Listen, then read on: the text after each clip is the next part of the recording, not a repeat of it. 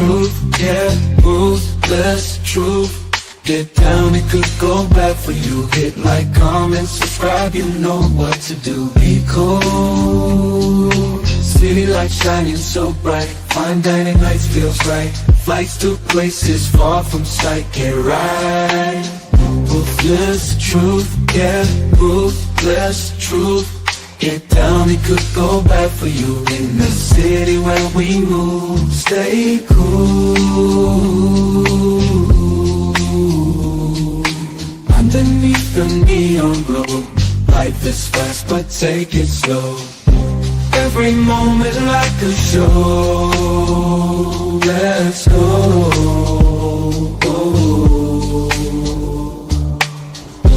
Dancing through the night, we got energy flows we can't hide. Feel alive, we outside. Moments fleeting but we shine. In this rhythm we align. Time flies. Moments fleeting but we shine. In this rhythm we align. Time flies. Ruthless fleeting but we shine. In this rhythm we align. Time flies. Truth, yeah, ruthless truth. Get down, it could bad for you. In the city where we move, stay cool. Stay cool. Hey, nobody bigger than the program. What's up? I'm back.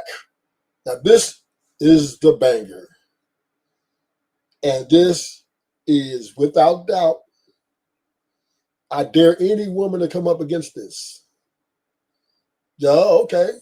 Algorithm, okay. Walk to the show, hit the like button. Because we're finna get deep tonight.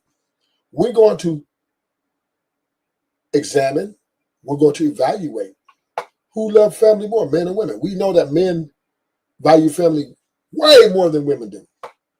And it's not even close. I'm sorry. I'm sorry, ladies. It's not even close. Men we just value the nuclear family in one house, the same household, just way more by many moons. And it's shown in the numbers of divorces. It's shown in a number of times that through actions, how you guys are acting via Ayesha Curry, who we're going to show a video on, Chrisean Rock, whatever her name is, show how she just don't value family at all. Ayesha Curry doesn't value family at all, right? These women are all for themselves and no one else. And this is time for men to take this victory lap. Because men, we hang in there, right? It's very difficult for us to get rid of our wife. You know, I'm not saying we don't never divorce. Or we don't never leave a woman, but it's not that, the numbers are not that high. Men divorce at a what, 10, 12% rate versus women 80 to 90% rate. So obviously, just on those numbers alone, women being the more to file for divorce and break the family up. Because when you file for divorce, you break up the family, meaning now you have a split family, which the family loses its value. Because now you're co-parenting. Now you're dealing with a potential stepdaddy involved, which complicates things even more. So that's why it's easy for women to leave. That's why it's easy for them to break up. That's why it's easy for them to leave their baby daddies and stuff like that, because they don't value family. They don't value it as a whole. They get that kid, they take that kid, turn them against their baby daddy, talk shit on their baby daddy. And then they make a mockery. And this is they're just doing it out of spiteful. They're being spiteful. So we clearly see, and we clearly see how these women value these families by their actions. Because love is an action word. Value is an action word, right? Value is the things you invest in, and women aren't invested in the family unit. They want to break the family, want to divorce, leave, take the kid, and complain about everything and take money, right? Women are choosing the happiness over the family. They're choosing the happiness over the kids. Because even though the women know that it's better in most cases to stay with the original father, the blood-born father, right? They still leave anyway. And then now they're on the dating market talking about, oh, I want to find a new. Now they're looking for a new replacement daddy to parent a broken family where they're still dealing with the original father. This is just chaos and complications that's unnecessary in the majority of these cases. And so we're going to pull up a video. You know, I got a video ready to go. Chrisean Rock up first. We're going to see how she values family. Oh shit, hold up. Stop. Oh, that's her. Recording right now. Yeah, park though, park. Okay, that's that though. We ain't got nothing to say about it. Now we just served them. You feel me? Oh bro. Yeah, so look, they think y'all broke up. That goofy shit, oh God. They think y'all broke up. No, You gotta let the internet do what the internet do, you feel me? Oh bro, we ain't really got shit to say about it. Me personally, I'm not responding to it. Yeah, you got to. You fly, you cute. Nah, just regular. But you know, listen, Jay. We know why y'all mad though. But you know. We're really super mad for no reason. You know what time is it? I need to go get this food, bro. Good though, killer? What we doing, brother? Look, man, where we at? We said we in the Blackstones right now. JG Sleazy, dead homie. Alright, so now look, man. I seen on the internet, right? They like Blueface. He gotta come back to his hood. You know what I'm saying? I guess he gotta what he gotta check in or something?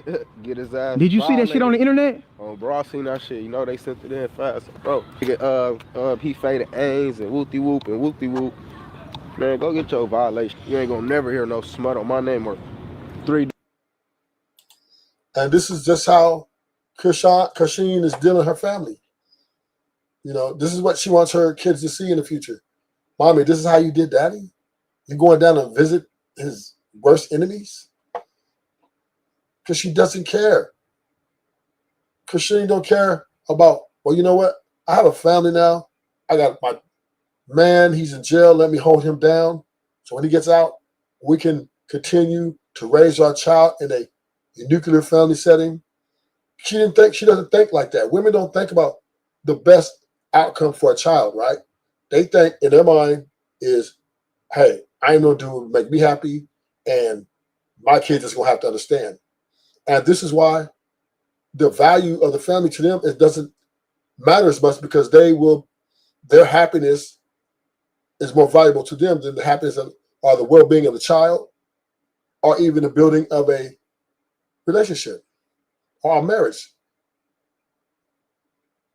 And the divorce rate at 800,000 a year tells you the story. They do not value family in regards to, you know, a nuclear family that's more healthy, because ain't nobody gonna be perfect. So you think your next baby daddy, or not baby daddy, but your next stepdaddy is going to do a better job than the original daddy?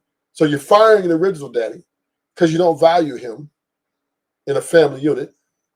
And now you're devaluing the family now because you're replacing the original daddy who loves his kids with a stepdaddy who doesn't love the kids as much, but who's going to pretend because he maybe wants you. So now you devalue the family more. Every time you get a new stepdad, you devalue your family. This is why when women leave their men, they have a hard time trying to find a replacement. Doing some yeesh. Red homies talking. You feel me? Bashing her. How you feel about that little situation? Say about him, but keep my name out his mouth. You feel me? And Most definitely. Now look, I ain't gonna lie. Oh shit, hold up. Stop. Oh, that's her. Recording right now. Yeah, park though, park. Okay, That's that though. We ain't got no. Look at her throwing up B signs. She's throwing up blood signs. You got a whole kid. And you got a man who just got out, and you hear pull up in somebody's neighborhood throwing up B signs. When you're supposed to be trying to figure out what's the best life for your kid. You be responsible, Chrisean, because you don't value family. And a lot of women think like her. They may not do the same thing, but they get, I'm leaving you, I don't be with you anymore, and they expect to find your replacement.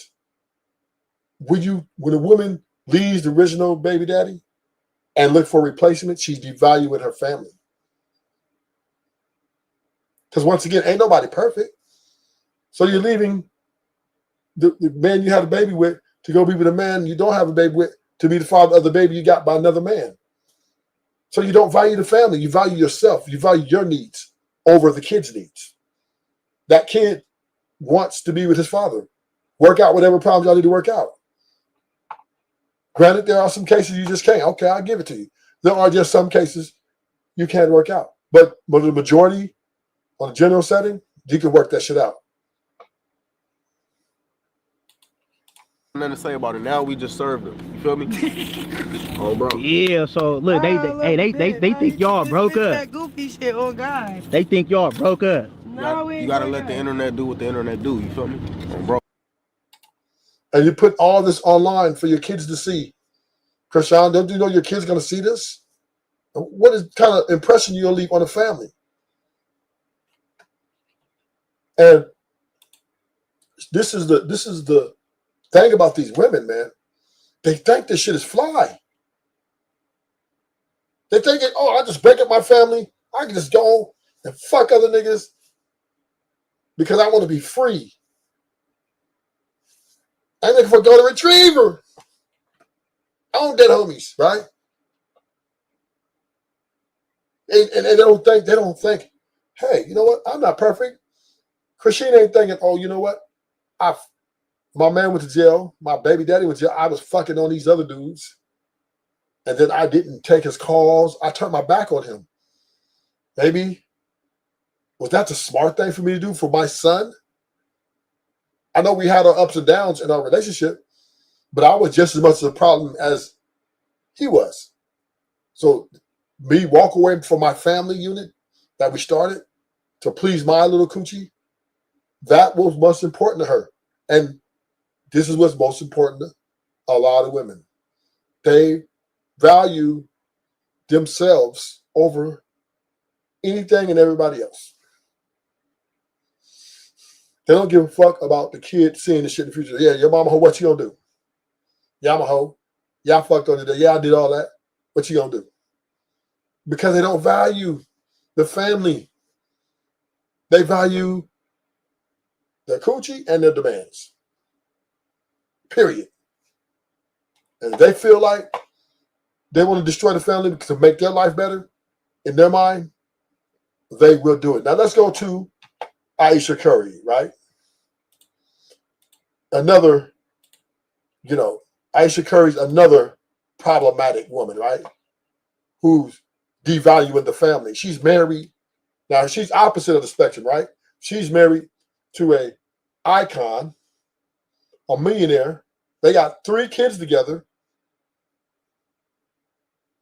And she can't keep her mouth shut and just enjoy her life with the husband that she married. The wedding vow she took. But because it's not that valuable to her, right? She's like, I want more. I need something more. I don't care about my kids seeing me talking about I met guys, strange guys that I fuck me. I don't care. It's all about me. It's all about my happiness. But as men, we stand in there, man. Even if she's doing this crazy stuff, Steph Curry ain't talking about no divorce. Steph Curry standing up in there. kids, did you always knew you wanted a big family? No, I didn't want kids. I didn't want to get married. Bam. She self-admitted. She didn't want kids. Because why? She didn't value family. So basically, what Ayesha did was she had those kids for the lifestyle and the money. She sold her body for the money. She never truly did it because she loved Steph. She did it for position. I thought I was going to be career girl, and that's it. The best thing that you can do is support and represent your husband well. You know, we don't hear nothing negative about Steph Curry. The only negativity that we've ever heard in relation to Steph Curry has to do with his wife. And I had my eyes set on my goals. And I was never the little girl that like dreamt about the wedding dress and all of that. And then it happened so early in my life. So it's like, it's one of those things like you don't know what you actually don't know what you want. And I'm telling you, when men don't marry you, especially when they're young and dumb, see, my mind has graduated from when I was 30 years old. When I was 30 years old, I didn't understand enough about life because I was brought up in a single mother household, and my mother did her best to teach me what she could teach me, but I didn't know what it's like to be a man. So when I was 30 years old, I got married because I wanted to keep my woman. But nowadays, I wouldn't get married to keep no. That's not the reason you do. If I get married, I'm gonna get married because this person is solid and respectable to me. I strongly believe that a lot of these women, married or not, are aiding, into this feminist perspective. I am woman, hear me roar, and you are much more than whatever role that you're dealt. The biggest lie society tells women is that in order to be a woman, you have to fall into those social norms. I just don't think it's fair. What I find is that a lot of these women are speaking out against the role, even though they're in the role, right? Even though they have the husband and the kids and a certain lifestyle, they speak out like, oh, you don't have to aspire for this. You can do so much more. Meanwhile, you're doing that. It's a death sentence for a lot of women because you feel constant pressure and negativity on you to be something that you just might not be, and that's okay. There's so many friends like right now that think they need to have a child in order to be like feel like a woman or experience what being a woman is. There are other ways. Because as you all know, a long time ago, I've been talking about Ayesha Curry for years, and when the very first cracks in her marketing of herself as this nice pure housewife, and she's telling all these other females, oh, why don't you be more modest and ostentatious looking and thottish? I mean, boy, the males everywhere, men everywhere were saying, finally, a woman who understands it and gets it. And it was the men who held her up. But I started seeing problems early on. And I feel like we should have taken it as a red flag when she was sitting down with Auntie Jada Pinkett Smith at the Red Table Talk. What's up, Lord ADS? How you doing, sir? Welcome to the show. Make sure y'all hit the like button. Subscribe if you're new. We'd love to have you join the Ruthless Warrior and enjoy some of the great content we're doing. Today, we're breaking down men value family more than women. And women are help making the case that through their actions that men do value family more. Steph Curry married Ayesha Curry and made sure she had the life that she couldn't get for herself. And because now he valued her, he valued his family. And Ayesha Curry is showing that she don't value his family because she's all talking about she didn't want kids. She didn't really like it. This is not what she did it for the money, is what she's saying. She sold her soul. And now she regrets it because she thought, oh, I can sell my soul right now, have these kids, get this lifestyle. But she didn't understand. She didn't realize that Steph was going to become an icon. So that's hard to top right there. So then she got discouraged because now she's like, damn, I don't know if I can get that level. An icon? So now she's lashing out. Fuck this family. It's all about me. She doesn't care if her kids are going to see this in 20 years, 25 years down the line. Mom, you was talking about getting eye fucked by other dudes? Like, this internet stuff lasts. You know, you can always go back on the internet stuff. Algorithm is algorithm, right? But she doesn't care because she doesn't value family. She doesn't care about her family and what happens to their image, happens to her husband. It's all about her. And these how women are. This is the way women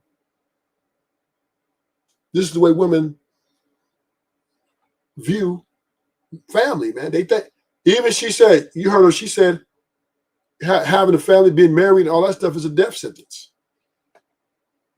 Let's go back. Let's go back. She said being married is a death sentence. Being a wife, being a mother is undesirable to a lot of women because they don't value. Women don't value this shit like men think we do. But men, we do. That's why Steph ain't got he ain't out here cheating, running around with different women. He making sure after the games, hey, go to my hotel room, FaceTime with my wife, FaceTime with my kids. Boom. Weekends, we have a break, all-star break, I'll come through. We can spend time, and if you miss me, I'll fly you out. We got a couple-day break between games. There's so much ways because Steph got a lot of money, and he can make it happen because he values his family way more than she values her family. A lot of women, because you feel constant pressure and negativity on you to be something that you just might not be, and that's okay. There's so many friends like right now that think they need to have a child in order to be like feel like a woman or experience what being a woman is.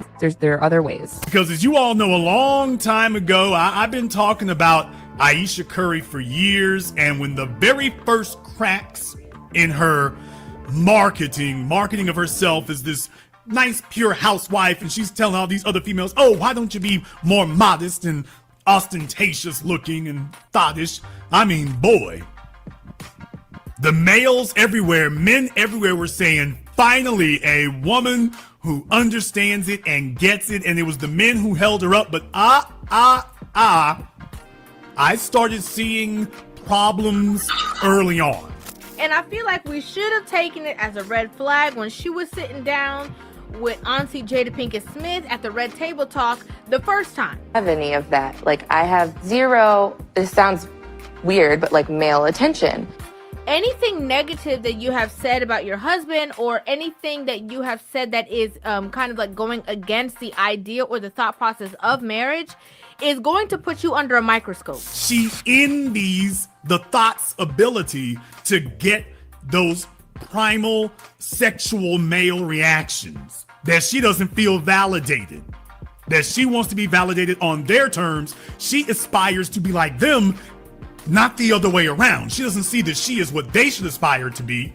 She's married to a peak value man. I literally would. I'm the baddest 3-point shooting.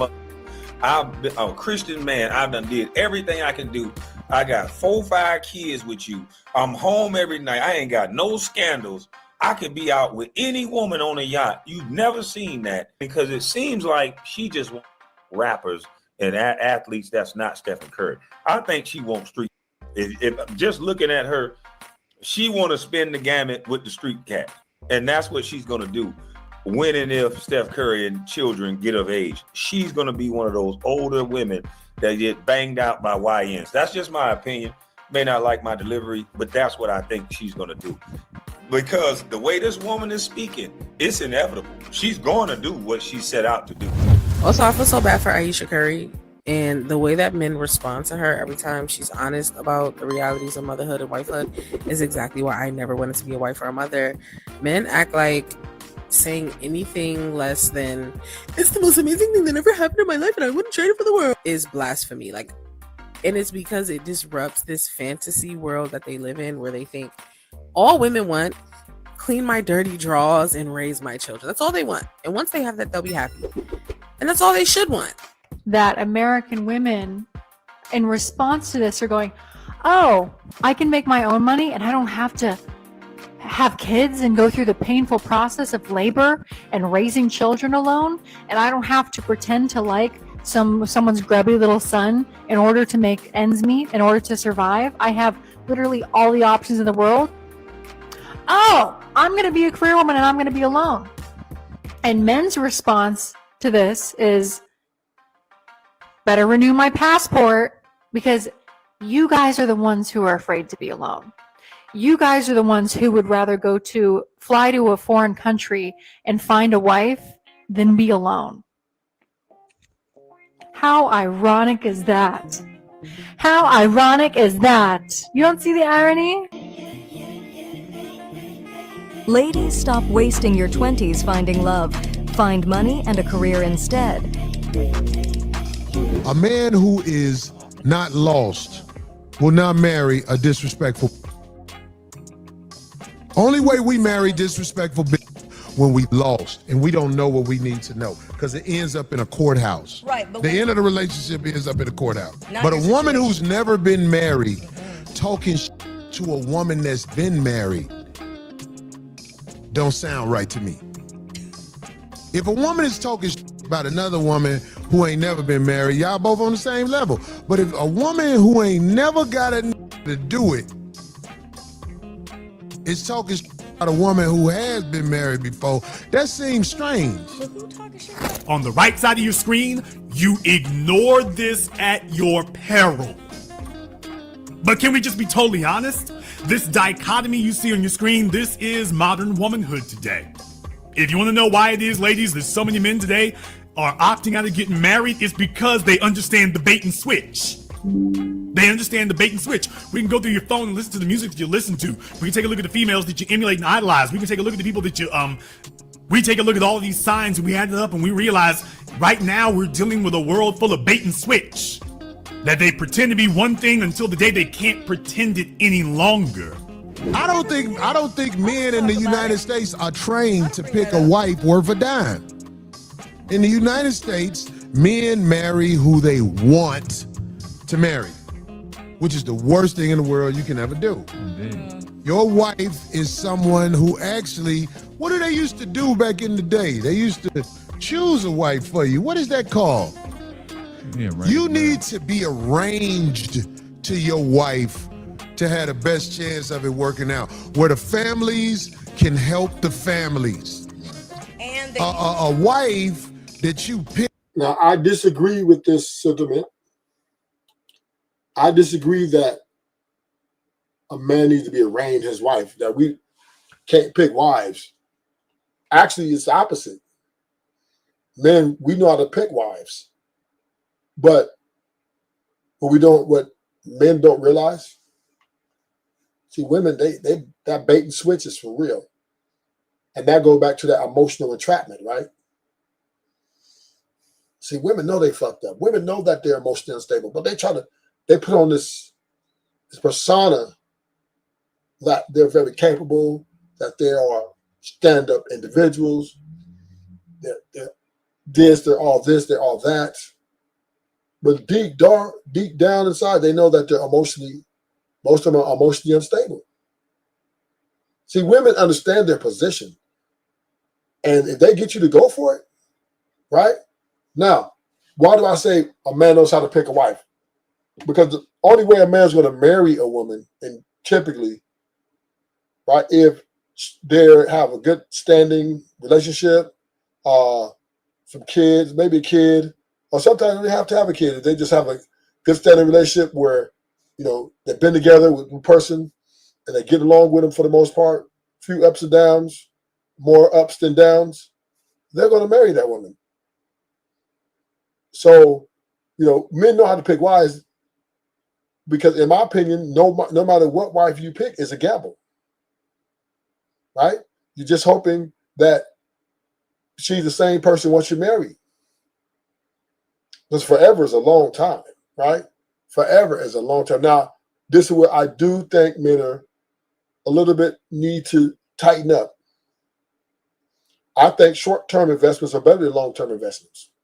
And, y'all know Rufus is about instant gratification versus long-term endurance. because I just don't believe women are built for long-term endurance, especially with all the options they have of making their own money.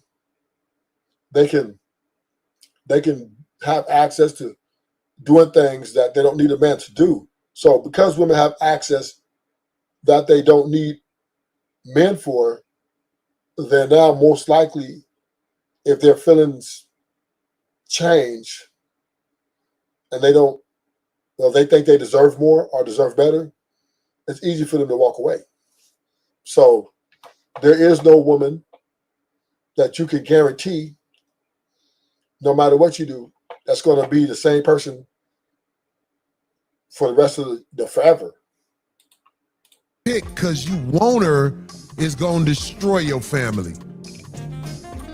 The foundation of what a marriage can be can help build dynasties, build families up. But unfortunately, I'm not saying other people, I'm saying we, especially men in the United States of America, wind up marrying the girl we want to marry. Then we get our ass kicked in the game of life and we be smarter afterwards. Most of us, after we have been ran through court, put down, it ain't never enough.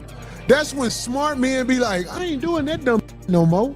I will never do that dumb. That's slavery. I'm saying all you men who keep getting married that run you to the courthouse and destroy you, you're autistic. After you get f***ed over real good by the system, the system provides tools for her to take your earnings that you went to school for and took out loans for and everything. You go to school, you get this education, and it helps you provide for your family. She has rights to all that as your wife. True that is. Ladies, gentlemen, and polite savages, we are now about to embark on a journey sure to anger feminists and modern women alike. Now, we're going to go back. We're going to look at Chrisean back. We're going back and forth just to see how unstable, these women are. Let me go here, and let's get to it. Once again, this case being made.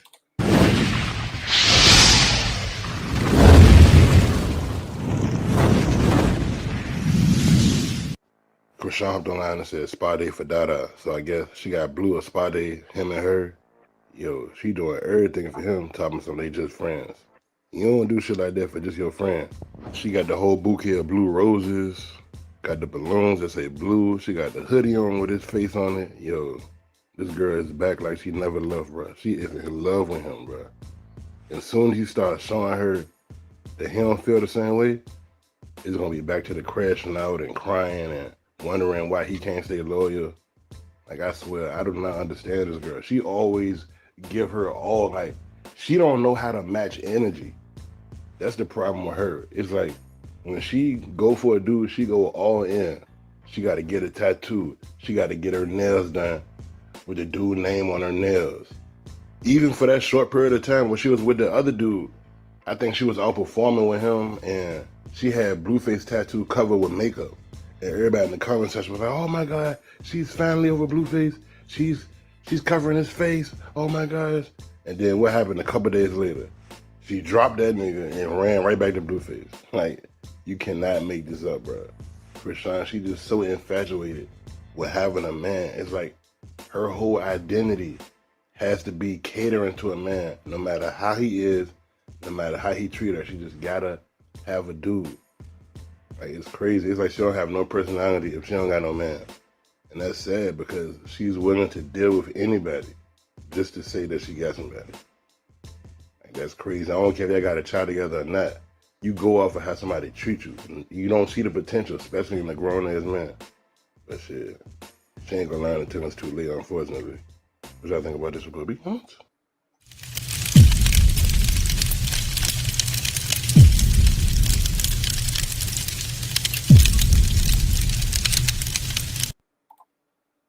You are manipulating a motherfucker when you try to tell them I've given you some, you should pay my bills. No, God gave you common sense. You should pay your bills. Is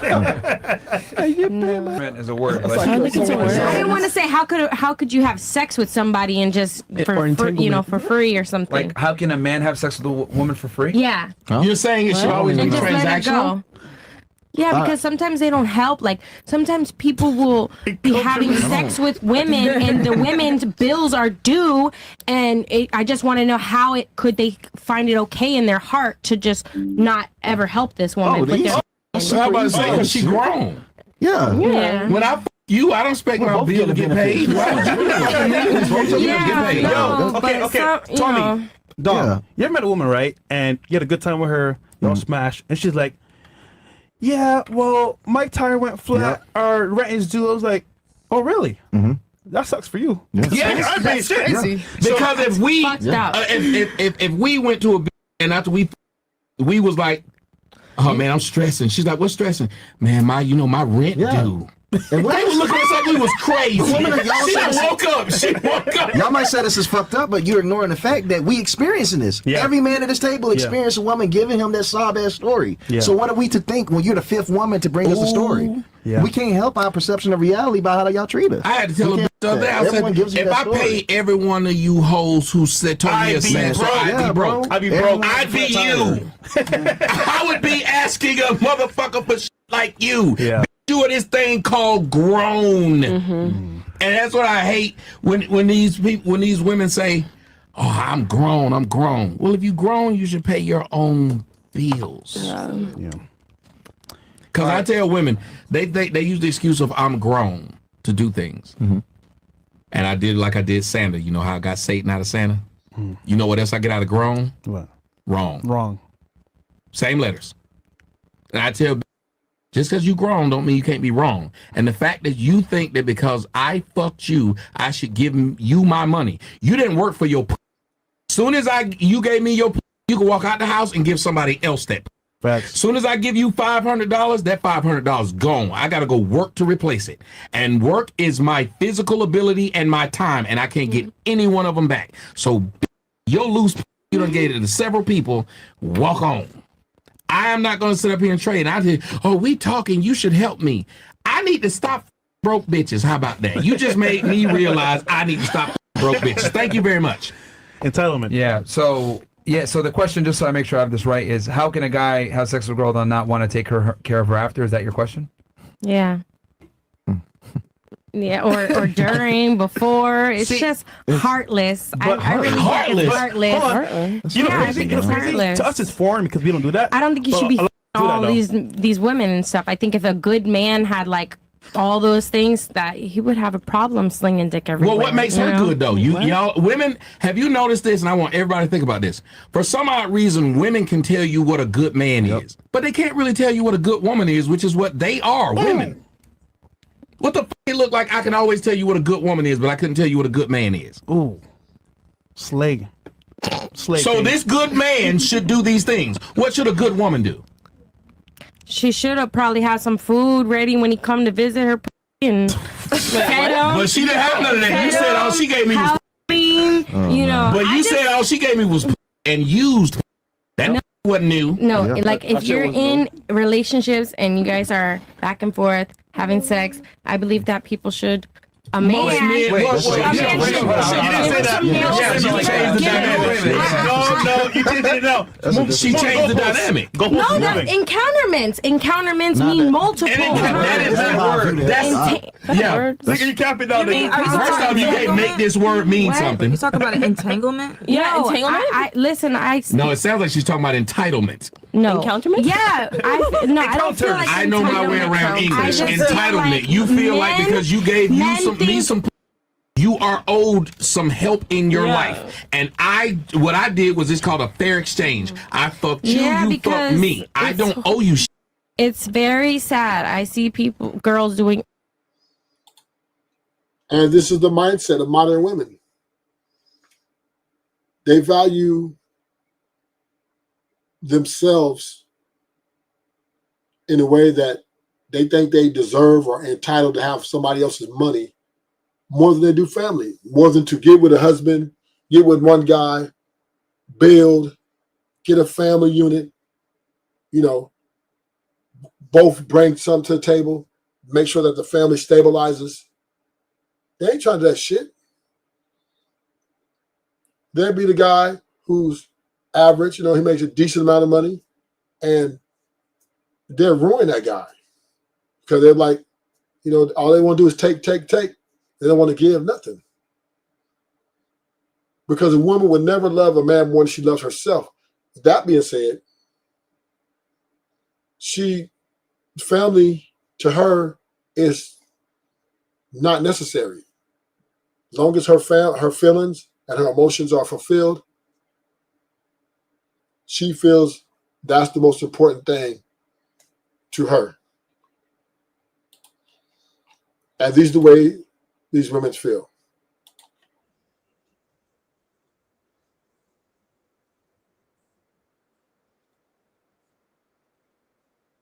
Was on Call Me Daddy or whatever that podcast is recirculating over on Twitter, X, and TikTok, stirring up the pot, kicking the hornet's nest of the modern woman's timeline and social media feed, where this old clip is still circulating on a weekly basis.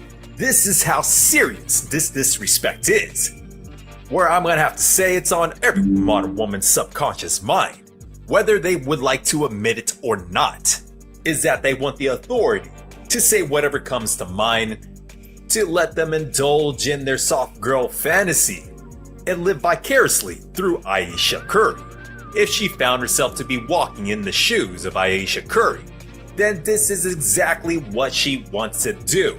She wants to go and tell the sinister sisterhood that disrespecting her husband is part of speaking her truth. She should have been able to live out her whole phase and mess around with street dudes and choose to go after her career over choosing to be with a superstar, 7-8 figure deals with a stand-up dude, record-breaking 4-time champion, multiple-time all-star, and most likely a Hall of Fame legend in Steph Curry. Instead, Ayesha Curry's gotta go and tell her truth by expressing her regret in being unable to continue in her pursuit and jumping on the movie screens and becoming a Hollywood star. Did you feel like you had to pick between your career and your relationship at that point? Yes. After we got married, we found out we were pregnant with our daughter so quickly. I didn't even have time to think about what I wanted anymore. It's so interesting. I spent my entire life like trying to work towards something, and then it kind of just disappeared. But after my daughter turned 1, I remember there being a shift and being like, I have goals for myself. Like, this doesn't feel right. I love being a mom, but I love doing other things too. And I need to get my shit together and figure out what that looks like for myself now. She had this idea of being like a career woman, you know, a certified boss chick with no husband and no kids. I thought I was going to be career girl and that's it. And I had my eyes set on my goals. And I was never the little girl that like dreamt about the wedding dress and all of that. She wanted to be an actress, okay? And so she really believed that she was going to be the one, you know, that person in the limelight, all the attention on her, all eyes on her, doing her thing. Can we talk about, so you graduated high school early to move to LA to start your acting career. There's absolutely nothing wrong with that. However, the way in which she now talks about marriage, it's like comical to her that she's not living out what she envisioned for herself and that she took such a turn. And then it happened so early in my life. I still experience that. I'm always in therapy talking about this. If you lose all of those things that were interesting about you, even for yourself, like even the things that made me feel confident and cool, then what are you doing? But hold up a minute, let's just wait and take a deep dive analysis, looking at her different. What are you doing? Why are you embarrassing your family?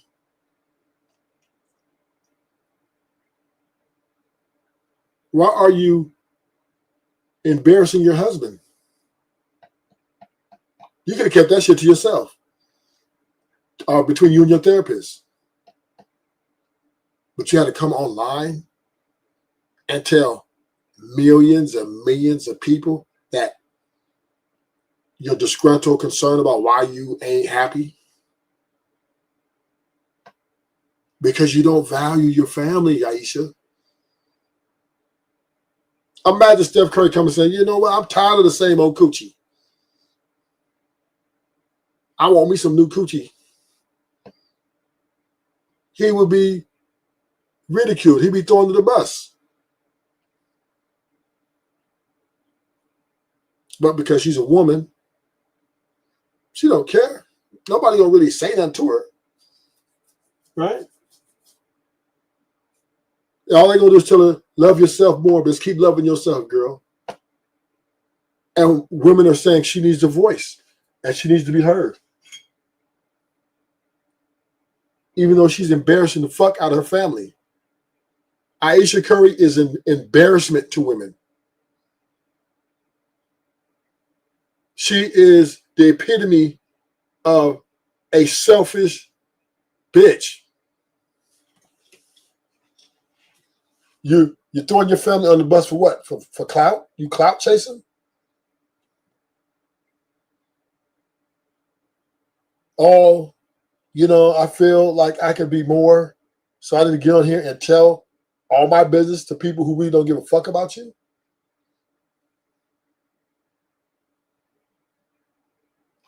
Ayesha Curry is the epitome of a woman who has it all, but can't never have enough.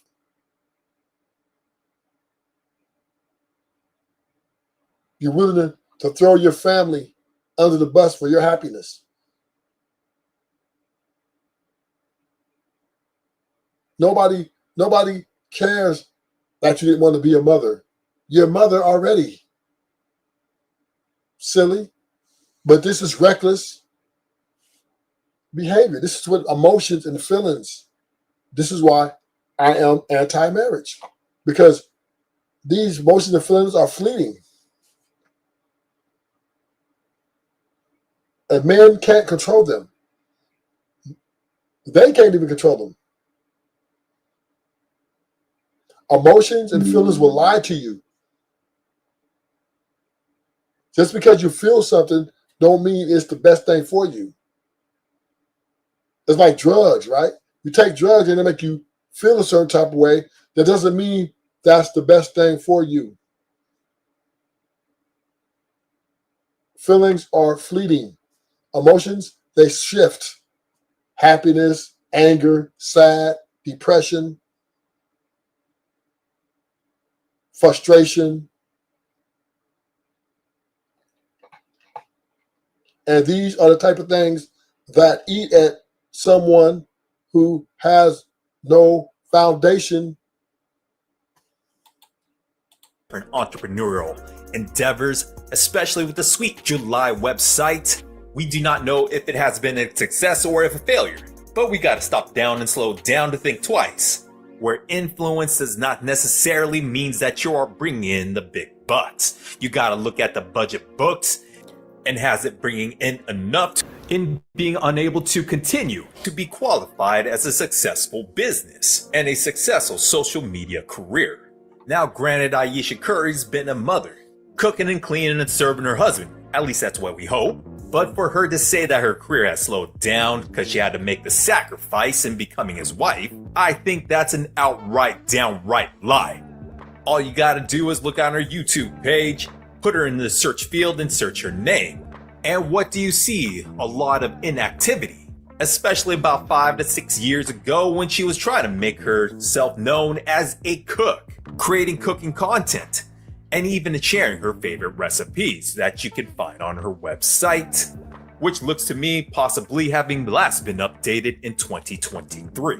And you speaking of that way about your marriage with this man, who, again, could have the pick of the litter, could have a woman who would have no problem putting her career to the side, throwing her career in the garbage, not doing anything else besides, sitting down and being quiet and being his wife, and basically saying that was, so far away from what you wanted. It's going to make people look at Steph Curry and say, dang, bro, you got it hard out here, When we look at Steph Curry, he's a great basketball player. He never been in no outside trouble. People got a lot of respect for you as a man and as a player, you couldn't go around saying the same things about her that she say about your ass, okay? And what it looks like to all the dudes is like, she talking down on you when you perfect. Like, this is the kind of man that all women want and say that ain't there. Faithful, take care of his kids, NBA champion. What it comes down to is all about the appearances. It doesn't matter if she's actually made a success for herself, but it's the fact that her name is attached to a high status, high value man in Steph Curry. Ayesha is helping herself to the Curry name, leveraging it to go on different podcasts and embarrass him wherever she goes, where the modern woman in the sisterhood is rallying right behind her immediately the moment she gets critiqued for talking so disrespectfully. I have come to the conclusion that y'all just don't like her. And the only thing she did was speak her truth in her marriage.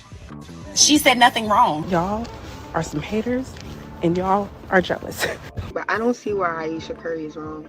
I feel like she said nothing wrong. Like, I genuinely just think people don't like that every word that comes out of her mouth isn't, I'm so lucky to be married to Steph Curry. Like, she has a life and businesses and children and like. It's not authenticity that you seek out of these celebrities, because for Ayesha Curry to go on that podcast and say, when I first got with that man, this was not the life we planned. But you know what I didn't hear Ayesha say? I didn't hear her say that's not what I planned for, and oh my God, I have it, I hate it. I hate it. Somebody come pick me up. What the ladies failed to grasp is that her personal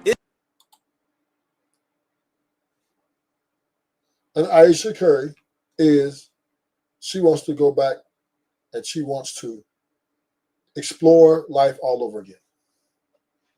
And advice for other women are, hey girl, you need a whole phase. That's what you need. Nigga, if Ayesha go and do a whole phase right now, she's gonna lose everything. Steph ain't gonna take her back. But misery loves company. That's why they tell, oh yeah, girl, go have a whole phase. But now we're gonna go back to Chrisean Rock, and we're gonna see her, you know, back to her. And we're gonna see how, you know, reckless she is. Man. Hey, brother. Hey, this a real right here, man. I ain't gonna lie. Yeah. I seen all them shout outs. Of course, man. Free Blueface stuff and all that. Come on, man. You locked Your in. wishes have came true. Came true, man. Blue's free. Give him a mic. Light me up. How I feel to be home. Man. I had some shit today, man. I feel good now. You gotta put the mic on though. Oh, yep. Or put it like, check. Put it like right here. Yeah. Over. Mic check. 1, 2. It's good. Good. What happened today? You know. Circus running wild, you know. Yeah. Monkeys and unicorns just getting out of the cage, just going crazy. So how did it feel like? Cause how long was you locked up for? Man, 2 years, a little under. What did it feel like? What did 2 years feel like though? 20. Damn. They were on for like 20-year bid. I did 11. Yeah? Hours. So you already know you was in there. All you thinking about is going on. I did 11 hours, boy. Yeah, you know then. Is it boring? 11 hours? I know, bro. 11 hours, that was tough for me though. Crazy. I don't think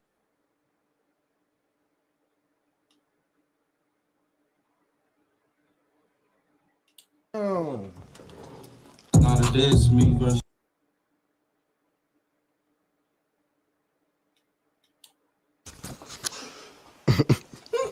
You're not like, you're like a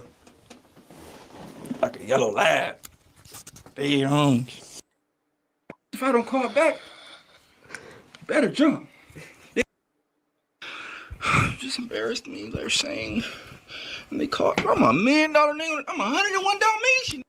I'm looking for a golden retriever. I'm not looking for a French bulldog, a chihuahua, a wiener dog that's gonna be barking all day and not really ready to get cracking. I'm looking for a golden retriever on dead on King Corso. I'm 101 Dalmatian. Now I'm finna embarrass you because I tell this bitch the truth. She put up outside, I tell her the truth. Hey, look. Busy right now, you feel me? Oh, this just happened? Yeah. No. She came, and I told her, like, look, I gotta do this real fast for one. She cool. She respected all that. I caught her on the live stream. Oh, you got me on your stream. My people just texted me and said that I look like them people. Are dead homies. I don't know them people. Any that take my phone, these people said, that shit irritates my soul. Who said? What's their name? Show me their profile picture so I can see what they said. You know what they say? What? I don't know. They're my DMs. My cousin, my sister. Tell your cousin and sister called me, and I'm gonna tell them the real deal. Yeah, I'm too honest with these bitches for them to be like, acting like I'm deceptive. You feel me? I told them the whole script today. All of yeah. You know what she said? Oh, you're like downplaying it. You're lying. I told you I this. I told that bitch in the pen. She like, you know, this bitch start posting all this on the internet, right? She like, oh man, you're downplaying this. You said this was your friend. And y'all more than friends. You texting me and saying this your. I said, look, check this out. I fuck all my friends. Dead homies. So let's get that figured out. Off the dribble.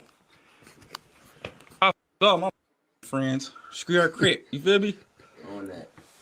And that don't mean like people. I might do a song with a bitch. That's not my friend. I'm not.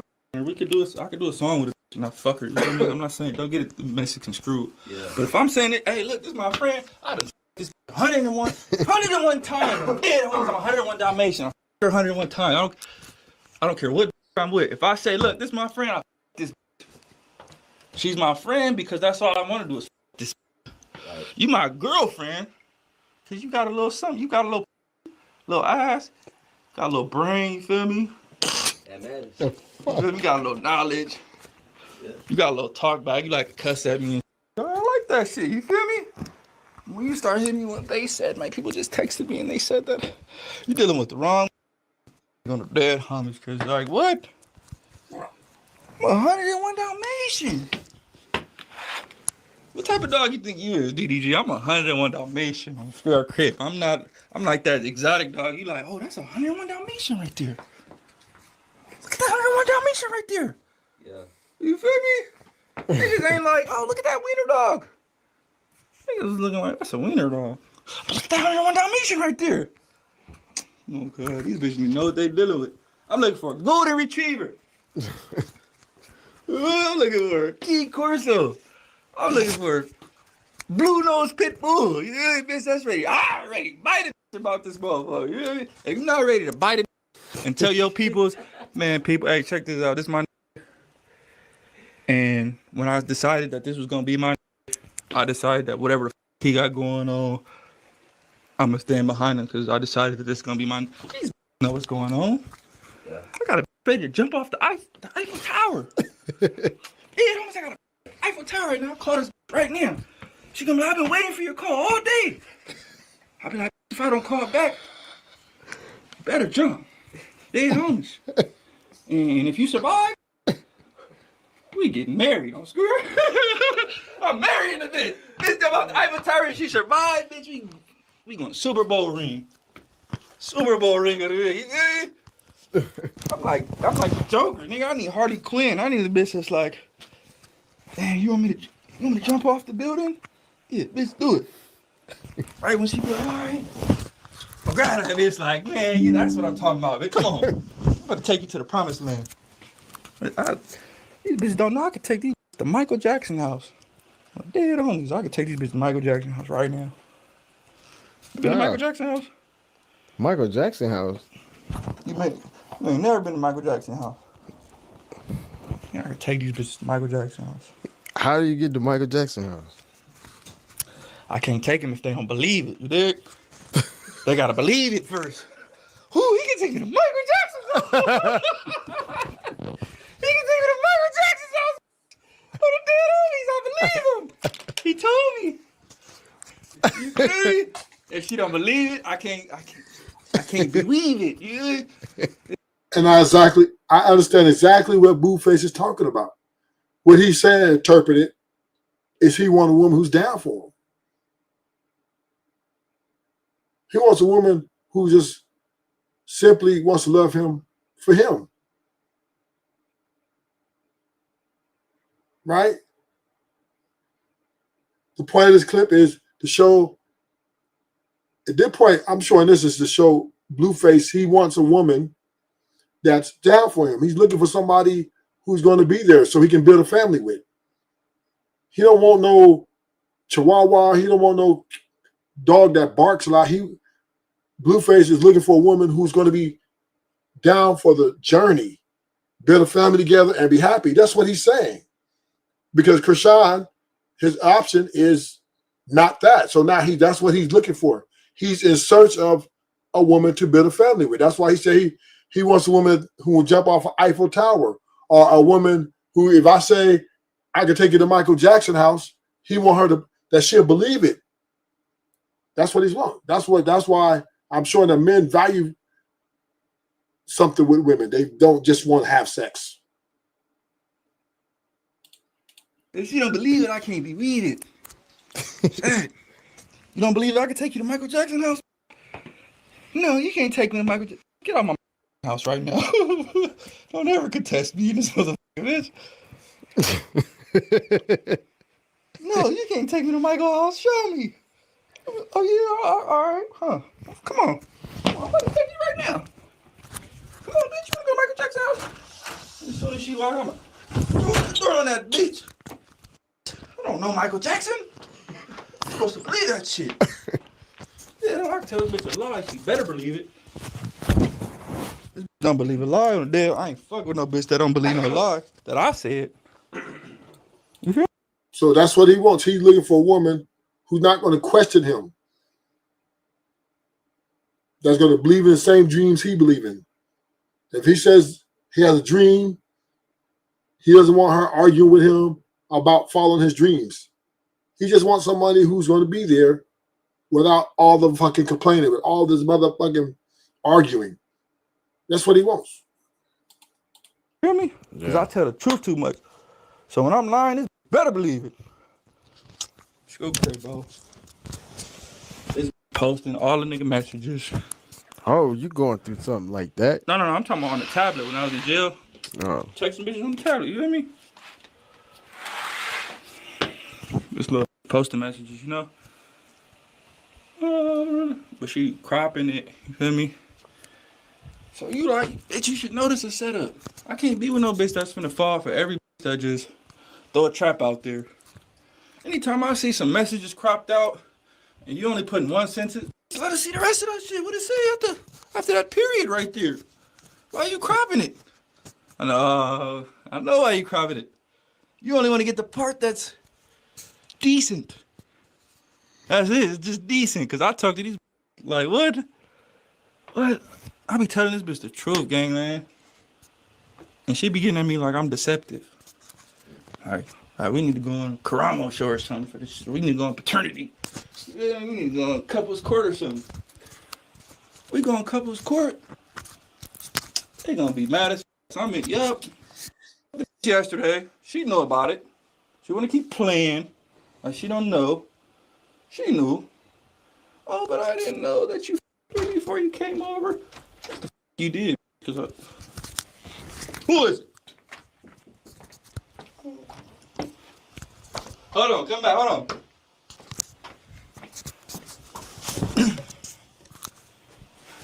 That might have been a golden retriever right there. Yeah.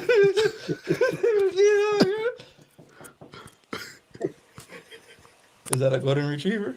I don't know. Hello? You want to come in? Should I let you come in? Only I can hear you. Can you hear me?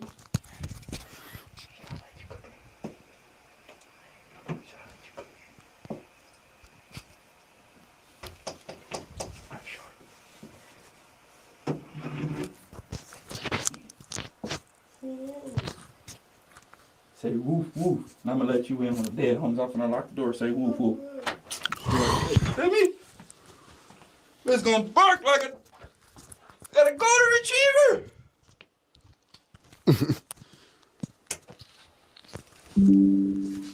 What does they boy got you still there? She knew that already. Not her. Knew that already. Told her that already. Now I'm finna show my ass. The bitch one already like, oh, you're not really telling the truth. Alright, watch this. I'm gonna show you the truth. Dead on. I'm gonna show you the truth, bitch. I'm not telling you. Alright, I'm finna show you. You ain't hurting anybody. You ain't gonna never do nothing. I'm just here popping my. Cause I'm honest, right? I'm too honest, huh? Sometimes like, damn, nigga, like, why you tell me that type shit, huh? Alright. You're not like, you're like a yellow lab. Baby homies. You like, baby like a yellow lab. I ain't gonna give her the golden retriever, cause, you know, she ain't been doing the right all the time, but I'm giving you a yellow lab. I was just in here talking about wiener dogs and chihuahuas. I ain't calling you no wiener dog. That's, you ain't no golden retriever, but you a yellow lab. What is a yellow lab? What they look like? Yellow lab is like the next thing to the golden retriever. Golden retriever just got a little extra hair, a little extra fur, you know? Yellow lab is like, I don't need that. It's a nice dog. You should look it up. I ain't with you. I ain't fucking with her. I'm playing. What? I was talking about chihuahuas and wiener dogs. Oh yeah. I ain't calling her that. You ain't a golden retriever, but you ain't got a lab. You know? You gonna get golden when you feel me? Blue nose or red nose? Don't lie. What do that mean? Yeah. Are you a blue nose pit or are you a red nose pit? Blue nose pit.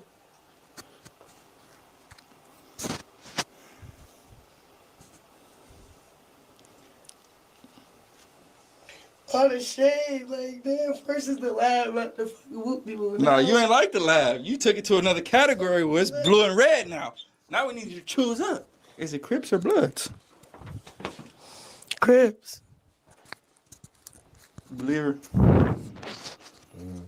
Believer. I believe it. So what, you be faking with that blood shit? No, I want you. What you mean? Why are you all like, damn? You wanted to come in. You came in at a good moment. You put me in the hot seat. Yeah, that's what's going on. I'm fresh out. I'm on every.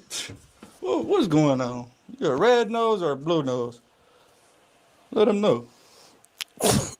Blue nose. All right. So you just helping me get the low and all that, huh? You just helping me get the drop on the spot and all that. Screw our crib. Gotta have you in those, you feel me? Oh yeah, they right there. Wave it the back. Wave it the back. So I know it's you. You with them right now? Just make sure you duck. Feel me? Wait, let me see if you know that. You ain't heard that first mission, though. What? First mission? I got a song called First Mission. Wave it the back. See Rich. All right. Can you hear me? Yeah. Let me just see if you're a real person. Yeah, I'm the one I was on with me and you was talking on Freezy channel. Just show me your face real quick and be good. Just a hand wave. You know what I mean? I just need to see a wave. All right, cool. We cool. All right. I'll bring you up. Let me give you the proper intro. Let me give you the proper intro. Boom, boom, boom, boom, boom, boom.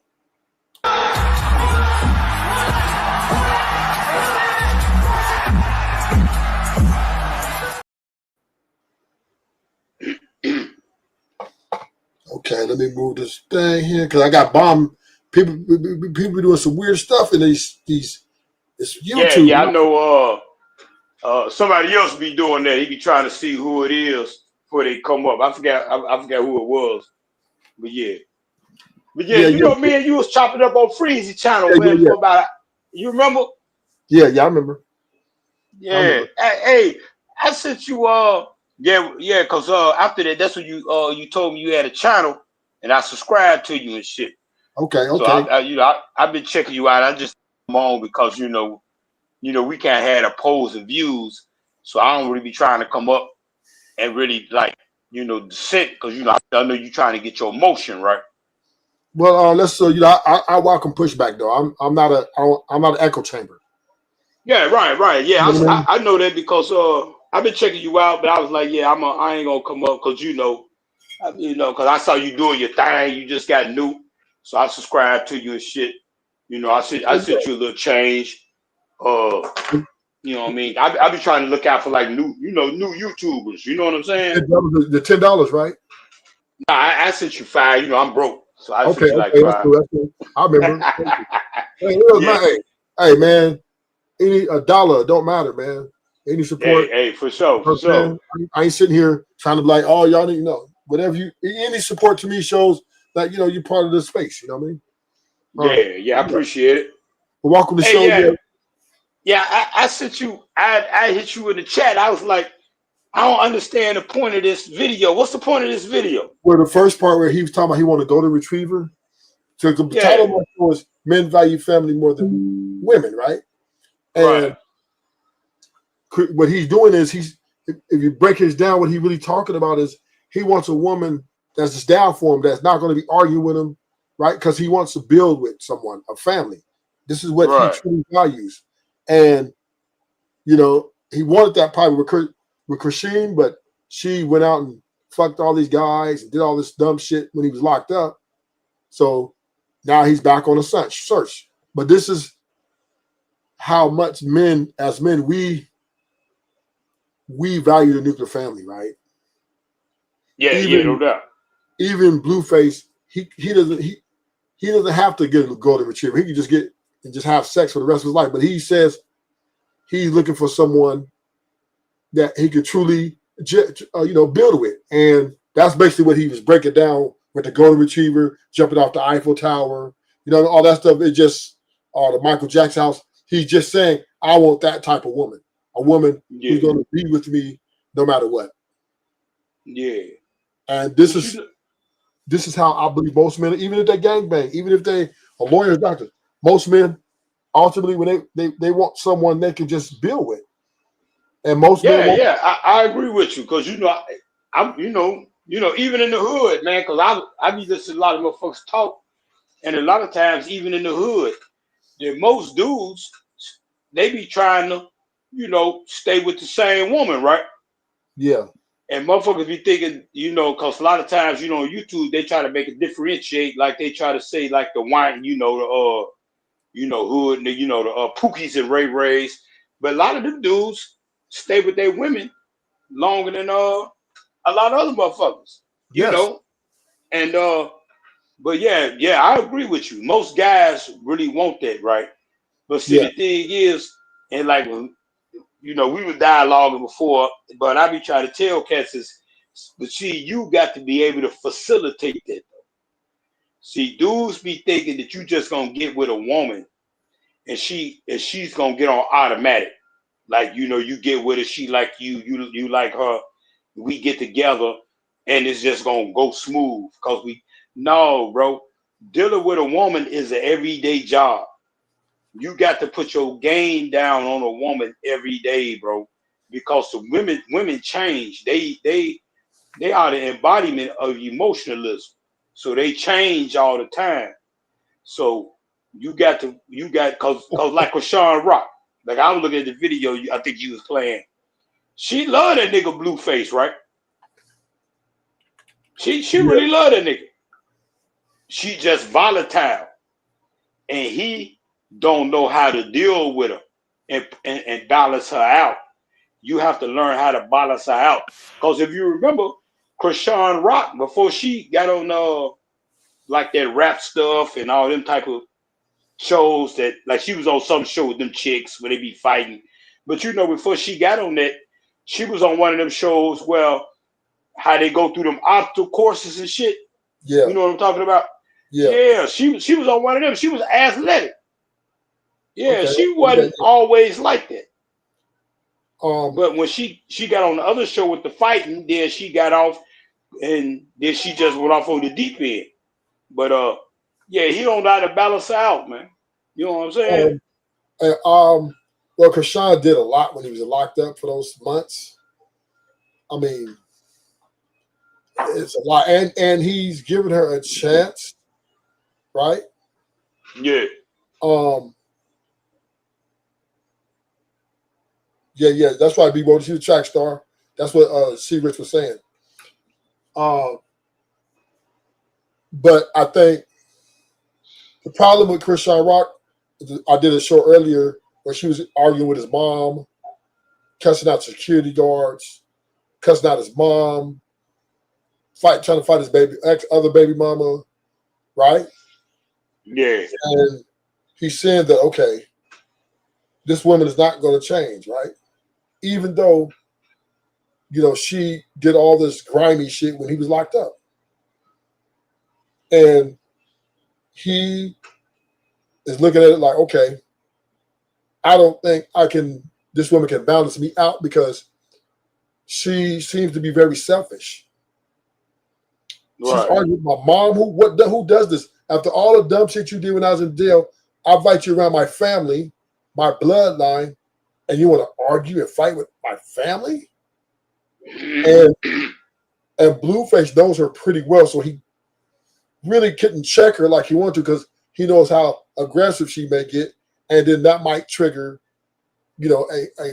some sort of argument or altercation, and will put him in, a vulnerable position where he might do something he regret. So he just moved on. Huh? Yeah, but shit, but I'm saying it's his job. It's his job to balance her out. She can't balance him out. He got to balance the broad out. But what I'm saying is that a woman, 9 times out of 10, you know what I'm saying, especially nowadays, especially with single mothers and all that shit, dudes growing up with single mothers, they gonna clash with guys' girlfriends and shit like that, right? Because, a lot of times, most mothers, they not gonna like the woman that a dude with, especially if he like, a child, especially if he an only child. But like if she the boy and she didn't have no husband, but that's on him. He got to work that shit out. But what I'm saying is that, bro, he has to balance her out. It's not up to her to balance him out. He have to get her on the right page. But you got to realize that Blueface, he a hood nigga. He's probably smoking weed with the broad and doing all that. So it's like you have to be responsible for your woman. At the end of the day, you're responsible for your woman, bro. The woman is not responsible for you. You're responsible for your woman. You see what I'm saying? Yeah. So it's like, because you can't get with a female and she leads you. You have to lead her, bro. And if you can't lead her, because the truth of the matter is there's some women that's out of your league. And a lot of guys, they don't. I be hearing dudes on YouTube talk, and it's the truth of the matter is there's a lot of women that might be out of your league, and you might not be on her level, and you have to wait. Now I don't know who this goofy dude in the hat. That's what, baby, because that nigga's a clown. I don't know who that nigga is, but that's why I look at the video. I'm like, yeah, what Ruthless playing this video for? Because this dude right here crazy. So, but go if you gonna play the clip, man. We all have to. I just want to comment on what you said, right? Yeah, go ahead. Your statement you just made, yeah, is very 1970ish, 60ish, 1980ish. What? Okay, go ahead.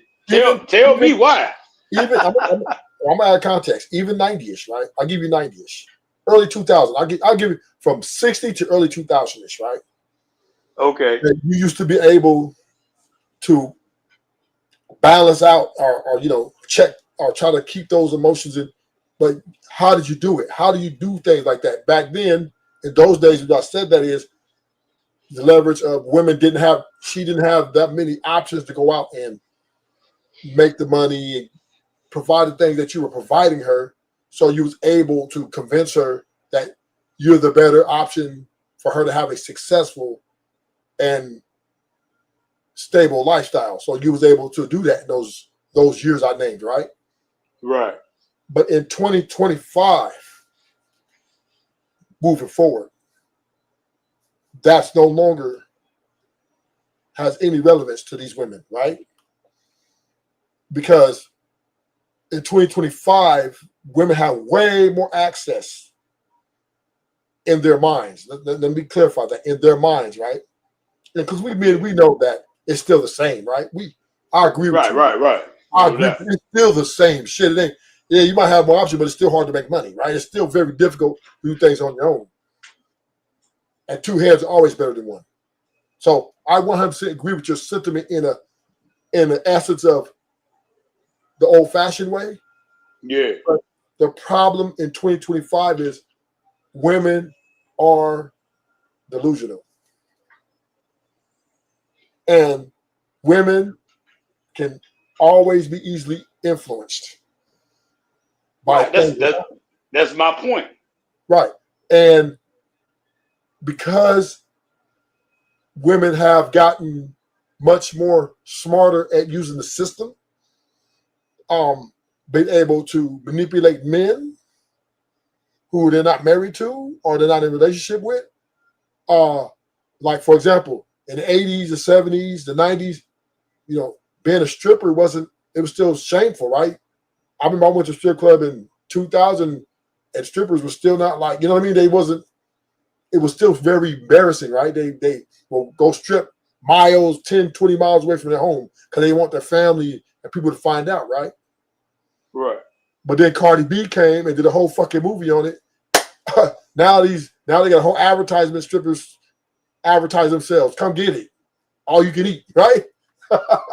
So what I'm saying is in 2025, whole culture is now becoming almost like the gangster culture.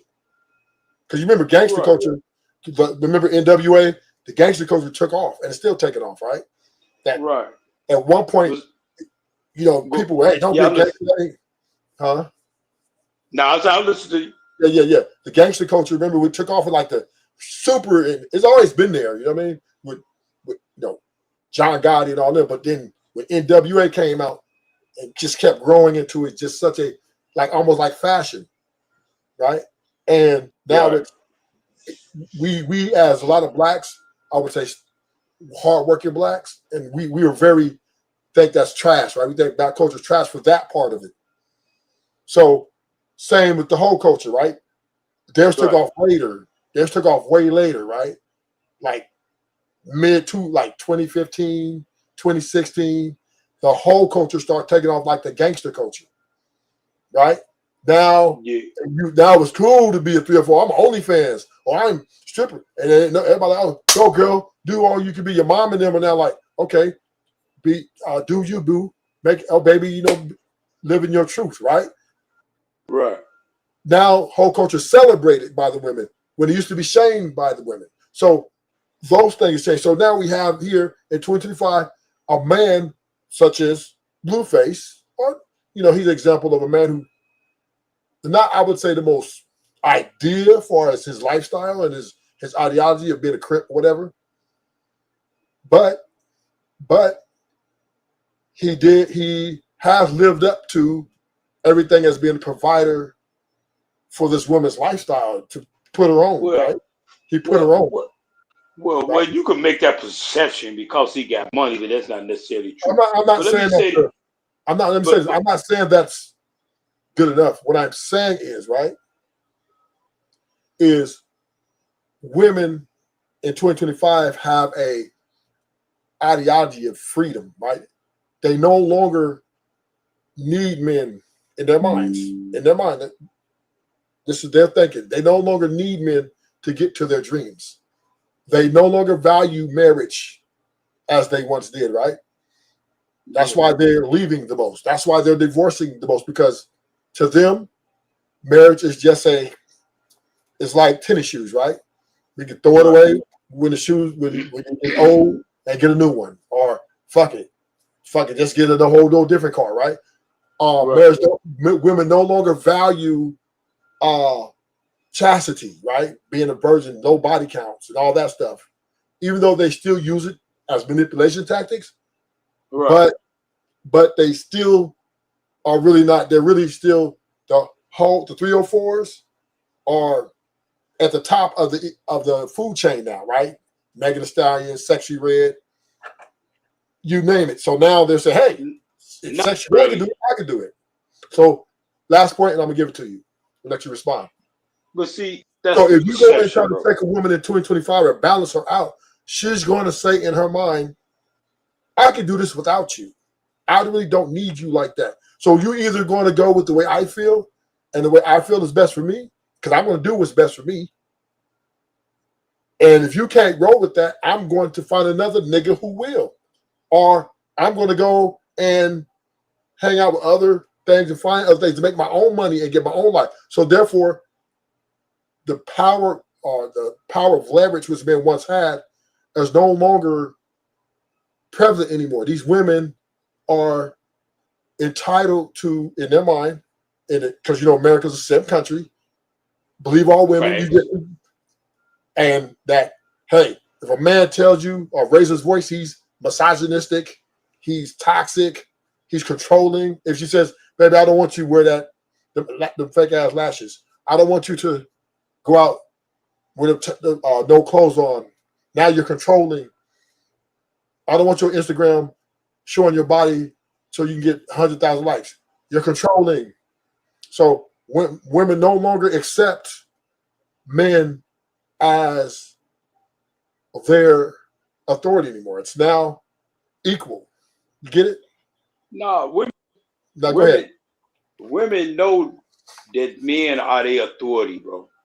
Women can't do nothing in this society without men say so. Hold that thought. I'll bring it up. Glad you said that. I'll bring up the special guest. 1 minute. You say? Go ahead. Let me bring up my special guest. Okay, here we go. This one. So go ahead. You're fucked up. You know that, don't you?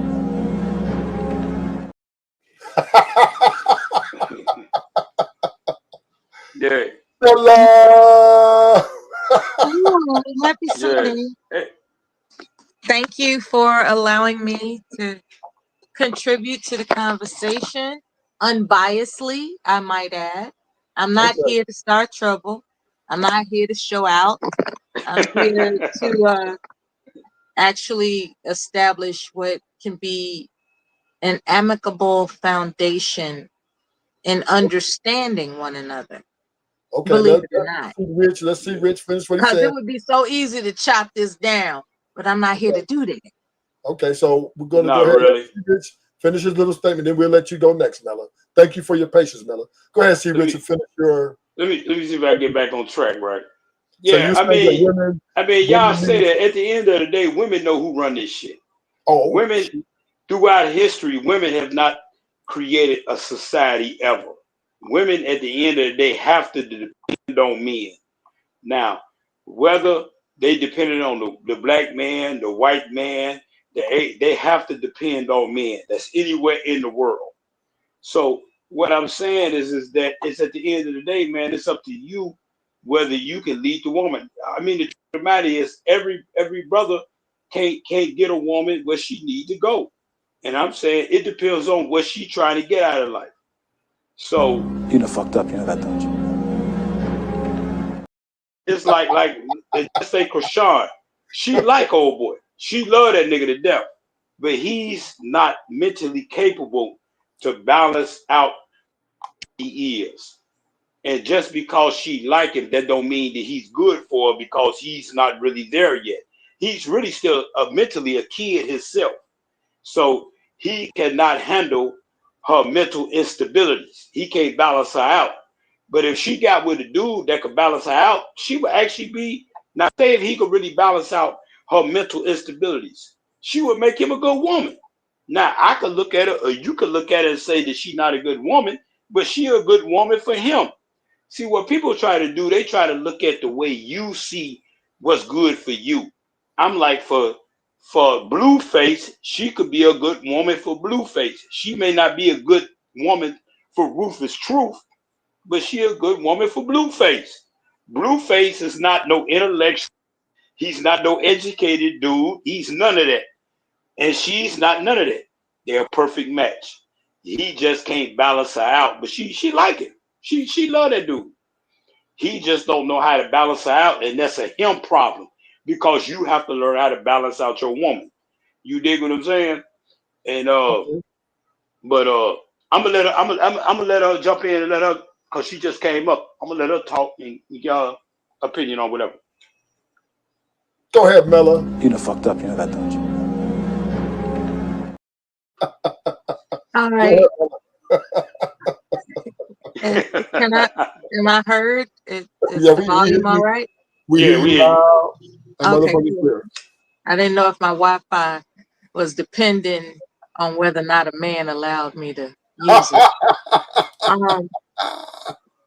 What I have to say is kind of snarky, right?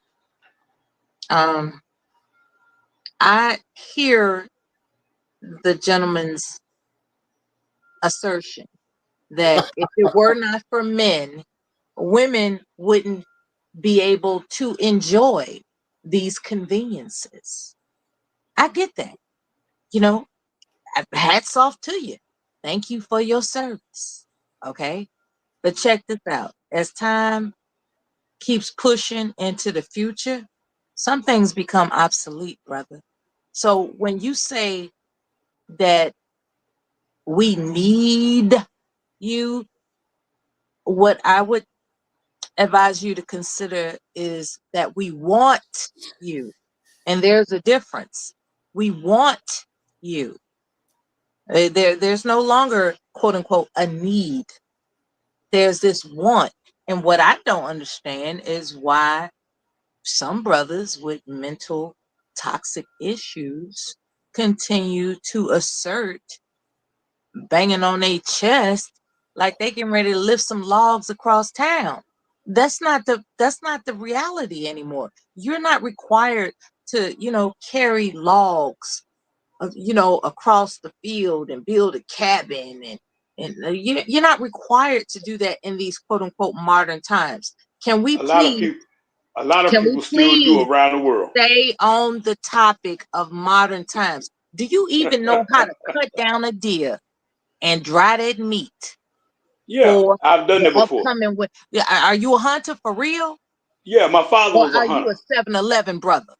No, my father was a hunter. My father taught me how to hunt rabbits. My father taught me how to hunt squirrels. I used to be a deer hunter. Like you got a season for bow season. You got a season for shotgun season.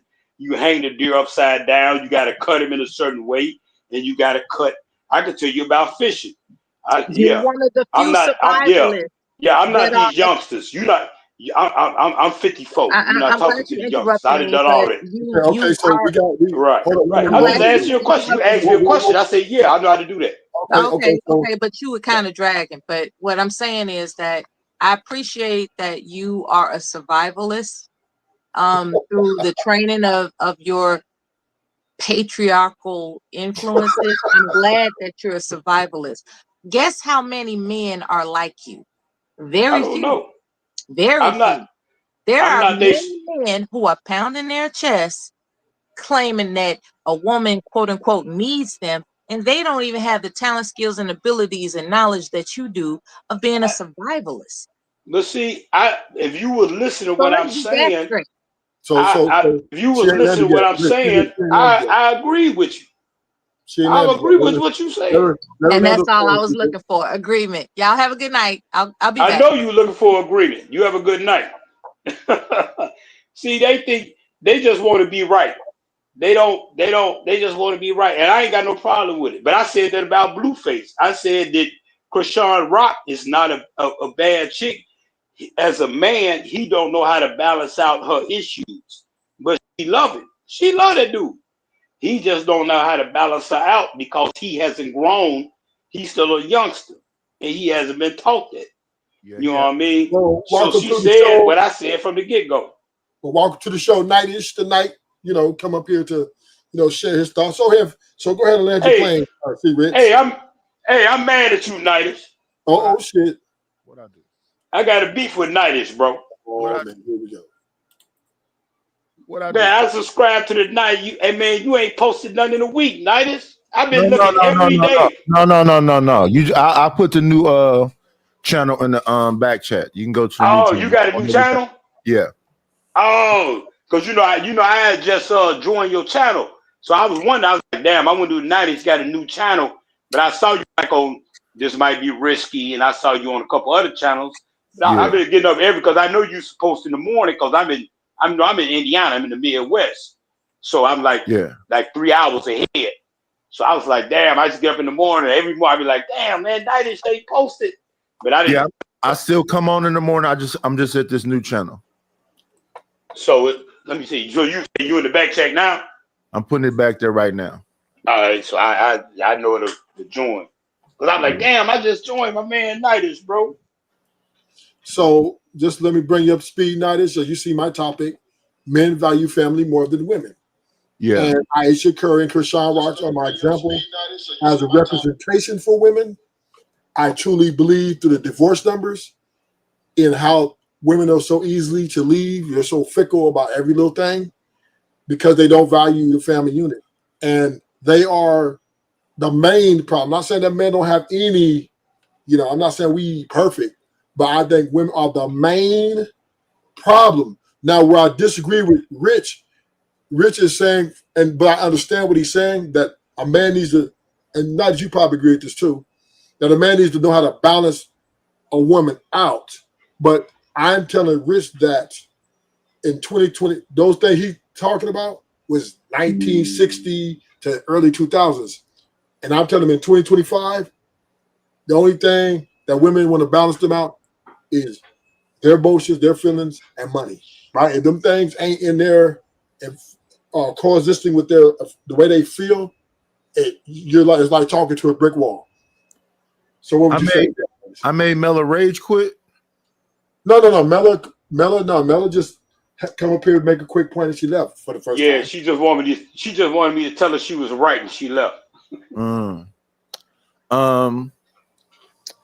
I think that what Blueface is suffering from is arrested development.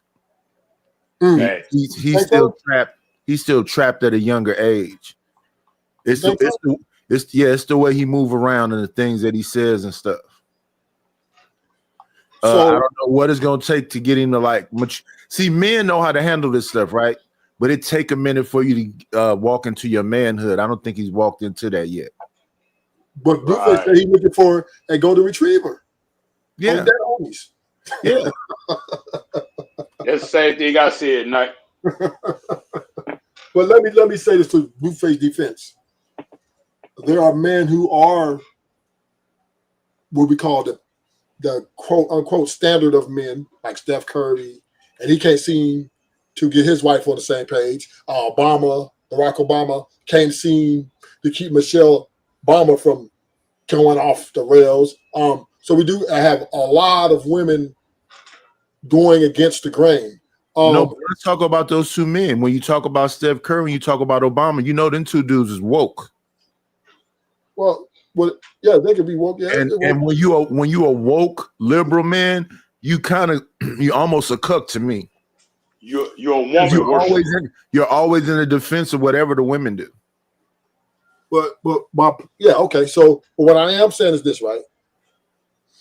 America in itself is anti-masculinity. Let's say that and let's think about that for a minute, right? Remember back in the day, if you was the gorilla, if you was the dog, big dog, motherfuckers respected you, looked up to you, and revered you. Then what happened? The federal government came in with the state, local, and anybody who had leadership qualities, who was manly amongst men, they took them out, right?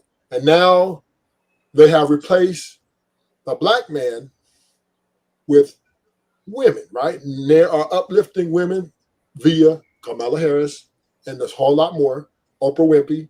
And because we understand that white America really don't revere black people that much, especially black men, right? Because we, to them, are the, direct threat.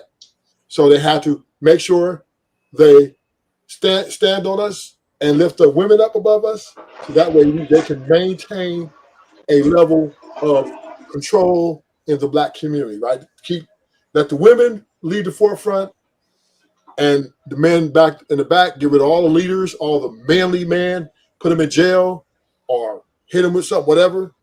And now we have a demasculated society, right? And America is very pro-woman. They do a lot of woman empowerment. They even let the kids identify whatever the kids want to identify as, right? America's made that clear. If your kid wants to identify something, you're not to stand up to that. If the kid feels that you're threatening them by standing up to that, they can easily have you reprimanded. So the country that we're in, the people who are running the show is the one really stripping men of their ability to lead in a fashion that they see fit to run their households. And this is a problem, because now the women are saying, okay, if we stand up to you and you try to properly correct us, we'll bring in our real hero, our real man, which is the government, to rectify you. Say we feel threatened or we feel a certain type of way. And this is now the way this country stands, right?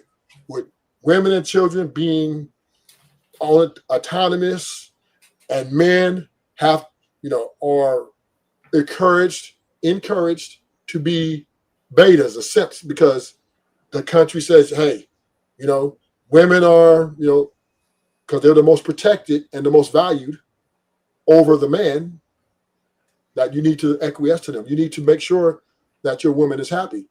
And this is why we have here, right, a man like Blueface, who's probably definitely pushing the Crip, the C walk, and all that stuff, but he even understands. But that's why she like him. He can't really check Chrisean like he wants to, because then that could get him more jail time. That could get him in violation of his probation or parole, which I'm sure he's on one of them, because they never just let him out of jail for nothing. Hey, let me say this, Ruthless, bro. Yeah. Y'all give these women too much credit, bro. Y'all give women way more credit than they deserve. We're giving the thing is, bro, and like dudes be talking about Pookies and Ray-Rays. The thing about what women deal with them dudes is because them niggas are willing to take what come with it. They not gonna let no woman really push them around, talk crazy to them like a square dude. And I understand that a square dude, they have more to lose. They work for a living. They in society. Them dudes, they don't adhere to that type of shit. He just don't know how to deal with her, because it's like what Nighty said the same thing I was saying. He's not at that level yet where he don't really have an understanding on how to deal with her, because he don't have that understanding. But like, y'all give women too much credit, bro. Women are not that difficult to deal with. You talk about what the government do and all that. And that's the position that the Black community is in, the condition that is in now. Because Black men allow Black women to just do what they want to do. And that's why feminism took off the way it did. Because Black men, no other race of men in America, whether you talk about Asian, even Asian men or Arab men, or definitely Mexican men, Hispanics. Hispanic men definitely wasn't going for that shit. They would have never let them women get away with that shit. They'd rather die in the jail before they let their women treat them the way Black men let their women treat them. It's like, man, sometimes you got to cut the line and you got to say, look, hey, whatever come with it, come with it. Black men are not willing to do that. And Black women understand it. Black women understand that Black men are not willing to really go all the way to really stop them from doing what they're doing. And they keep pushing. I mean, you look at these panels. Black women be talking to niggas crazy than the motherfucker on these panels. I was just looking at a panel the other day with what panel was that? And Uncle Jeff was on there. Oh, it was freezing. And a chick came on there. She brought up some old shit that Uncle Jeff said to her probably like months ago. and she Oh yeah, I came was up there. there. I was there. Yeah, you was Nidus. And she talked to Freeze, and she talked to Uncle Jeff, bro, like he was a child. Yep. Like, you see what I'm saying? And I'm looking at this shit like, man, this is some. When women come into men's spaces, women feel like that they got privilege. They got to understand when you in men's spaces, man, you got to. It's just like if I go in a woman's space, I know I kind of got to humble myself as a man because I can't be as aggressive because I know I'm in a female space. But females come into men's spaces and they want men to succumb to them. Now, when you come into man's space, you know you got to get down and dirty just like a man. You can't be sensitive if you're gonna be over here. But black men acquiesce to black women. And man, she talked to Uncle Jeff like he was a child. Then they do the dissension shit where she started talking about, well, Freezy, I'ma hold the channel and you invited, but certain people ain't invited. Because when she came on, see, Rich, you don't know what was happening? You don't know what was happening right there? No, what was Freezy bread and butter is the women over there. Right, I caught on to that. Yeah, and I was yeah. And you know I'm kind of disappointed because he's supposed to be a Hebrew Israelite like me. But by me being a Hebrew Israelite, you know, I believe in the word of the Most High. And I don't believe in letting women talk to men like that. You see what I'm saying? But I understand that these dudes got channels, so they need the money. He allowed that. He allowed that. Right. But I would have cut her off. Listen. See, Rich, if she tried to do that over here on Ruthless, boop, she'd be gone. Right. And that's why I fuck with you, Nidus, because I know that the way you run your channel, because I really came up on your channel on a humbug. It just popped on my timeline. And I started listening to you every day. Then I finally joined. I think I came up. That's when me and Ruthless was up there when I first came up there. Then after that, I joined because I was like, damn, man, I like, because when I saw you, I was like, damn, I like the way you moderate your channel. Then I started listening to you every morning because I get up early. Then, you know, plus, like I said, you 3 hours ahead. So even if you come on and it's like 6 in the morning, 5, I listen to your channel. But yeah, I'm like, damn. I'm like, brothers gotta. And I was like, man, Freezy kind of she talked to Uncle Jeff like he was a child, bro. And in my mind, I'm thinking like this. Even if Uncle Jeff was wrong, first of all, that's some old shit. Let it go. Then second of all, man, look, then Uncle Jeff apologized after everybody left. Did you see that part Night? No, I didn't see that part. Yeah, see, y'all had logged off, and it was just him and Free, because you know how everybody talked, then they log off. So I was still looking at it. And Uncle Jeff apologized. I would have never apologized because she came to him wrong. Even if I was wrong, man, you ain't gonna talk to me like I'm no kid. So I just want to interject here, right? Yeah.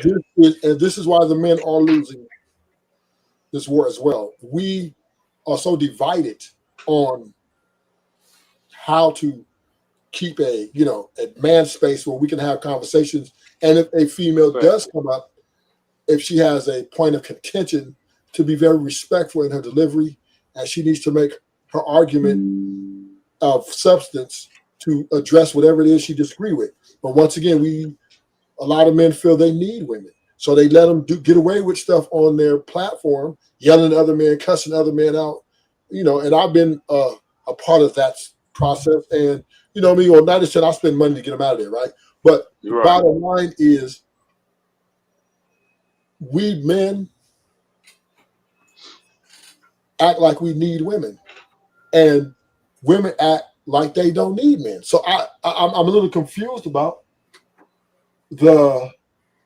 why are men trying to sit up here, have these conversations, let these women come up here and regulate shit so they can have a conversation and hear their point of view, when their point of view is very clear. And it is that they want equal or better in whatever state relationship they're in, or in dealings with men. And they feel that they can check a nigga because they understand that the average dude that's dealing with them feels they need her to do that. And they A lot of men side with the women when they do this, and they ridicule. Oh, she talking to you crazy, and as Nighty said, they can't come. These women won't even come 100 feet, 100 miles to Rufus channel because it's just no way I'm allowed disrespect like that on my platform. Not even for men on men.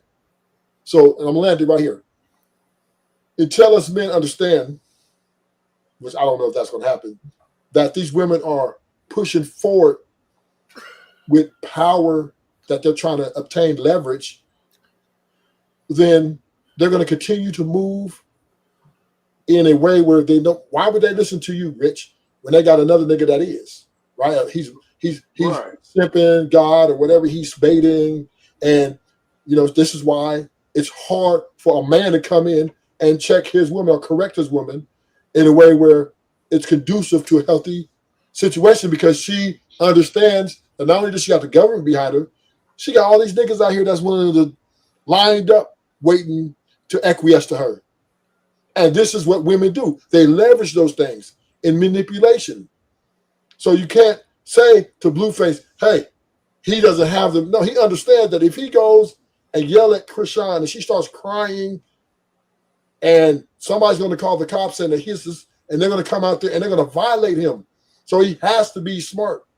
And I'm not going to say he's not mature. This nigga just did a bit, maybe not the longest bit, but in jail for you to survive, you have to have a level of understanding what respect really is, right? Because in there, your life can get taken easily, right? No, we know he just did the 2 years. I'm not saying the man can't defend himself. I could defend myself when I was no, it's not about the physical, it's the mentality is what I'm pushing, right? He understands, and he grew up real fast. If he was immature, he definitely grew up fast in there. So you saying that the man that you see in front of you right now, this bare chested that's in that room right there, has the aptitude to be able to discipline a woman in a way where he don't send himself back to jail? Yes. Facts. Of course you can. I don't think so. Because if you have to, first of all, I think her crimes are too egregious for him to really. Right? She hit him in the head with a bottle. Yeah, right. So I think she's a. What I'm saying is that let me say this one thing. What I'm saying is that they love the chaotic nature of each other. Right. They both. Right. But I think her crimes of fucking a blood dude and throwing up the blood sign, all those different things were egregious disrespect to him. And I just don't think he's going to pursue her in that form no more. He will move off of her soon because he has to create stability for his son and himself. Because I'm sure he doesn't want to go back to the pen, right, where his life could be in danger at any moment, race war, et cetera, et cetera. So, yeah. Now, to Rich's point is that he doesn't have the capability. He has the capability because I'm sure in there that he was a great follower, or that the DP'd his ass so much he wouldn't have came out looking like that. You know what I'm saying? He got structure in there. So he understands how to be a follower and he understands how to be a leader. But I just believe, once again, the society we're in, which is emasculated men, which is the police, other men, champion women. Because y'all not going to sit here and tell me Diddy was a soft ass nigga, right? He went and checked his women on camera, right? And you see what the federal government swooped in and did. Made up some charges and damn near tried to get that nigga 3 or 4 life sentences on some shit that didn't even exist. But all because he checked his bitch. That had nothing to do with a woman. No, I'm just saying. I'm saying he checked his bitch and it was on camera, right? So we had verification. Right, but that's not why they went after him. Yeah, that's why they went after him, for that tape. Listen. Poppy Blanco done told you, and he's right. When he went and sued Diageo, who made that Ciroc, and he won that case, that's when they went after him. That had everything to do with Diageo. Well, they don't care nothing about them women. They don't care nothing about him whooping that woman in that hallway. Yes, they don't give a fuck about that. So I'm gonna have this one. I'm not going to say you're wrong because it's speculation at this point, but I would say this: the way they built their case against him, right? They built their case against him like he's a kingpin, but all the evidence they had was domestic violence. Yeah, but it was trash. They threw that out. But it's like what Nighty said. They couldn't get him on nothing else. They were shitty at him because Because everybody thought that P. Diddy owned Ciroc, but he didn't. He didn't. But what happened was he He felt was an like ambassador for it. He was the face of it. Right, he was the face. Yeah. And he felt like that he could get a fair deal. But the white folks looking at it like, nigga, you made millions of dollars off us. Who the fuck is you? And he flipped on him. And the only thing that could get him on is the shit with the broads, because they knew what he was doing. I don't believe that the federal government adheres to corporations and like that. They're a police force. What? Yeah, they run the government. No, corporations run the government, bro. They don't run the government. Wait. Let me ask you this. Rufus, before you go, let me ask you this. Yeah. You don't believe that lobbyists influence government officials? For certain laws and things to be passed, yes. No, I mean to go after people. No. What? What? They can. Well, let me see me. You know me. I am a former federal inmate. I did 10 years in the feds, more plus. Yeah. So I understand exactly everything how the system operates. The system is a machine, especially the federal government. It's a machine that's bigger than the corporations because they have the law on their side, which will supersede any corporation's money. Federal government's super rich, right? They're very wealthy. If you go into a probation building, that motherfucker's made of marble. No, I understand that. And I understand that but listen, Ruthless, I understand that the government is rich. I understand that the bets is hedged, so they getting lobbyists from both sides, liberal and conservative. And I want to go against what you were saying earlier, but I'm gonna let you rock out. I think that was all a corporation going after Diddy. Nah, they don't have the kind of power. They do not have the power because the federal government is like shield, right? Their money is so long. No, but what I'm saying, stay on the Diddy case. You know that Diddy got Kim Porter up out of here, right? He had done all kind of stuff to all kind of women before he even got to Cassie. Yeah. They didn't even bring that up because it was some BS. All they wanted to do is slap him on his wrist because he sued them people. Okay, so I'm not going to say you guys wrong. What I am saying is this, right? And this is where I believe because of being a former inmate, the charges that came up was bullshit. Was RICO, prostitution, all these things, right? Yeah, bullshit. These are what you call overcharged. They overcharged him. Yes. Right. So because the federal government does not have a penal code to prosecute prostitution or much less domestic violence, right? We're agreeing with you. We're agreeing with you. No, I'm just breaking things down. So what I'm saying is they do. They do. No, they don't. They call it sex trafficking. But prostitution is not sex trafficking, right? But what do you think? What do you think, pimp? Go ahead. I'm gonna clear you up when you get through. You're out your league, Rich. I got homies who got caught pimping down the street at a hotel. Yeah, that's state stuff. Listen to me. Let me break it out to y'all. I'm gonna give it to y'all. I'm gonna give it to you. We agree with you already before you go. So let me give an example to Rich so he can understand what I'm talking about. So I had a homie, his name was Bear, right? He got caught, him and his girl, pimping in Irvine, right? The state charged him, picked him up, charged him, but he had no criminal history then, so they could only give him his probation. So they granted him a bond, and he went to go home, and guess who was waiting for him at the door? The U.S. Marshals. They then turned and charged him in a federal court of sex trafficking. They gave him 15 years, which was totally illegal because he was not sex trafficking, right? They were both business partners, both consenting business partners making money. But because the federal government is so powerful, they can overcharge you and nobody can really do nothing about it. And they railroaded him and gave him 15 years for a case in a state that are literally probation. So my point is this, right? The reason why for the first time in the history of the federal government, this is the first time in history that they lost that big. They usually get their man, right? They got a 90-some% conviction rate, right? Right. And they've been losing like a motherfucker lately, though. Yeah. Because it was on TV, and just this case, they're just too sloppy now. I never seen them sloppy. And P. Diddy, my point is to P. Diddy, that U.S. attorney, the head U.S. attorney, had a personal vendetta against Diddy. They went in his house, right, and brought a bunch of baby oil out and some guns and some other shit that had nothing to do with what they were charging him, and then got a superseding indictment and put him on trial for a case that never existed. So my point is, it was personal because they saw that tape, him hitting women, and if you listen to the U.S. attorney or the assistant U.S. attorney, the whole case was, look how he's beating this woman. Look how I completely disagree with you. That was the whole case. Totally disagree. They don't give a fuck about human beings. No, they don't. They don't give a shit about human beings. No. I didn't say they gave a fuck about human beings, but what they were doing. You said they saw a tape and it got personal. Yes. They had all beating their wives. What are you saying? America? No, they don't. You know who beat women the most ruthless? Who? Police officers. Okay, but we're talking about the federal government. Yeah, and when it comes to the feds, they are into all kind of kinks. That's why we'll never see the Epstein stuff. So let me help you guys.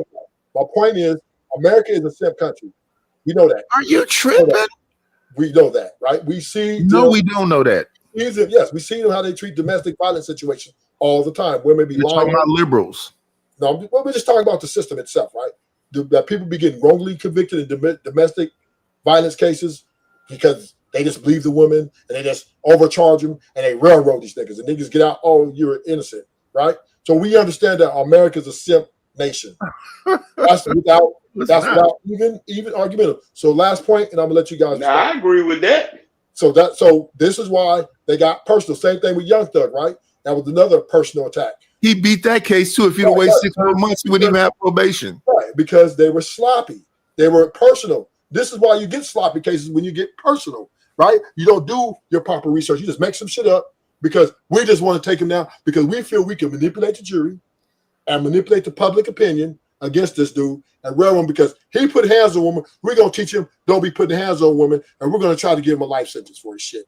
And it didn't fly because what really hurt the case was Cassie had tapes and text messages saying that she was with the shits. So bottom line really hurt the case is he had a bag.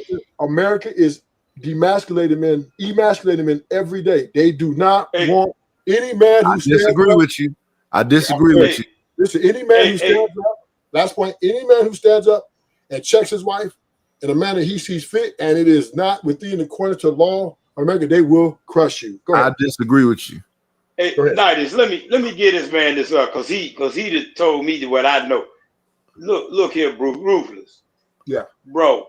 I spent half my life in prison, bro. In federal prison? I took my case to the 7th Circuit. I did my own legal work and beat my case in the 7th Circuit Court of Appeals. I still got all my paperwork. That's state, right? You can't tell me about the court system, bro. That's state, right? Well, I'm talking about state, right? No, I went to the feds. The feds overturned my case.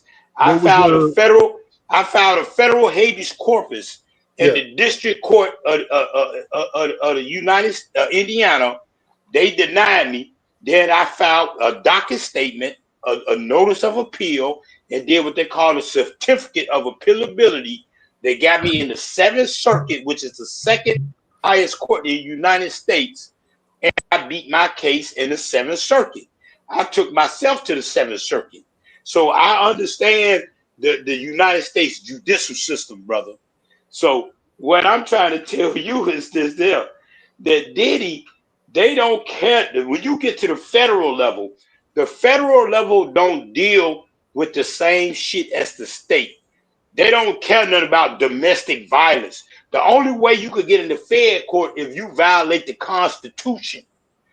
The only way I got to federal court is because I had to file a constitutional issue. The feds don't deal with nothing unless it's a violation of the Constitution. That's why a lot of them cases, like you was talking about, like white slavery laws, trafficking laws, those are federal issues because those are trafficking. You going over state lines. Like if they catch me with a pistol, I'm in Indiana. If I'm a felon, they catch me with a gun, they could charge me with a state case or a federal case because they both violate both federal and state law. But if I'm not a felon, if they give me the pistol, it's just a state case. It's a misdemeanor. So what I'm saying is that They got Diddy, bro, because them white folks was mad at him. Because Behind they that in the money. car with him. They didn't care nothing about Cassie. They don't give a damn about women, human beings, period. Yeah, they don't give a damn about Cassie. Cassie ain't nobody to the United States, but they didn't have nothing to get him on the federal level. When they charged him with the with the federal charge, with the racketeering and all that old bullshit, they knew they weren't going to convict him. But they just stacked the charges to make him, because they want to humiliate him in front of the world. Exactly. Because anything other than that, it really was nothing really but a state case. If it was domestic violence, because the feds don't have jurisdiction over a state case. Right. So that was a bullshit case. Young It Thug was a bullshit case. All that had to happen in the Young Thug case, and this is why they mad at Gunna. Gunna was not a part of the criminal organization. He was just a rapper. And he knew he was just a rapper. If he'd have just shut up, they wouldn't have no case. They'd have had to drop the whole case. But once he said it is not just a record label, it's a gang, and then other people started saying it's a gang, then that's what it became something. And even then it wasn't nothing. And as Young Thug's attorney said, if Young Thug could have just sat down for another 6 months, he wouldn't even had a 10 years probation. He'd have just got out of there. They didn't have nothing on it. He'd have just got out of there. He didn't have nothing on it. So the Fed's been messing up lately. Fonnie Lewis or whatever her name is down there is she in Miami or is she in Fonnie Wilson? These people is just, I don't know what they're doing. And what proves they don't care about human beings is that Epstein stuff. Trump said all this, when I get in together, you're going to get all of the information. But why he won't let nobody see nothing? Because it'll expose everything. It'll knock all this we care about human being stuff out the window. The things that people is into makes Diddy look like he in kindergarten. Yeah, and Diddy still going to have money when he get out. Because you know why? More money. Because at the end of the day, Diddy still know what everybody did. Diddy got the drop on all them niggas. Yes. He got the drop on everybody. Yes. Hold up, one gentleman. Hit the like button. Thank y'all for coming to the show. We have make sure y'all go subscribe to Nida's new channel. Put the channel in the chat, Nida's. Because there's old channels under, whatever for now. No. I need to leave that old channel alone so I can get another channel monetized. If that's what was happening, I've been having them channels all this time, and I never sat down and did what you're doing right now, which is work on this other channel, get it monetized, and then we can boogie out here because people on BS. Okay, make sure y'all go to the Nida's channel. I know a lot of you guys been looking for it for routine's sake. What's the name? You said it's Nida's Hobbies and Reviews. Nida's Hobbies and Reviews. Hit the like button. Let me get that right now. Nida's Hobbies. Hold on 1 minute. Show a nigga some love. Hit the like button. And if y'all want to send a few dollars, you know what I'm saying? There it is right there. On the bottom. There it is right there. Nida's Hobbies and Reviews. So thank y'all. We have up here Nida's and my man, even though he's a little crazy. He's a little, but we're gonna roll with him. Even though he doesn't know more about the federal government than me, but we're gonna find it out in a few minutes. But anyway, thank y'all for coming. You don't know that, man. Ruthless Truth playing game. See, Ruthless Truth, hey, Nida's, he a program Negro. He still believe in the system. Hey, Ruthless, you gotta hold the channel, man. I'm gonna bring them Jews up here and tell you what America really is, because y'all think America is something that it ain't. It's a corporation. It's a corporation. It's just a business. Nida's, they don't understand that there's really two Americas. See, when Trump be talking, he say, you notice that Trump always say the United States, or he'll say America. There's a difference in the United States of America and the United States Corporation. Yeah. The corporation is a shadow, but the shadow is what's see what we looking at. You ever heard them saying the whole world is a stage? Right. So everything we looking at that we think is real, no, this is all performance. The shadow is the real thing. America sold itself years ago. So one thing about it is, and let me help you guys out. Nightish, So, and I'm gonna say this: and review. American judicial system, federal and state level, is corrupted. Let me make this clear, right? It's corrupted, right? And most of the cases in there. When I used to tell dudes when I was in the LA County, I had all these young gang members in here. Look, and I should read a lot of their cases, and they were bogus cases. There were a lot of them cases put on them just because they had a criminal history, and you can't afford a lawyer. So you were paralegal, basically in-house, and but once I understand that it's not about if you're guilty or not in this system, it's all about opportunity. The courts are opportunists, and they are preying on the American public to do their personal vendettas or keep job security, whatever their promotions from district attorney to judge or from lawyer to judge. They will throw, the public defender will throw you under the bus.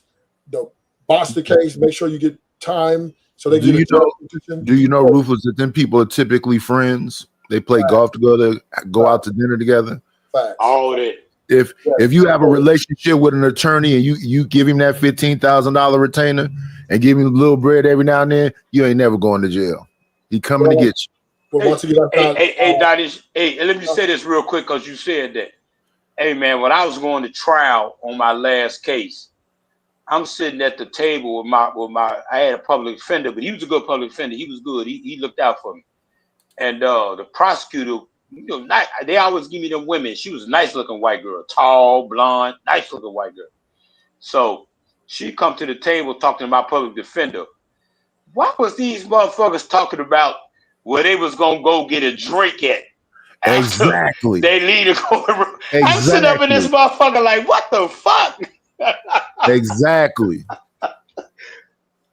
What I like to tell people to do, Rufus, this is the thing you do. When you see them on the stage, when they in these campaigns and they yelling at each other like they angry, they don't take turn the cameras off when it ends, right?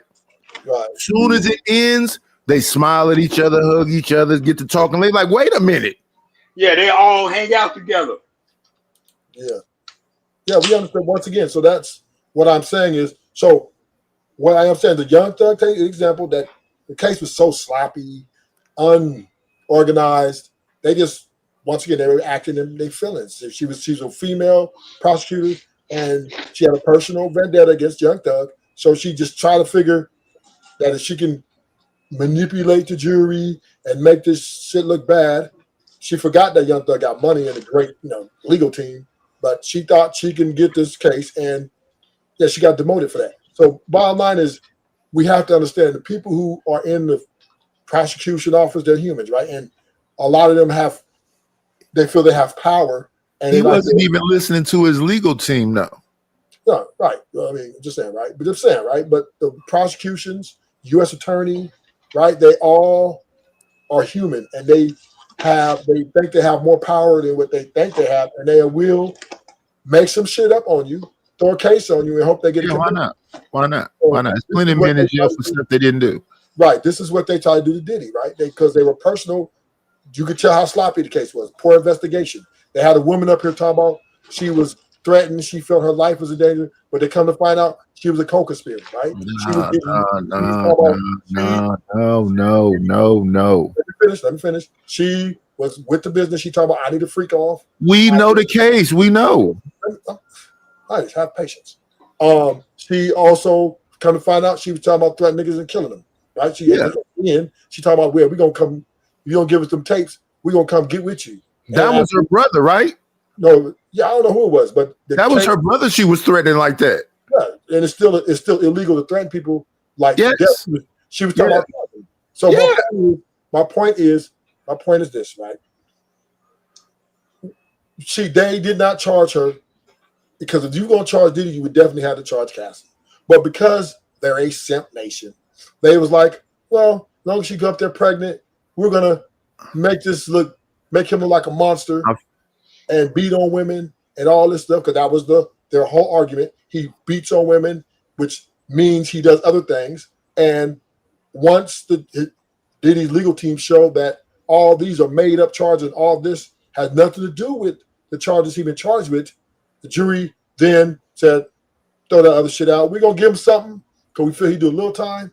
And he's going to end up doing a year and a day. He'll be out in about 10 more months, right? So America is a country full of men, white men, Asian, who really will put their life on line for these women. No, you're wrong, but I hear what you're saying. Let me help you out with the Cassie thing. Are you telling me? So let me see. When I look at Cassie, I look at her like Lil Woody. I look at her like Samuel Bull Gravano. No, we want Young Thug. We don't give a damn about this broad, this pregnant bitch, whoever she threatened, because we don't give a damn about people. We want Diddy. In the other case, we want Young Thug. So we don't give a damn. Woody was the shooter. Woody was literally Samuel Bull Gravano. You heard what Woody said when they asked me to come do something. I'll ask no question. I just go handle business. Yeah. He's the shooter. Well, they're not even concerned about the shooter. They let the shooter go. Why? Because they want Young Thug. But I'm not disputing that. No, what I'm saying is that Cassie is Little Woody. Cassie is Samuel Bull Gravano. They didn't give a damn about Cassie. They want Diddy. I'm not disputing that. But what I am saying is this, is that America's a Seven Nation. There's no question about that. And they are very pro-womanish. They have the Me Too movement created for them. America is supporting the feminism movement in a large part. They're funding this, right? So we cannot sit here and say, no, not right. Yeah, that's very right. I mean, I don't know what country you live in, Ayesha. I'm trying to have a discussion with you. Those are liberals, lobbyists, and funny dudes. Them conservatives is fighting that stuff. The conservatives are trying to create a baby boom right now. Ruthless. They trying to tell these women you can't have no baby deletions. They trying to get new children here. So they are not going along with no women. Well, they didn't tell women they couldn't have baby deletions. They didn't do that. Well, they tried to, and in some states that's doing it, and in some states that's going against it. So a woman got to go to another state to get the baby deletion. Because that's why New York turned blue. Well, what happened is when feminism came in, it affected white people to the degree where white women are not having babies because they benefit more from feminism than black women. DEI, affirmative action. So white women want to have it. So white people are the only group of people where their birth rates are in the negative. Hey, see, Rich, anytime these white folks get to talking crazy, I tell them first off, and like I tell these people here, the manosphere wasn't the black manosphere. The manosphere was all them white boys crying about women. Right. And then O'Shea and them used to be over there. And then they said, since it's a bunch of Klansmen over here, we're going to create the black manosphere. Right. Which is I was looking at a stream from Hardcore Tito.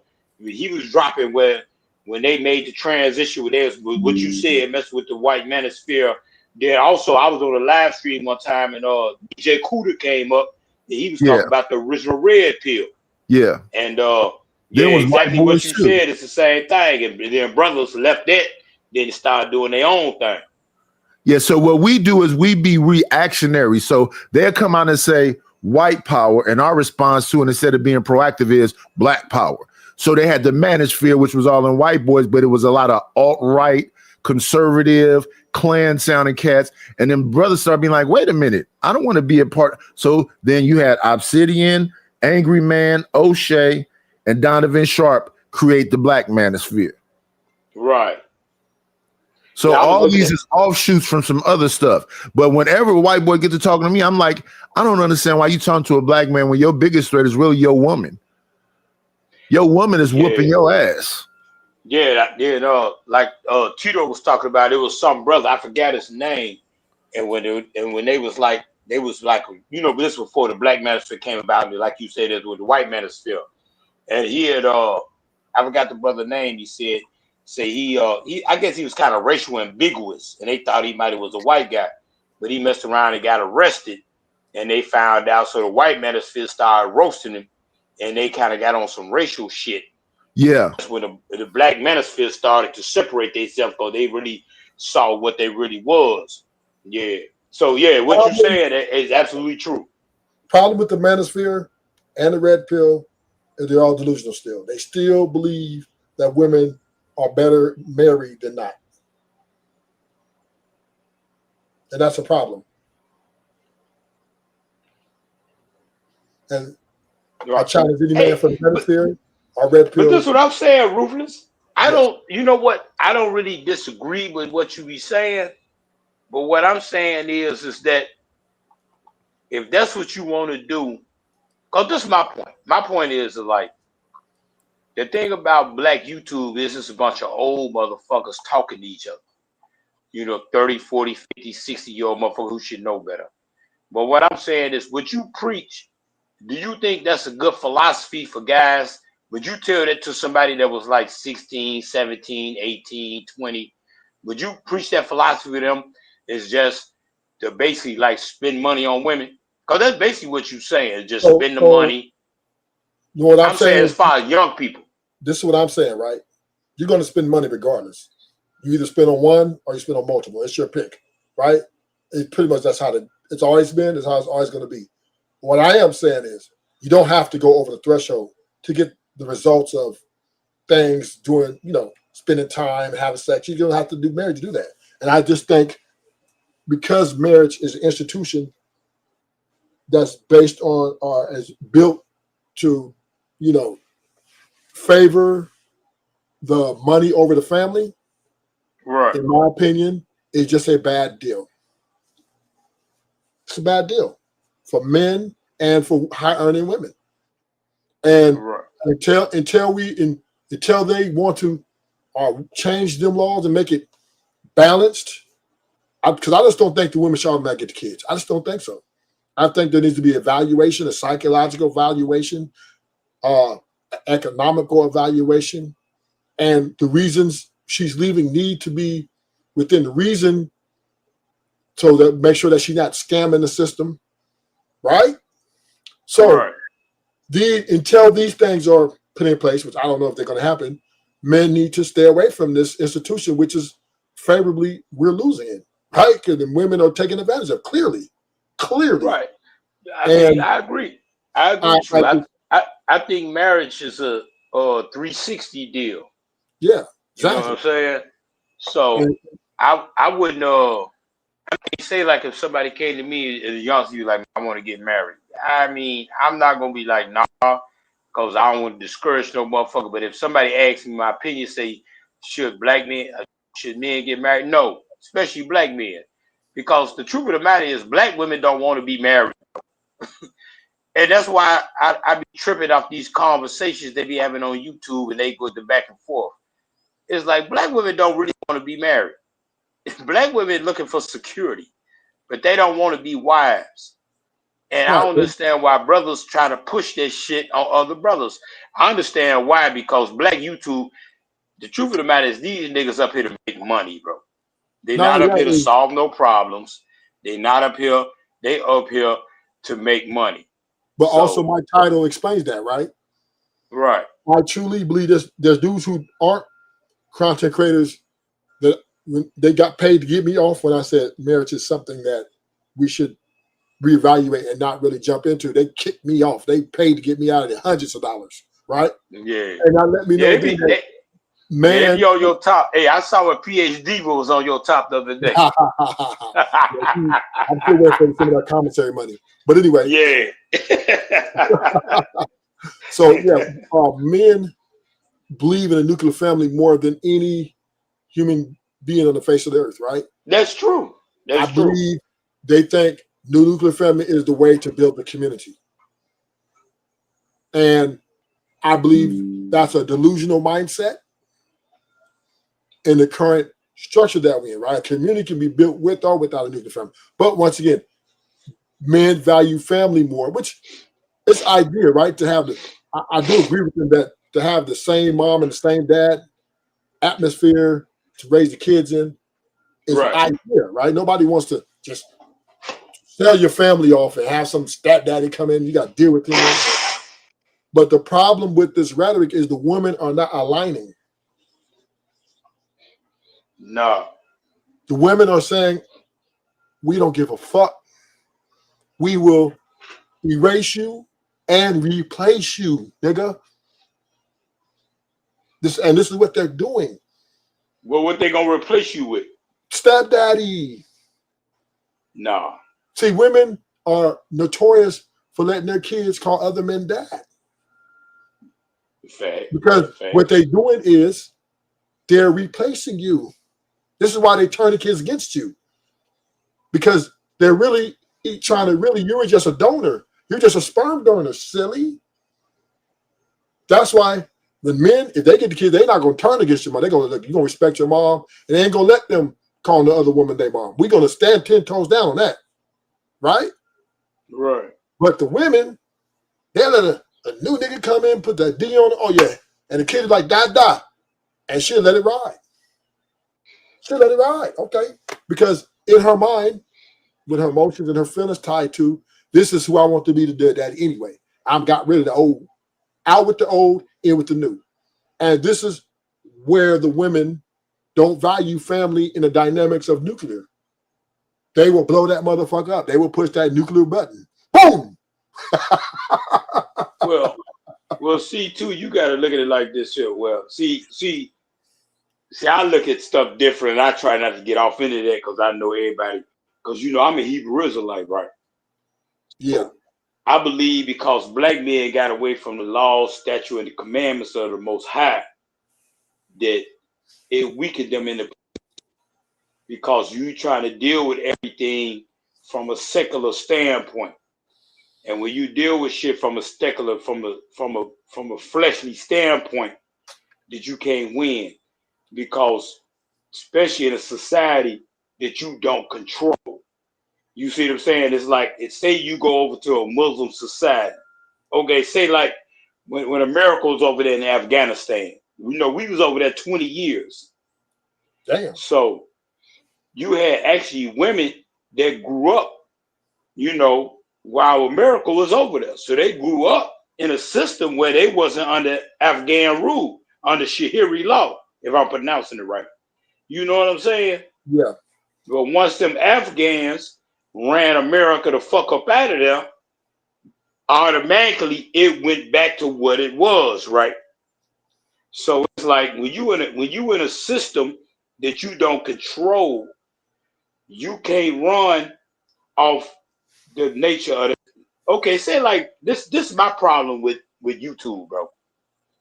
Most of these niggas are square niggas. They act like white people. You see what I'm saying? So it's like they trying to deal with their women from a European standpoint. And it's never gonna work because the white man is in power. How you gonna try to use the same tactics as the person in power with your women when all they got to do is cut out the middleman and just go to the white man? You see what I'm saying? Exactly. So once And again, that's my point with these conversations.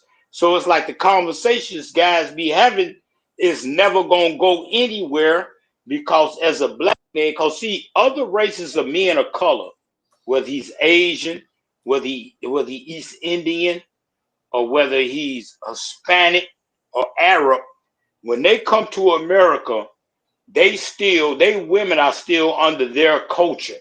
So although they live in America on a larger scale, but in community wise, they still their women have to deal with their men based on their culture. I would have to disagree with that. Why you say that?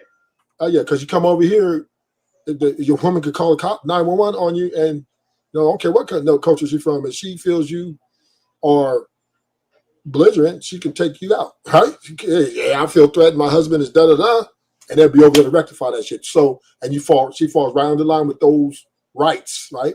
And this is why they had the big thing about, I think a year or something ago in the Middle East, when the women were trying to get the same rights as the American women. I guess that I think in the little Middle Eastern countries, they were fighting. They were fighting because they want the same rights as what the American women got, as the European women got. And they women were getting killed. They were getting dog walked over there trying to get that. Right. Because I was going to ask you, did they get it though? They didn't get it because over there was not dissemination, right? Them is war. It's war. Right. Because they men go to war. They not going to allow that shit to happen. So and also they value masculinity more because it is war nation, right? They're literally they value masculinity because right. they men. That's what I'm saying. Because they men is not having nothing less. Let me just get it down. Go ahead. Women are more valuable over there because they're on war nations, right? They're literally boots to the ground. So every time a male child was born, he's high value. He's very more value than to say a female is born, right? Even though a female will always be valued because of the continue to put the human race for. You need both of them. But countries that are war built, that they're literally going to war with each other like every other day, they need soldiers, right? They don't want a whole bunch of women in their army, right? They want a whole bunch of men who know how to take out people. So over there, their ideology is, fight, war, and we don't give a fuck. So men are highly valued over there, and they won't give the power to the women that the women want, that the American women got. But in this country, because we are under conventional warfare, right? We're not boots to the ground. We're not literally like people coming over here and we got to fight them off, right? Right. So value is given to the woman more. In women are more valuable to this country for the things that are, I guess, reproduction, also as an ideology of women are more valuable, more value than men here. Which once again, I don't agree with it, but this is the ideology here, right? This is the sentiment. America devalues women more than any country in the world. No. Yes, they do. America don't care about women, bro. Okay. You think America uses women as a proxy against lower men. But when you start getting up like Donald Trump's and them guys, you heard with Donald Trump, he went to his first presidency, he said, just grab him by the pussy and they do whatever to women. Okay, they have the power. They have the power to do so. They just take the power from other races of men. But when you say other races of men don't control their women, Mexican men got control over their women, bro. I was in North Carolina. I was doing contractor work. Huh? Who got control over their women? Shit, most other men. Other races of women. Look, bro. Okay. Every race of women in America, they like black men. They just don't deal with black men because it's socially unacceptable in their communities. If it was socially acceptable in their communities, man, niggas would be having other races of women in droves. It's just that if an Indian woman, she could not come home with a black man. A lot of Hispanic women can't come home with a black man. If it was socially acceptable, man, black men be running through their women like a motherfucker. White men are not other races of women, because white men is in power. The white man is in power around the world. That's why women deal with him. Like you can see a nerdy white man. I think you went out. You went out for a minute. Can you hear me? You hear me now? Yeah, I hear you now. Go ahead. You could get a nerdy ass white man, and he can have a good looking race of other woman, because they perceive him because the white man is in power. They look at him as the man. Say if Asian men was in, they say that black women and Asian men are the least desirable individuals. If Asian men was in power, all the women would want to be with an Asian man. Majority. Yeah. So the white man, most women want to be with him because he's in power, not because they are attracted to him as a man and a woman. They are physically attracted to him. They're attracted to him because he represents power. You see what I'm saying? So other races of women, the second next to white men is black men. Now, black men is looked at in society is on the bottom. But as far as desirability, he's under white men. And the white man is in power around the world. It's seen as that. So black men can get any race of woman he wants. The only thing is that other races of women know that they family is gonna cut them off if they come home with a black man. They know that they're gonna get cut off. So it ain't a woman that the black man can't get. You understand what I'm saying? Nobody can do what we do. No group of men is nothing like the black man, and no group of man is copied more than the black man in America. So I want to say this, right? Back to the point is, hey, what's up, Stan Autry? Welcome to the show, sir. Hit the like button on your way in. But bottom line is, America's a sim nation. They value women in a way where, even to the point of they will use the women to, emasculate men. And right. They value their ideology is that of, everyone. The white men are literally fueling feminism, period. Now, do they kind of chastise the women sometime? Yes. The Republicans are a little bit more,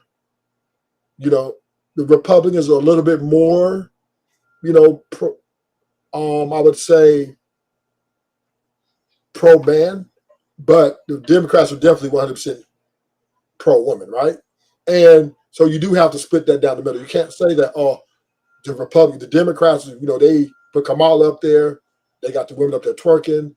They let Hillary Clinton ran for them. So we understand that in this country, a woman can make an accusation, and this country will execute you before, they actually do a true investigation. They take their word at it. And a lot of guilty, innocent project people get out, find out that women are just liars, right? And women, what they do is leverage the system against the man. So this is why a man can't act in a aggressive manner, assertive manner, because she can leverage the system against him, and the system will take him out, or at least check him and correct him. Like, hey, if this woman calls us again over here, talking about she feels threatened, we have to take you down to the station, and then we're gonna put you on a. And this is what happened to OJ, right? He was arrested on the domestic violence he had in the past, right? Completely. Well, that's kind of different. No, that's kind of different because that was the white man. It's not like she was dead. It's not like that she leveraged a charge against him. They just accused him of something that they couldn't prove, and they tried to build a case. But let me say this here, though. Let me say this. Go ahead. How they got the warrants and how that they fueled the case was the domestic violence cases in the past. Right. And they collaborated that with, hey, he's a suspect. And that's what they used to leverage against him to get the case going. That's what I'm saying. This is the place where, they will take the women's side in a lot of instances. And it's just the way this country is. Now go ahead, say what you're saying. Yeah.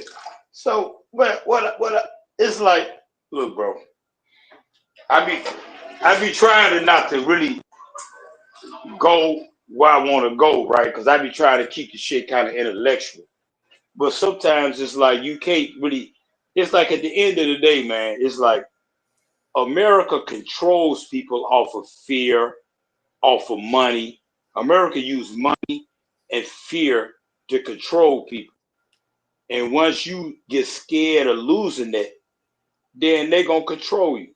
At the end of the day, bro, it's like I just gotta go to some street shit, man. Cause you know, like you've been to the joint, I've been to state joint, man. I come from the street.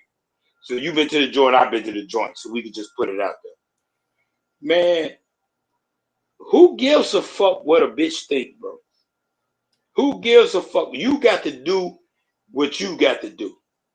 The thing is black men that got so soft that y'all allow black women to use the system and scare you. See, the thing with me, I'm gonna just keep it real. The thing with me, when I ran the street, man, a chick would never, a broad would never tell me that she was gonna call the police on me, bro. You see what I'm saying? Yeah. She would never from when she dealing with me on an everyday basis, she would never know. She would never think to call the police on me because she know that. Come on, man. You know what I'm saying? I don't want to go there, but you know what I'm saying. And brothers gotta realize that at the same time, man, you could only play that white man's sister. White men had a power and the control of money to control their women and violence. And white men more violent than any motherfucker. But black men trying to play that white man game with their women. Man, I wish a motherfucker bitch would tell me she was gonna call the police. I wish look, bro, I wish a motherfucker, if I don't have no kids, I wish a bitch would tell me that she was gonna I couldn't see my kids. Nigga, if I ain't gonna see them, you ain't gonna see them. So basically what you telling me is our child gonna be a foster child. You understand what I'm saying? Yeah. And that's sometimes you got to go, and brothers have got soft with this pseudo, because everybody on YouTube is a pseudo intellectual. And most of these niggas are dumb. They don't know shit. I'm saying you got to let a motherfucker sometimes you gotta let a motherfucker know who you is, Ruthless. And I'm saying, bro, look, a woman could never tell me that, you know what I'm saying, one thing of child support or whatever. I don't have no children. If she put me on child support, it is what it is. I gotta do my obligation. But that shit is limited. If she told me that I could come see my kid, man, I'm not gonna go to no white man. You see what I'm saying? Well, you might not have option if she renders. I got options because I'm with the mob. I mean, like, you could get me locked up, but I got some motherfuckers that's gonna come see you. Yeah, you want to keep that to yourself. You don't want to. Yeah, you want to incriminate yourself on here. Fans are very powerful. No, I mean, I'm just saying an opinion. I don't have no kids, so I ain't because I don't have no children. Okay, I just want you. But I will say this, right? Yeah. What happened to Diddy? The same thing that happened to OJ. They're damn near one in the same case, right? No, it's a little different. That they just trumped up some shit, come out, find out they planted evidence on OJ. The same thing they did with Diddy, right? They made up some shit with some baby oil. Like, what that got to do with anything, right? Well, I don't understand why they showed a picture of all the baby oils. Like, what was that supposed to do, right? So well, see the thing with Diddy and OJ is that they already knew Diddy was a slimy rat. They didn't really have that type of evidence on OJ, you know, as far as with the parties, no, they had a domestic violence. Yeah, they didn't really have that type of evidence on OJ, like with the parties and all that type of shit. But they did have evidence of domestic violence, though. Yeah. He was the same evidence they had of Diddy, right? That was their whole case. OJ was definitely going upside that bitch head. Yeah, he was definitely. Yeah, he was definitely going upside her head, Roof. Hey, Rufus. he was giving her that work. That was facts. Yeah. But see, that was his fault because he knew she was a hoe, but he liked her, and ain't no wrong with that. He liked her, and he knew what she was. But you have to understand. She was snorting that powder. She was snorting that powder. And he probably was too. But see, Rich, check it out now. You have to understand.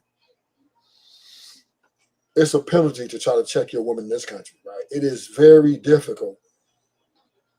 Because the thing about it is, and this is why I'm anti-marriage, when you marry, you enter a third-party agreement. Yeah. Me too. I agree with you. So, and even outside of marriage, it's very difficult to even, still check your woman because she got, once again, it's just so hard. What are you gonna tell her? You have to. If you yell at her, she can walk away. If you get loud with her and check it, look, be woo woo woo woo woo. Now she can. Now there's some dudes that still get her. There's some women. I mean, there's some dudes that still, she dick whip. He can still say some things. I know. You can say bitch woo woo woo, and she ain't going nowhere because she's dick whipped. But which her feelings and emotion taught you. But this is the thing, right?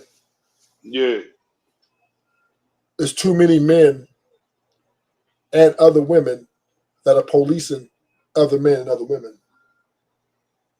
Yeah, that's if you let them. You ain't no choice. Like where I stay out here, this is a police county. What you gonna Where mean? you at? You do some. I'm in Orange County, LA County, right? LA County is. Oh, you out there in Orange County? Yeah, yeah. LA County is more for Yeah, yourself. I had some people out there in Orange County. They stayed out Yeah. of Yorba Linda. Right. That's the difference between Orange County and LA County, right? Orange County is a police county, right? The citizens will get on your ass, right? They would chase your ass down and make a citizen arrest, all kind of shit, right? That's the difference between LA. Motherfuckers might look like, oh man, I ain't messing with them, but Orange County, they will chase you down. And America is a police country, especially down south, right?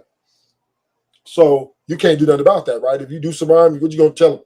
You'll shoot all of them? You can't do that, right? You ain't gonna allow you. But I would say right now that women are overvalued. I believe men still overvalue women. And that's the problem. True. That's true. That is a very serious problem in our community.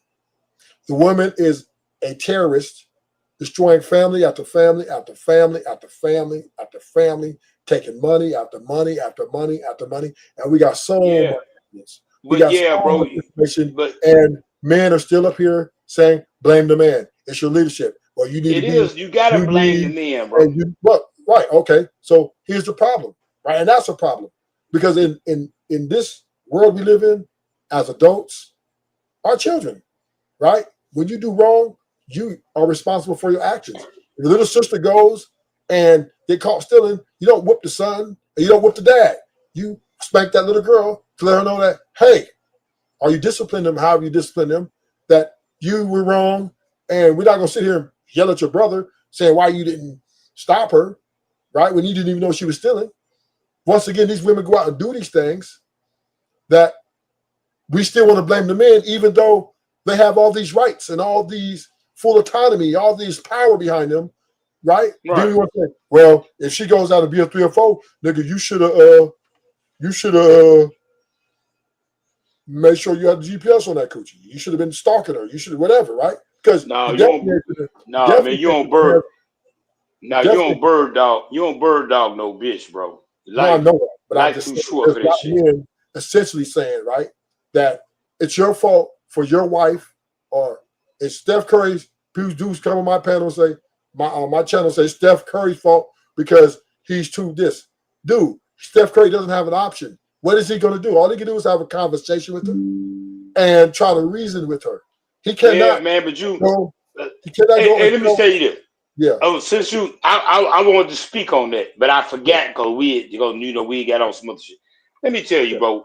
When they was on the Peef talking about Steph Curry, bro, right, and the women actually dropped. See, a lot of times dudes don't listen to what women be saying, and the women actually dropped the game.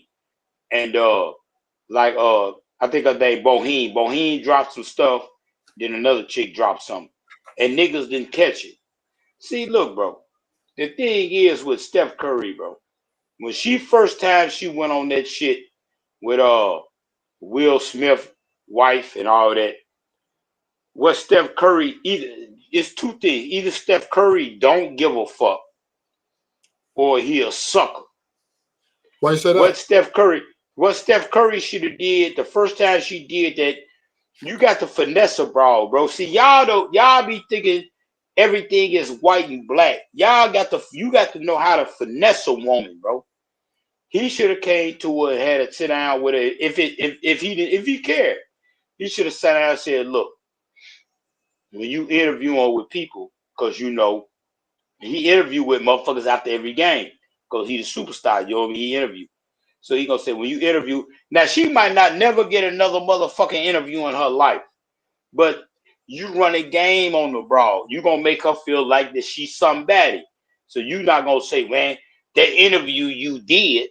You gonna say in the future when you interview, you gonna make her seem like she's somebody. You got to give her some shit.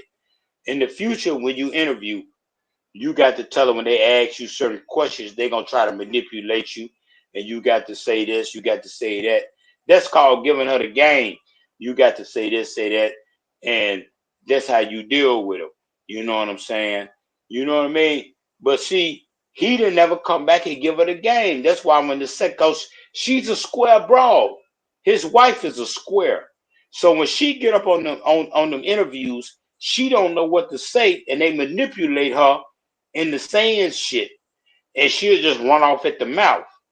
He got to give her the game to say, when you get in front of these people, the same way when he after a game, like after a basketball game, went on, and he know his teammate Jack fucked the game off. They're gonna try to get him to say that, Draymond Green fucked the game off when he missed that shot. They're gonna try to get him to do that, but he know that they gonna cause dissension in the team. So they're gonna say, well, with Draymond, he said, well, under pressure, did sometimes, man, you make a move, and that's the motherfuckers. So you got to teach your bitch the same thing.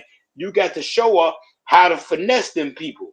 But even though she may never get another interview in her life, but he know that she looking for attention. So he gonna start saying in the future, this is what you gonna do. Although he might know in his mind, this bitch ain't gonna never get another interview. But he gonna tell her that to make her feel like that she's somebody, right? You got to give us, you got to give them the game. You can't just let them hoes wing it. Fucking with a broad is an everyday job. Let me tell you this. When I was little, right, I used to ride my father.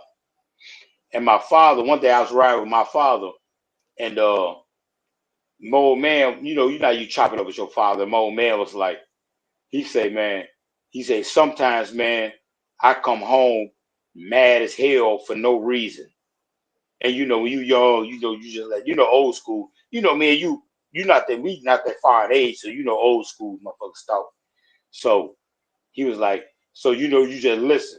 So my father said, man, I just come home mad as hell for no reason.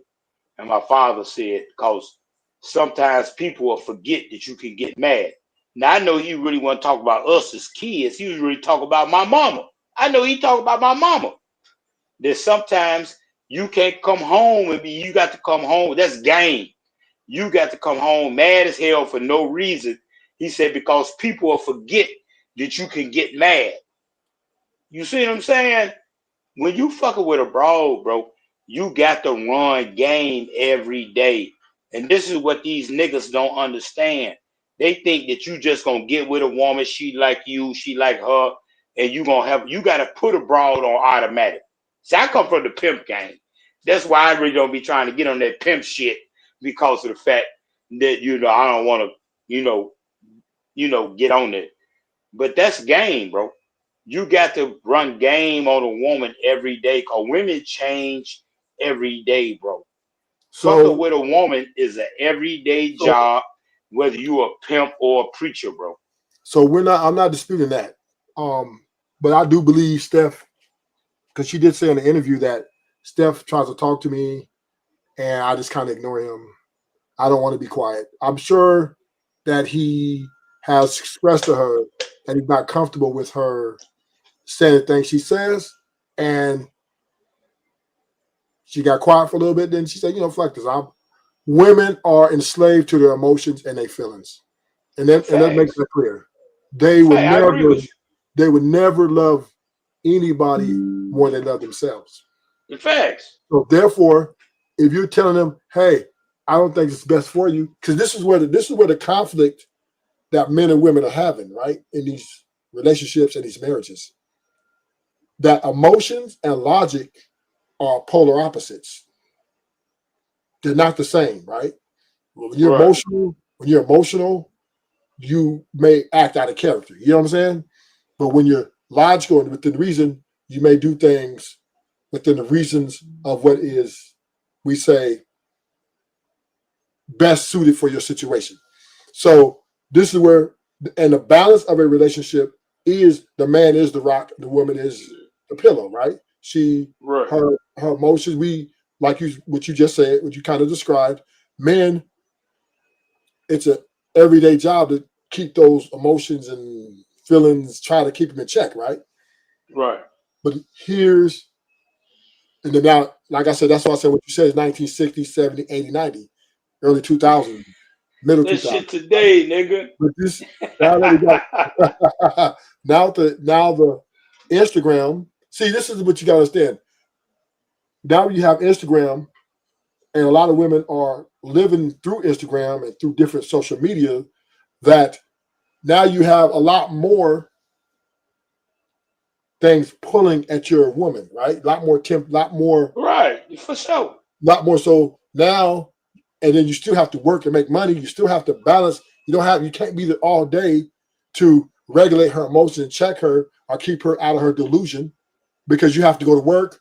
Then you have the kids. Then you have to deal with things that may consume your time and take away your time for watching her 24/7, right? So with that being said, because there's so many outside influence, and women are the easiest to be influenced, we do agree with that, because they're the weaker vessel. And all these things, outside influence, are pulling at her. And on top of that, right? On top of that, she's dealing with internal conflict, which is her insecurities, which leads her to depression, sadness, frustration, anger, etc. Right? So with that being said, because you have, in this day and age of 2025, you have so many more outside forces pulling at that woman's emotions and her thing.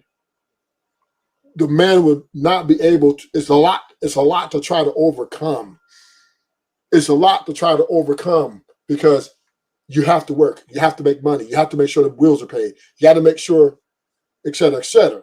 So with that being said, a man is at a deficit getting married right now, because it's just no way you're going to be able to fight all these forces as one man. It's just no way possible, because you have you have too many things, too much on your plate. You got to go make the money, and a lot of men, most average man is working 8 to 12 hours a day, especially in this economy. See, this is what I'm saying about you, Ruthless. Yeah, I listen to you talk, and I've been checking some of your other live streams out there. I just, like I said, I ain't popped up. I've been seeing other Poppy Blanco on your stuff and everybody. Yeah, you not know you've been in the Fed. You say you did 10 years. More than that. You not no square nigga. No. You not no square. No. And I could probably guess based on how you talk and where you come. I could pretty much tell you what you see. I'm from the street. I'm not these other niggas you be talking to. See, I'm really from the street. I'm a real nigga. I'd have been around rich people. I'd have been around poor people. I'd have been around all over America. And I could pretty much tell you what you was locked up for. I guarantee you I could pretty much tell you what you was locked up for. You better off than most dudes. You was on a panel one time and somebody asked you about your finances, and you didn't necessarily say definitively, but I could tell by the way you answered them. I think Rufus Truth is a millionaire. And I was like, you better off than most niggas, bro. And I'm saying, bro, I don't understand, like, why do you come up here with the angle that you come and you better off than most dudes? The game that you the reason why I do this is because, I think that men need to be preached to about their illusion. Men have this illusion that you don't have to play personally. You don't have to play that game. No, I don't. You have an advantage that most dudes don't have. And what I'm saying is that where you come from, like I say, I can pretty much guess what you was locked up for. Because I've been in the game. Based on your personality, by the way you talk, personality, because I've been in the game. And I'm saying that what you talk about, most niggas can't relate to. And what I'm saying is like me. I come from that game, bro. I come from that ism. I come, man, I didn't pimp hoes. I didn't lightweight Mac. I've been up under the pimping, right? So it's like I don't really talk like that because I know niggas on YouTube can't relate to the shit that I'm gonna drop on them. So I try to play the middle but it's difficult to play the middle because everybody look at everything as from the glass half empty. See, I look at life from a glass half full. I don't give a fuck if you not a good looking dude. I don't care if you don't have no money, if you don't have no car. I done seen dudes, and I personally done it, that where you ain't got shit and you could knock a broad, bro, and a broad will give you, a woman like you, give you anything you want if she like you. But you got to put some game down, bro. If you come to a chick, you say, well, go ahead. No, I'm saying is those days are over. No, right? them ain't over. It ain't never over. Because the game I'm kicking, let me respond. The game I'm kicking been around for over 200 years, bro. Let me respond. Game is no longer, I mean, it's still good to have because you could probably gotta have it. Let me finish. You can probably access you some coochie, man. You know what I mean? When you need to. No. Yes, or you may, but the game is changing so much because women are coming in with their demands and their expectations now. So and they feel entitled to these things, right? Now, you can, I guess, old school it, try to talk her into something. But here is what's changed. Once again, social media got your bitch. Instagram got your bitch now. And social media is the biggest pimp, right? And they will override you because they can see the vision. They can see it in their eyes. And we know it's an illusion, but that's their game. Now they look at, you need to give me what I see on Instagram, right? So yeah, you could get them for a little bit. You could probably keep them for 8 to 10 months, maybe, but they're going to want production, right? They're going to want to see them winning. And if you're not getting them to that, they will get rid of you because they know it. They have the power in their minds to walk away. Now, right. I do agree with you that, man, we do need, I think men have, I do agree with you, men, we still have advantage because we do have a more balanced, a more stable, logical mindset. So we can weigh things out better. But I think men need to be more, to your point, but not game. Game is over.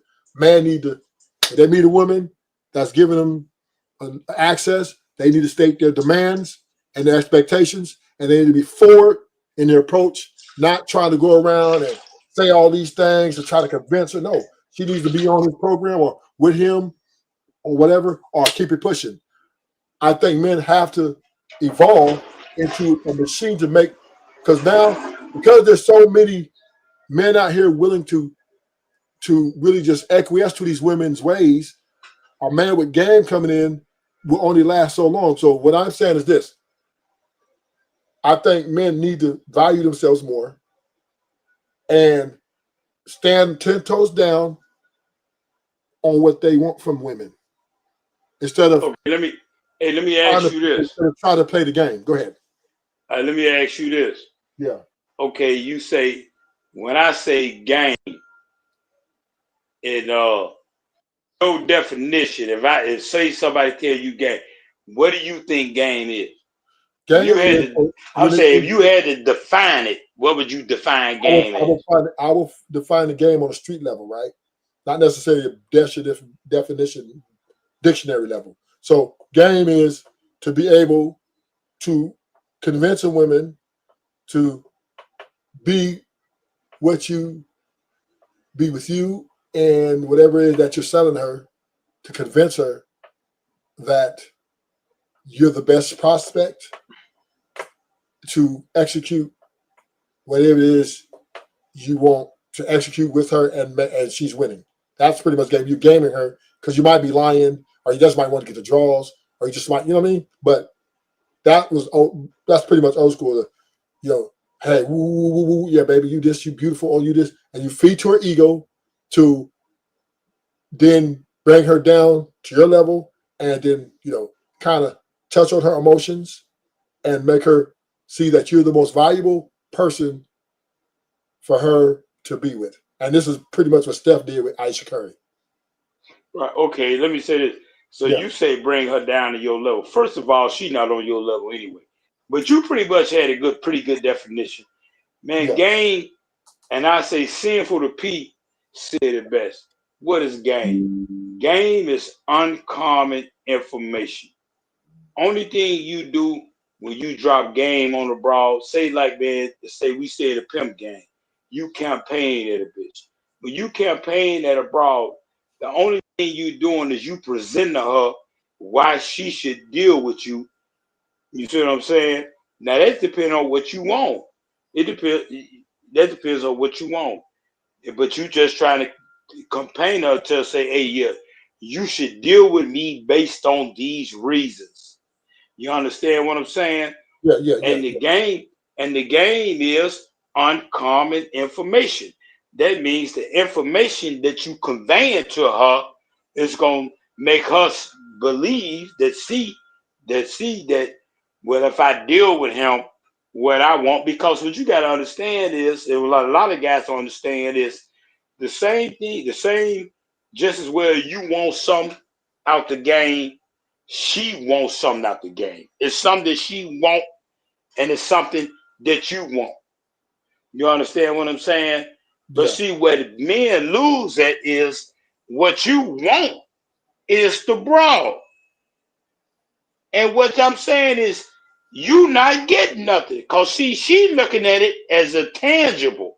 What she getting from the out of you as a tangible asset. But where you weaken your game is when your whole thing is you just getting a woman. You not getting shit. You not getting nothing that nobody else had.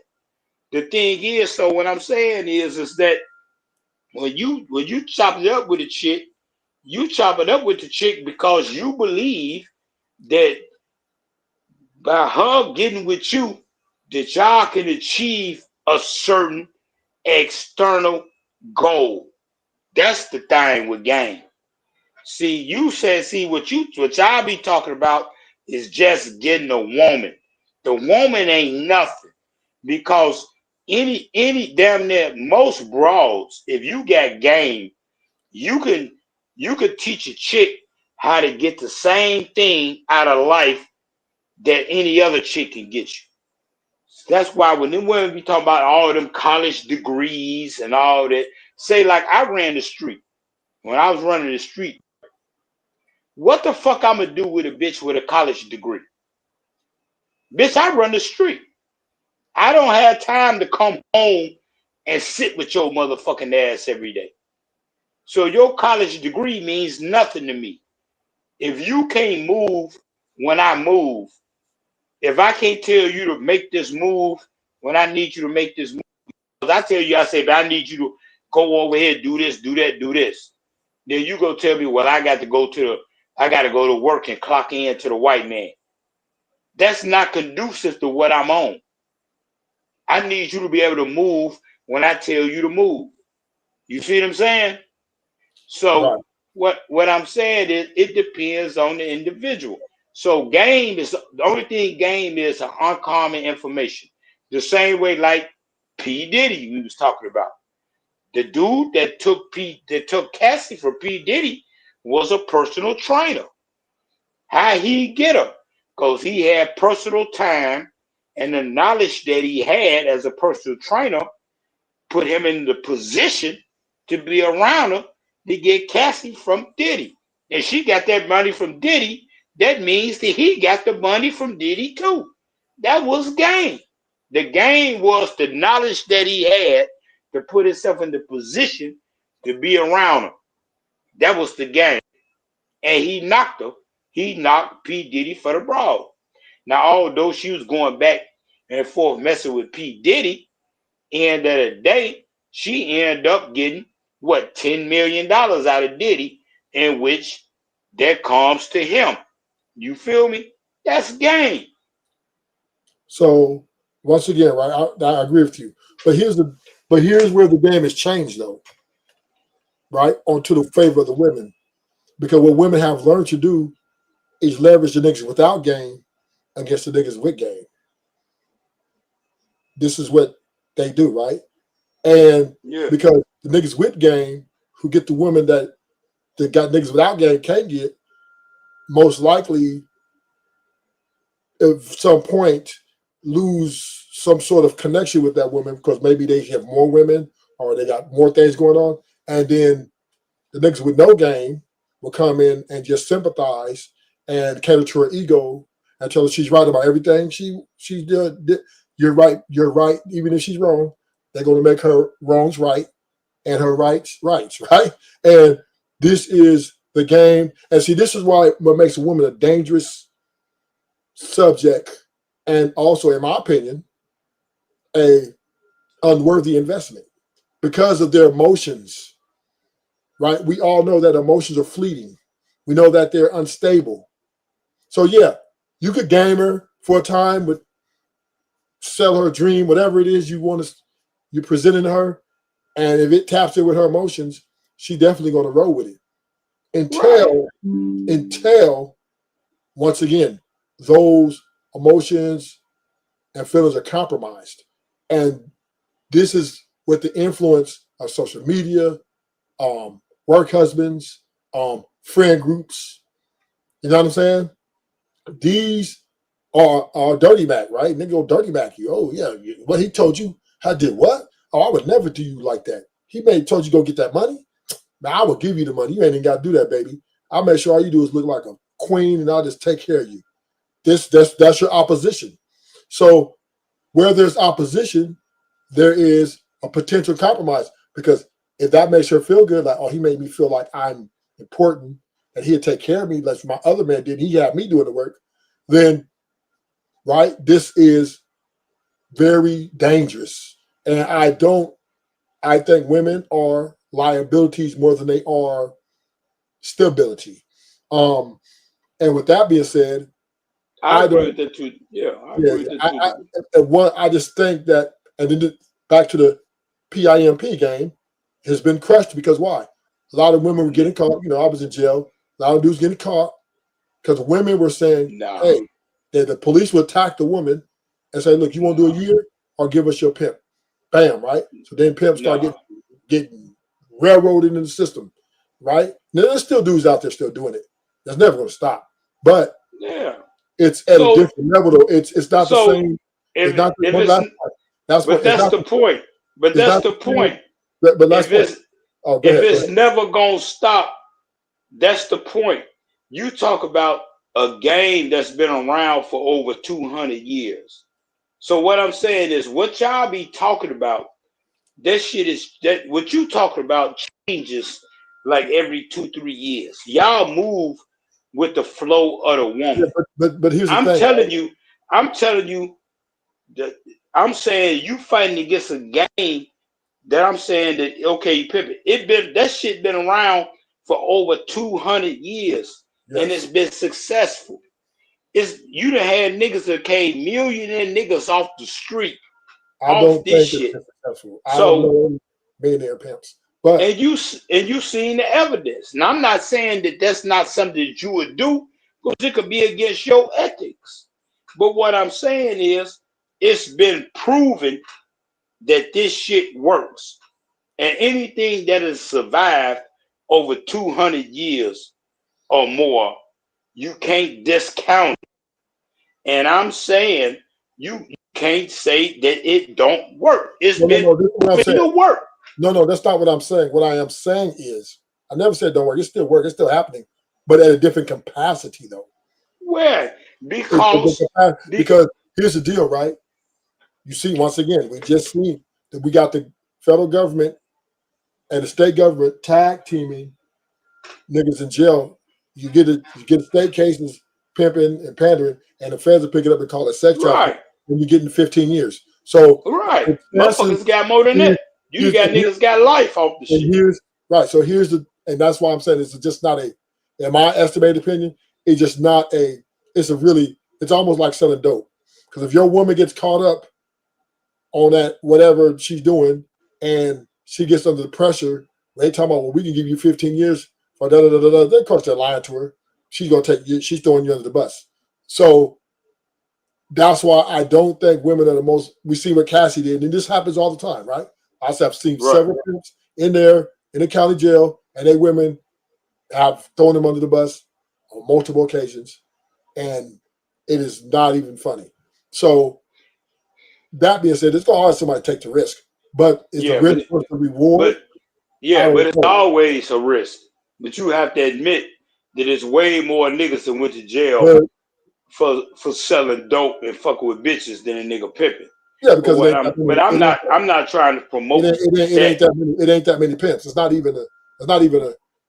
actually is. It's not if you really know the game, it actually is a lot of motherfuckers. The average city probably has 100 pimps at most. That's a lot. Well, you can't make the numbers. What I'm saying is, what you make the numbers. I mean, you can't make the numbers. You know, people like to say, like to project. I can't dive. I don't dive and get you. There's no way that we could get the numbers. But if you've been in the game, you know that the game has always been around and it's not going nowhere. It depends on who you is and can you implement the game. But at the end of the day, you know it's still criminal activity. So you know niggas gonna come and go to jail, this and that, because it's still a crime. But what I'm saying, but I say that to say about women, we not gonna go too deep into that because you know we ain't gonna get no pimp shit.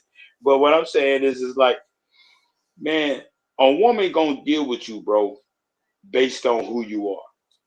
First of all, is a woman have to like you, man, and she have to respect you. And that respect is gonna be established early on when you meet her. It's just like if you go, say that you go in a gas station, you see a chick and she nice looking. You're like, oh man, I'm gonna go holler at her. You know, when you pull down on her and you holler at her, she automatically gonna assess out the gate. Because you know, women, you know, they deal with more men than men deal with women. Because if she good looking, she gonna always get hollered at. You know what I'm saying? So, I mean, a good looking man and a good looking woman is gonna get, you know, hit on more than a good looking man. Men don't get hit on like that. So she used to dealing with guys, and it's like, man, you go in the gas station, you holler at her, the way you come off. The way you initially come off, if you come off like, cause some niggas come off like a trick. And women know what a trick is. And if you come off like a trick, cause she gonna look at the way you dress, you got on all the jewelry, the watch, if you got that bullshit on, and the way you talk to her, she gonna marginalize you as a trick. But the way you present yourself to her is the way she gonna accept it. Now, if she knows you got money, she gonna automatically try to move you into a trick role, because she automatically gonna try to play you and get something from you because she know you got it. But based on the way you talk to her and how you deal with her, and she gonna respect you, bro. Sometimes, man, you like what these dudes don't understand. Sometimes, man, you gotta just tell a broad, look, sometimes you gotta say, man, bitch, just shut the fuck up. You know what I'm saying? You just gotta straight out tell her, shut up, bitch. And some dudes might say that's harsh, and women gonna say, you ain't supposed to. But women respect that. You see what I'm saying? And she see that you know nonsense. Sometimes, man, you might be talking, you be like, man, just shut up.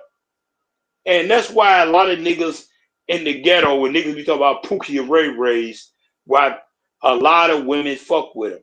Because them niggas, they don't even know how to, they don't even understand diplomacy. They just straight raw. And women like that. Niggas that's straight raw. You know what I mean? Bitch, shut up. And women respect it. Women don't respect no man that because women know when out of pocket. When a woman out of pocket, she know what she doing. And she gonna see how you gonna respond. And if you respond with that, hey baby, why don't you? She gonna, oh, this soft ass nigga. Sometimes you gotta be like, bitch, shut the fuck up. and women respond to that, and you will be surprised how women respond to that. Right? You know what I'm saying? You know, So I'm I not want to saying say you this. don't know, but I'm just saying in general. So once again, right? I'm gonna say this, and this is why I disagree with investing in this type of creature. Women will never love you more than they love themselves. I don't care what kind of game you got. I don't care what you give her. She will always put herself first, especially in a women empowerment type country where women are looked at as, you know, to a lot of people equal or even better in some cases.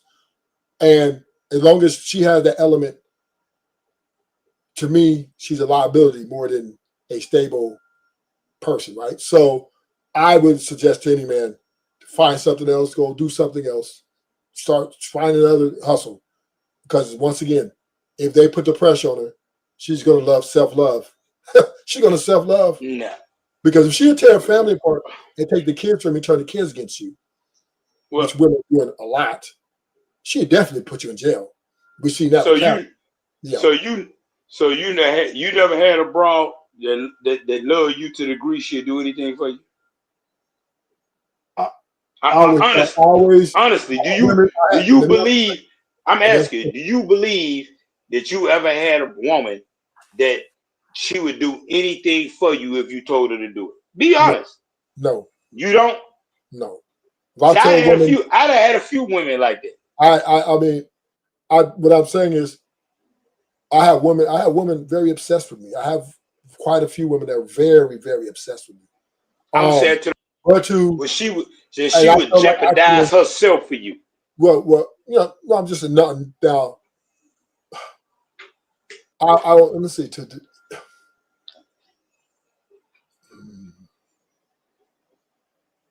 Jeopardize yourself? Yeah.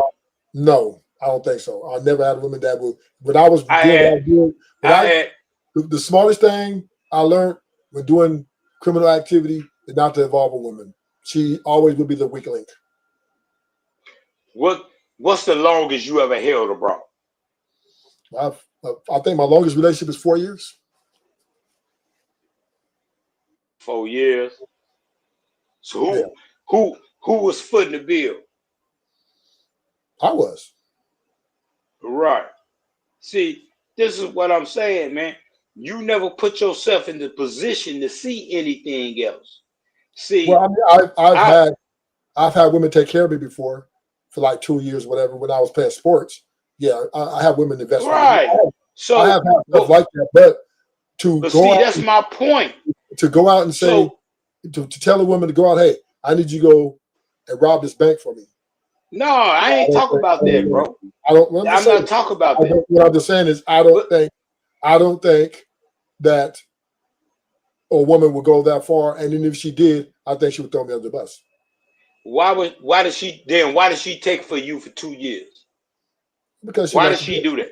Because she was paying for the milk. Why did she? I'm saying, why did she take for you? Why did she take care of you for 2 years? You like the dick. Okay. She was okay. Okay.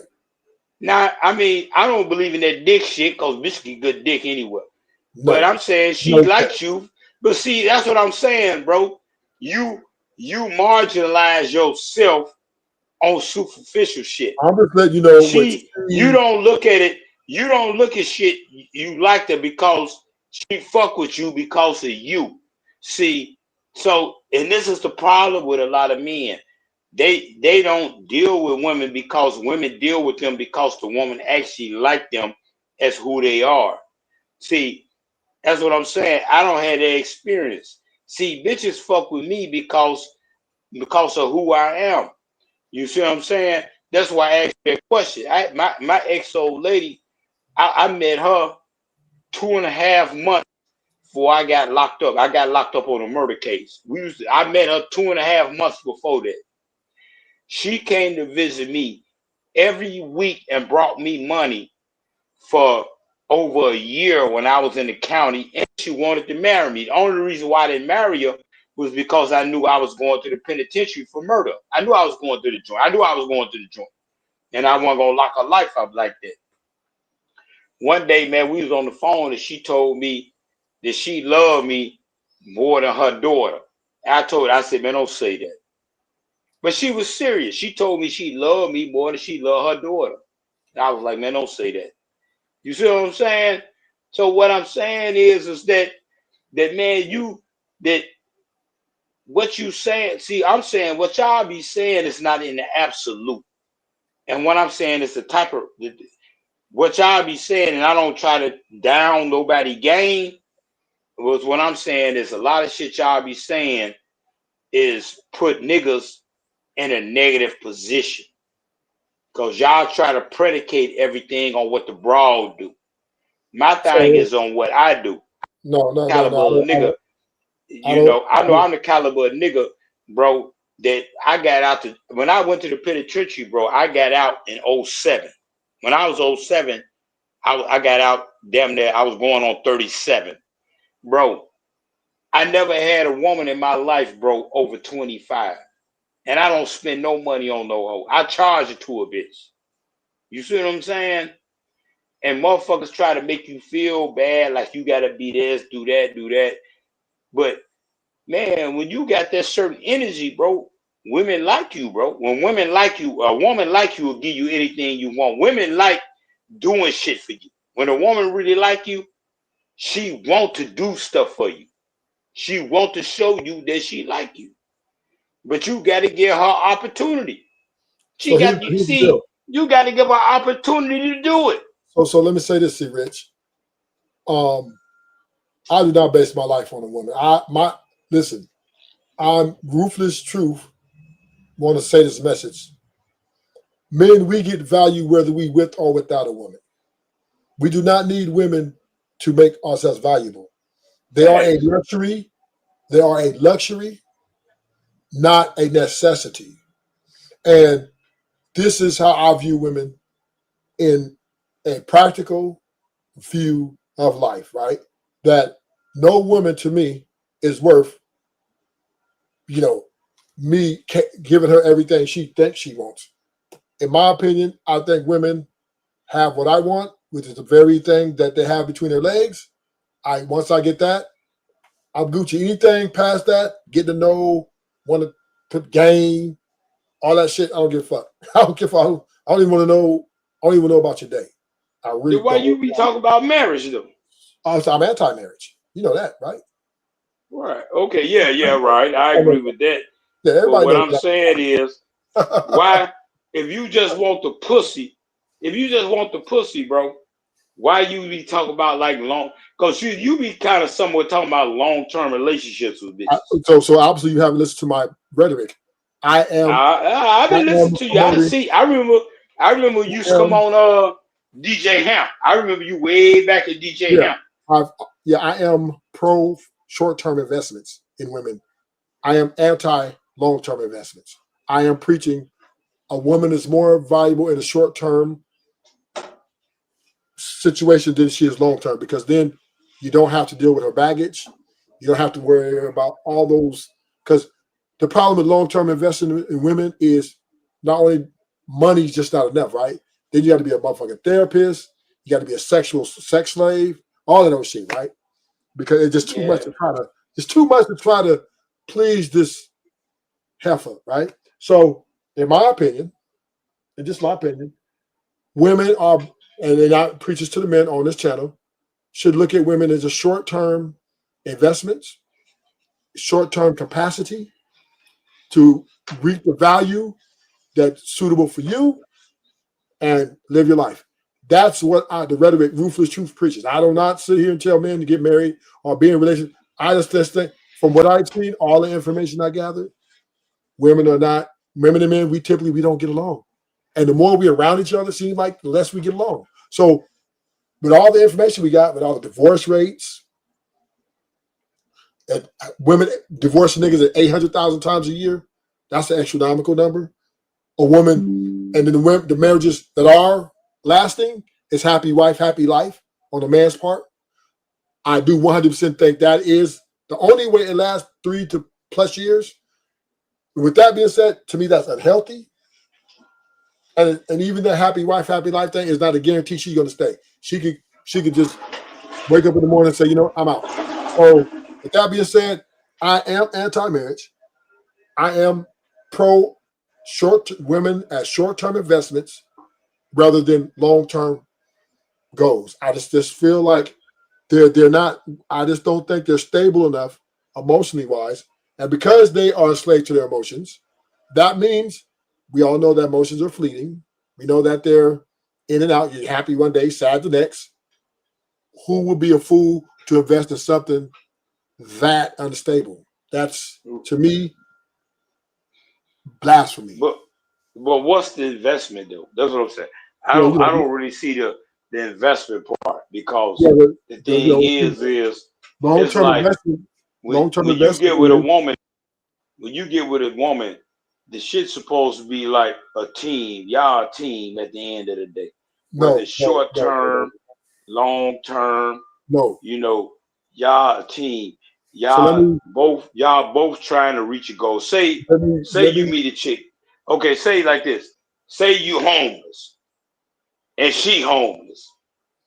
Y'all bumping, y'all running to each other at the shelter. Y'all politic and y'all put y'all heads together because two heads is better than one. And y'all figure out a way where, okay, we could get a crib and we both could get unhomeless. And y'all move in the crib together. Then y'all figure out a way, then she figure out a way, and once y'all get the game, she want to get a home place. Okay, I'm saying, okay, the thing is, okay, go get your own place. If you don't want to be together no more, go get your own place. She ain't did nothing wrong. Y'all both came together when y'all were both down. Y'all work y'all way up till y'all got to a point, and she see shit different, and the situation ran its course, and she move on. But how you gonna be mad at her? Because at the time y'all both needed each other, and you got to a point where you got stable. It's just that she wants something different, and you give her her blessing. That's a fair exchange. So let me break down. Let me break down. So my point is, what I'm saying is, whether you with a woman, if that shit lasts 2 months, 3 months, 6 months, 6 years, long as y'all helped each other get to the next level, nobody came out a loser. She still treated you as a friend. Y'all helped each other get to the next level. Nobody lost nothing. Please allow me to elaborate, because obviously you basically described a long-term investment. Long-term investment is, when you are the things you were describing at the beginning, balancing her out, checking her emotions, all those things, right? All those little time. This is all for you looking to build, right? And men are typically the ones invested more in a relationship than a woman, with the financial plus the psychological. I'm not saying that women don't invest in relationships in that aspect, but I believe their investments are a little different than men, but that's another conversation. But when we're talking about short-term investments, I mean, in the capacity, in my opinion, I think women are optimal in short-term dealings. I just think that you don't have to deal with their baggage. Right. You don't have to be a therapist. Let me finish. You don't have to be a therapist. But long-term investment, you got to be that therapist. Because guess what? You're a slave to her emotions.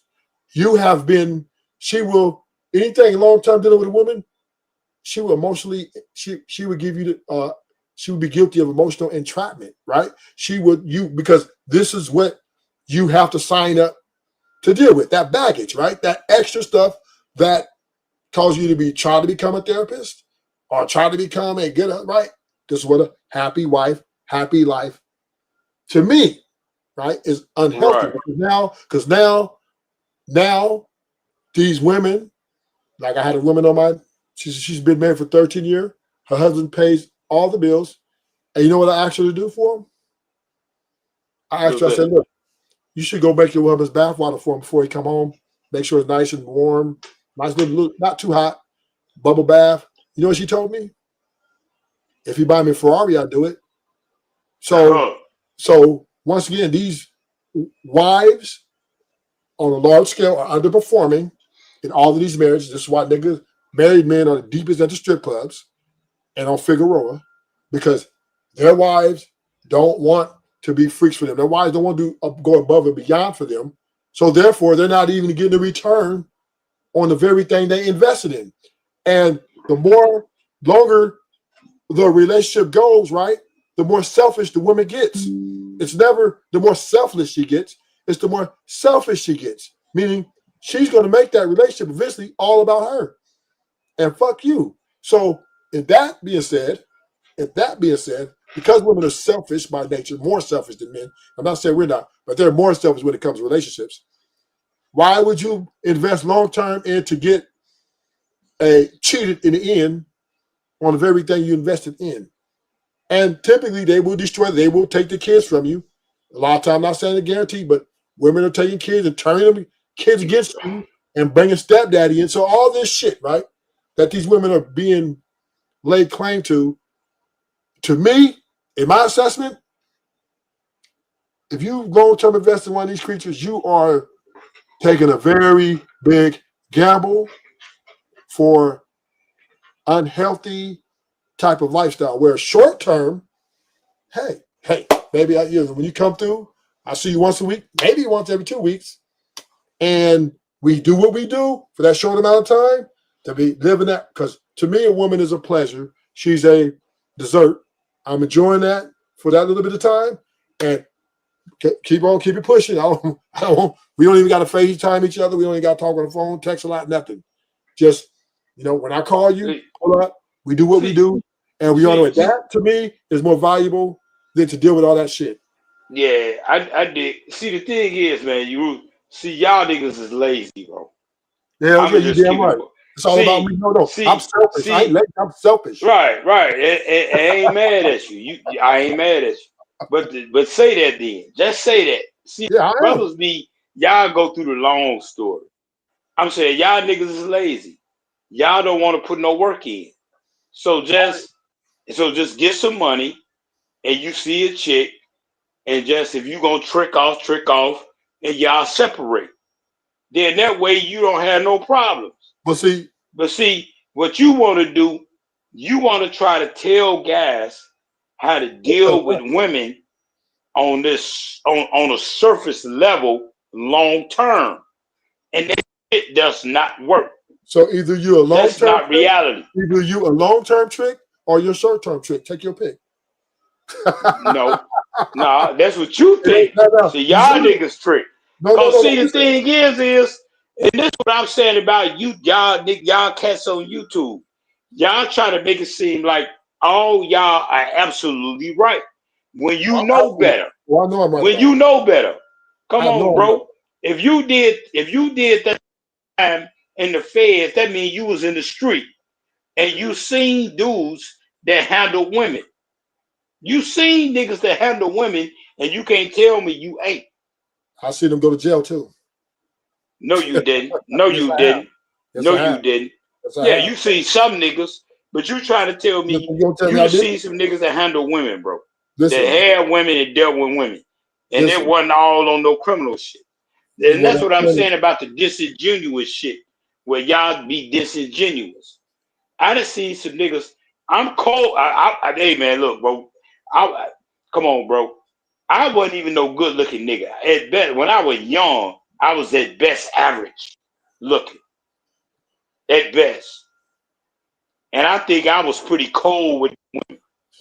Nigga, I done some miraculous shit fuck with them bras. And I done seen some dudes that made me scratch my head like, God damn, how that nigga, bro. That handle women, bro.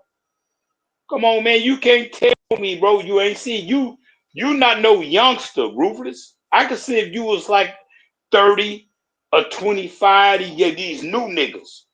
Cause it's different now. But you from the old school, bro. You at least 40 years old, bro. Yeah, so once again, what I've learned in my older years is I no longer value women the way I used to value them. Right. I mean, and that's cool. Because I see one thing, you don't have to. The definition of insanity is to try to do the same thing over and over again and expect a different. Well, that's result. not a real definition. That's a fake definition. People Whatever you call it, but it makes sense, right? To try to do the same. Yeah, okay, I understand. Monogamy is a total failure. Just keep it real. We don't want to admit that though. We want to keep trying to put a circle into a square. And this is the illusion of men. We don't want to. Yeah. This is what I'm saying. The women are let their nuts hang, nigga. They say, I don't need a nigga. My name Cash App. I don't, man, I'm out of here. I'm finna go get another nigga take your. Women are let their nuts hang. They're coming in, hey, nigga, I want this, I want that. If you can't meet that, I got this nigga down the street that will, what's up, nigga? But us men, we soft as a motherfucker. Oh, baby, you like to But then, no. Hold See, on, let me say this. Hold up. I'm gonna give it to you. Okay, go ahead. And most men, they go all the way. They're still pushing chivalry, right? They're still pushing blame the man, right? They're still pushing. She's there's good women out here. This is good women, right? When I think, and this is the last point, and I'm gonna give it to you. I think universally, women are the same when it comes to being a slave to their emotions. I think that's a 100% thing across the board. That is the one thing they all align on. I don't care what kind of woman you get, that will be the deciding factor in whether you guys are going to make it or not. Right. Emotions. Right. Nah, you can't. Women are emotional by nature, bro. That's what I'm saying. All universal. I think it's universal. You know what I mean? I think they're all 100% are a slave to their emotions. So that being said, that means if somebody's slave to their emotions, which emotions are fleeting, emotions are fleeting, we know that, then that means you're dealing with something that's unstable, man. Even if, no matter how much you try to regulate that, you can't, because we see that the divorce rate, we see the cheating rate with the work husbands, we see the sexless marriages, we see she doesn't want to run his bathwater, and that she gets a Ferrari. We see that she doesn't want to, the wives don't want to dance sexy for their husbands, don't go buy him a lingerie, doing nothing for him, because you know why they don't want to do that? Because they feel he's lucky to be getting this coochie. She's lucky I'm exclusifying this coochie. This is what it costs to get this coochie. So anything else, they don't expect nothing else. Yeah, but that's square nigga shit, bro. That's square nigga shit. You know, no, that's the fact. Man, you know, why do I need my woman to dance for me? If she want to do it, I do it, but why I want my woman to dance for me? Niggas be asking. First of all, look, bro. Let's take this. You old school. I thought you knew that was an old school saying that a woman in the street and a freak in the sheets.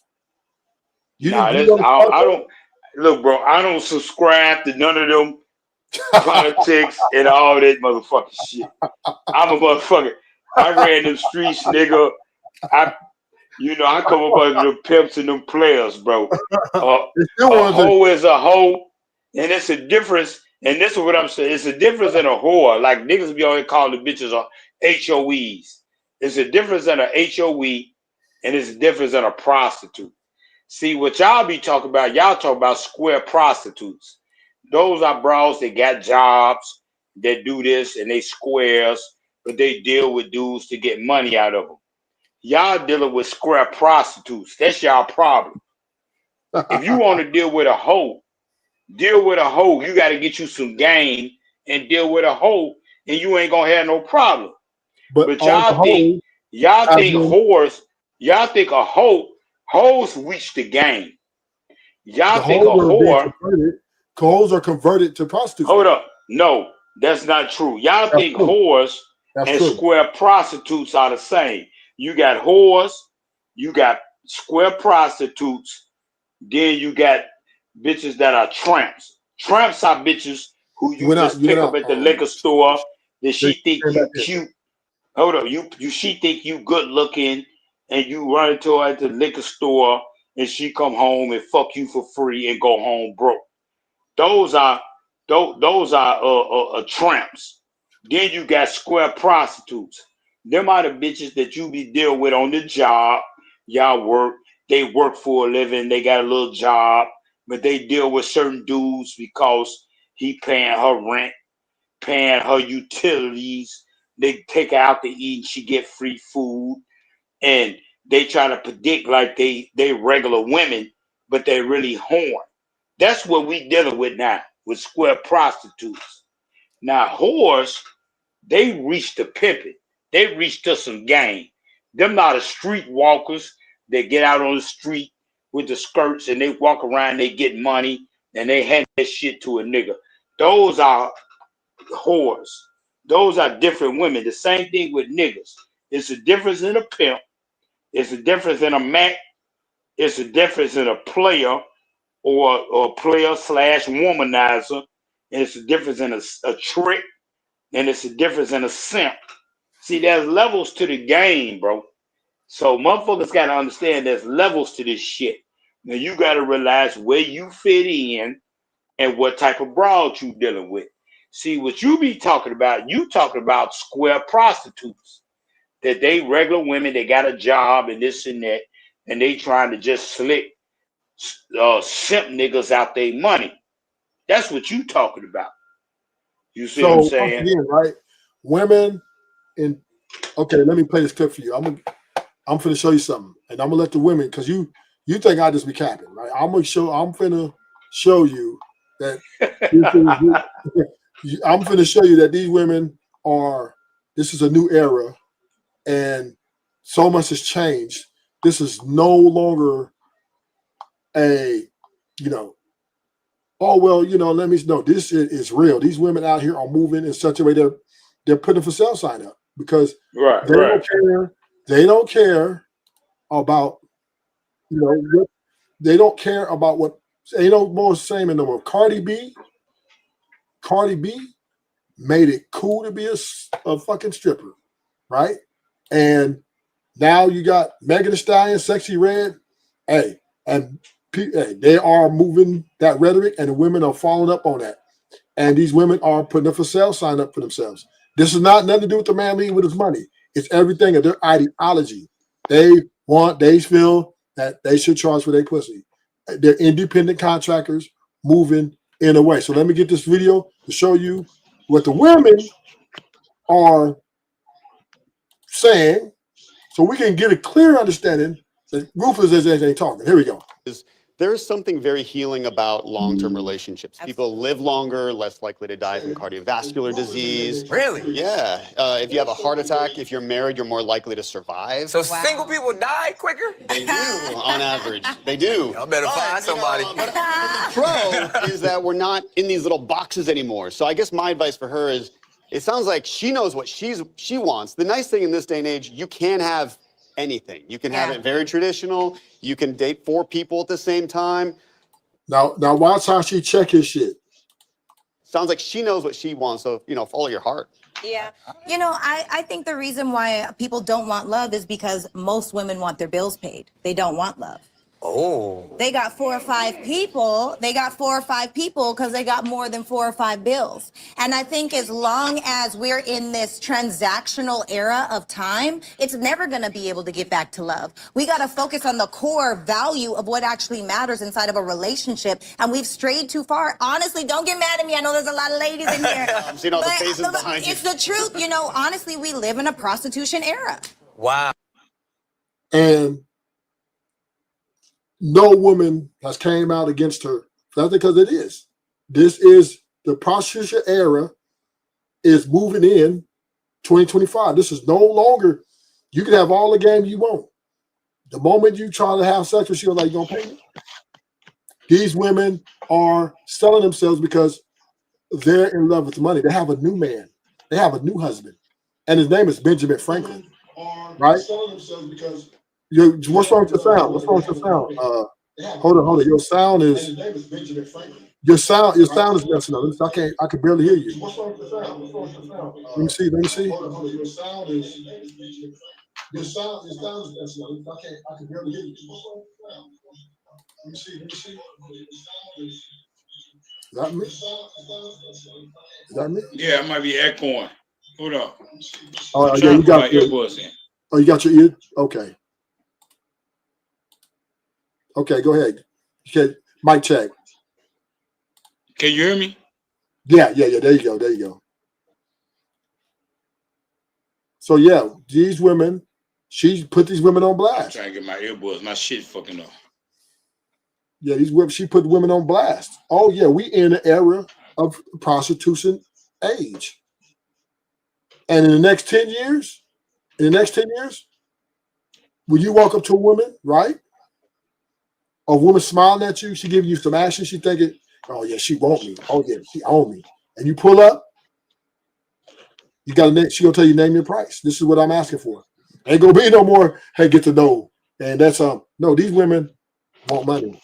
They might talk to you a little bit, small talk, but ultimately, these women want to get paid for their coochie because they want money, not the man. They no longer value men anymore or marriage. They want the money without having to be tied down to with the man.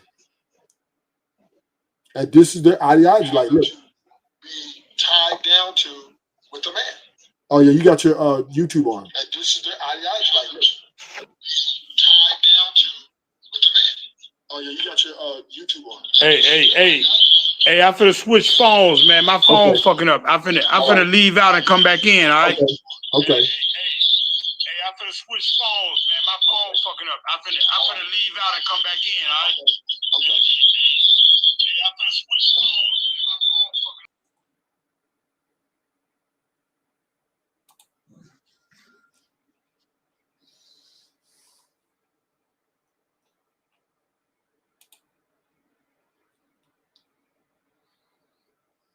So yeah, this is the age of prostitution. Women want money for their coochie. It's just listen, it's over. All that game shit, all that's over. Thank you, Zoomer hit it on those. The future is transactional. It's always been transactional, right? Only the men with economic success used to get the best women back in the day. But now it's just more out there, right? It's more out open now. Back in the day, it used to be, very low key. You know what I'm saying? Oh, we're gonna play it off. We're gonna pretend we love you. We're gonna pretend that we want to be your wife. And yeah. This is women no longer have to. Hey, yeah, you sound good. You sound good. All right, cool. So women no longer have to pretend, or women no longer want to pretend like they have to love you. That women no longer want to pretend to be your wife. Now they just come out and saying, Hey, hold on. I missed the video, so go back to what you were saying. Okay. Let me see. Let me play the video one more time. I got it right. All right, cool. Appreciate it.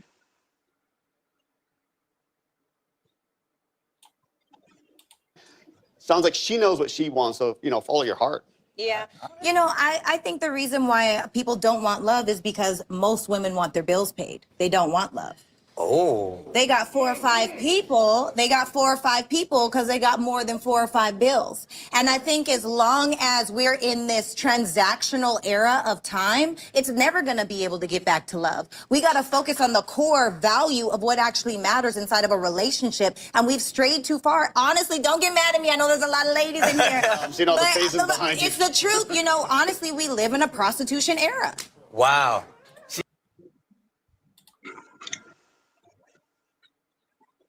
Okay, I got it. Okay. So this is. Go ahead. I'll listen to you. Yeah. So this is what we're moving into.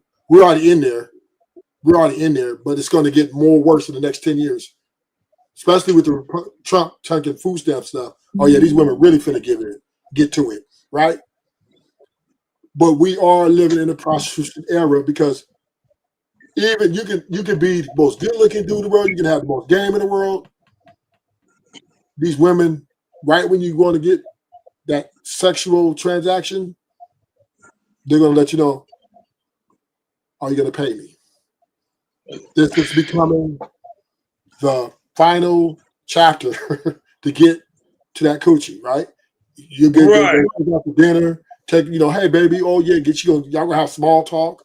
Which that's why I'm telling men, the game has changed. All that game shit is over.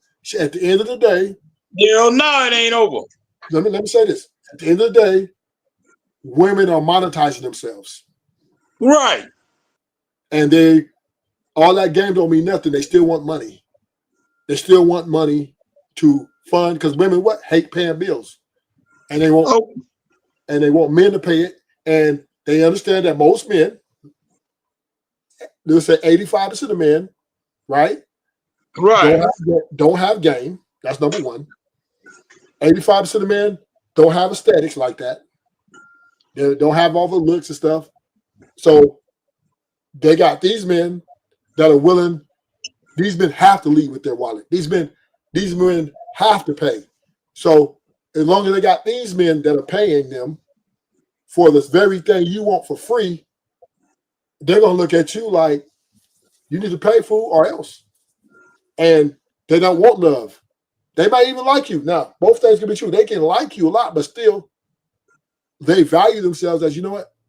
I need something for this. I feel like I am monetizing my coochie, and it is going to get me to the land I need to get to without having to answer to a man, explain why I want fake lashes, why I want a fake ass, or why I want this, or I want that. But I can get a sugar daddy, or I can get somebody who's just going to give me money without questions asked, and I can have my freedom, and I don't have to answer to no motherfucking argue about no dumbass shit. Keep it pushing.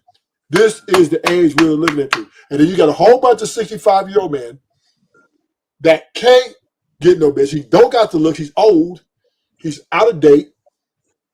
And now, because he has money, he had access to this bad bitch, which we all know it's a dream. It's all fantasy. But he don't care. He don't care, though, because he's finna die.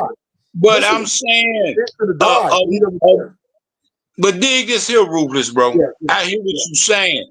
You heard what she said. The broad said out of her mouth that we in a prostitution era. Yes. So if you in a prostitution era, then what you gonna do? Automatically, as a motherfucker, that if you know what it is, you gonna gravitate to some game. You gonna be like, well, okay, since they out there on some prostitution, let me see what I can get out the brawl. You know what I mean? Y'all got to get off this soft ass shit. If y'all go sit up here and preach that women are prostitutes, and I'm saying if you gonna talk about the good women, then that's a different conversation. But if you gonna talk about and use the problem that she's saying that women are prostitutes and this and that, then what you do with a prostitute? She's not an honorable individual. So if she a prostitute, whatever she get out the game is what she get out the game. So what I'm saying is, if she prostituting, your thing gets to figure out how to get what you can get out of her, and it is what it is, because she playing for self. So you supposed to play for self. Then I'm saying, if a 65-year-old man, come on, bro, at your age, the last thing you should be worried about is laying up with a broad. If you 65 and you still worried about laying up with a broad, then you the motherfucker with the problem. So whatever happened to you, happened to you. I'm saying, man, that still doesn't solve for the problem, because there's a bunch of 65. It does solve for the problem. Let me say this. There's a bunch of 65-year-old plus white men and Asians and Indians, right? Right. Who are out here looking for love through their money. They want let me say this. This is very important. The value of money is only valuable if you can spend to get what you want. And at 70 years old, a nigga who can't get it up, but he just wants the companionship of a bad bitch in the pictures, conversating, whatever, and he is going to pay whatever her number is. And you who are 25, 30 are trying to get shit for free, she is going to look down on you. This is why women like older established. No. Yeah. Yes. A woman dealing with a 65-year-old man is not gonna deal with a 25-year-old in the same context. That's what I said. That's not true. That's If what I she said. so, That's what I said. I don't understand what you're saying. What they got to do? Let me break it to you right now. Okay. This woman's, you know, graduation. You know how everybody's so happy and shit? Right. They should be sad. The men should be sad. You know why the men should be sad? Why is that? Because the moment her parents tell her, baby, you got to pay your own bills, is the beginning and end of you and her. Right? But I'm saying though,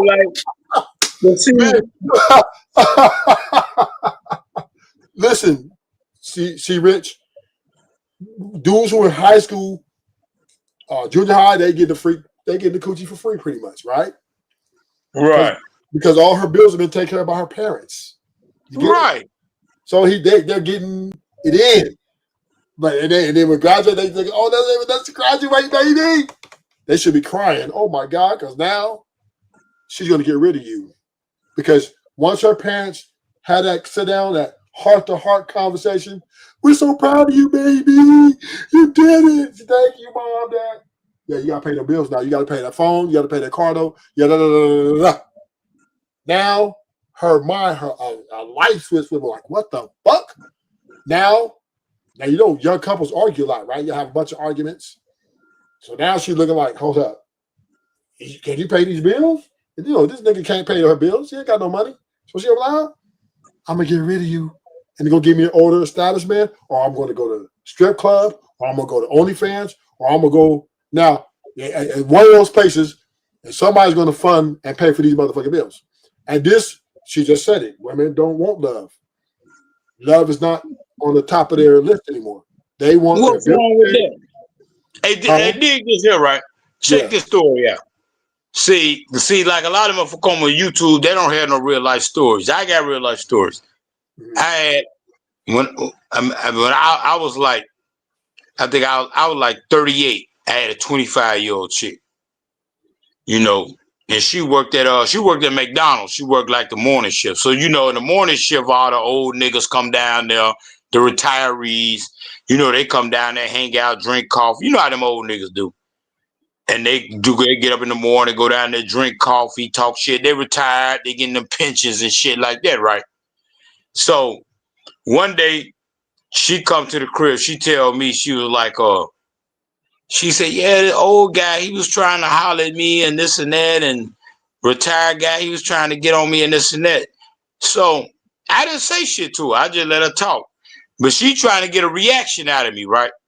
To see how I was gonna respond. So I didn't respond to her. I just listened to her. I was like, oh yeah, I just like you know, okay. So she so you know, I ain't say nothing. So it was maybe 3 weeks later. She come back and she was like, yeah, old school say, yeah, old school, he still be coming down there, he be hollering at me, he talking about he want to take me out and all. So she was trying to get a response. So you know what I told her? I said, goddamn it, you ain't asking for no money yet. That's what the first time I didn't say nothing. So the second time she told me, I said, you ain't tell that old motherfucker, give you no money yet? She was like, nah.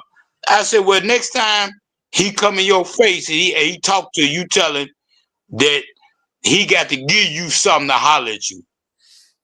Don't say if he ain't gonna hand you no money, then get the hell out your face. You dig what I'm saying? That's how the game go, Ruthless. All that other shit you be talking about ain't nothing. The game is how you run your game. I know she telling me that shit because she trying to see how I'm going to react. Am I going to get jealous? I'm going to say, why that old nigga talking to you and all that? Bitch, I already know what she on. She excited because she feeling good about herself and she trying to see how I'm going to react. Bitch, that shit don't move me. My So here's thing is, bitch, why you didn't tell that motherfucker to come out his motherfucking pocket? So here's the one. Once again, let me update. Single mama epidemic is for real. So most single moms are the leaders of the households. So there ain't no man there to tell them to go do that. The mothers are That's going their fault.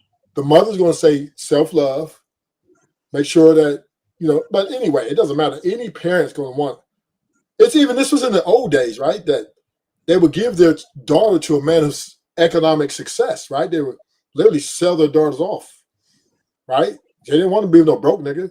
Even in the 60s, the 50s, the 40s, the 30s, even in the 1800s, they would get their daughters to the most successful motherfucker, right? Hey, take on. Right. Oh, he got money. Oh, he got this. He got foreign. He got money. But So see, let me say this.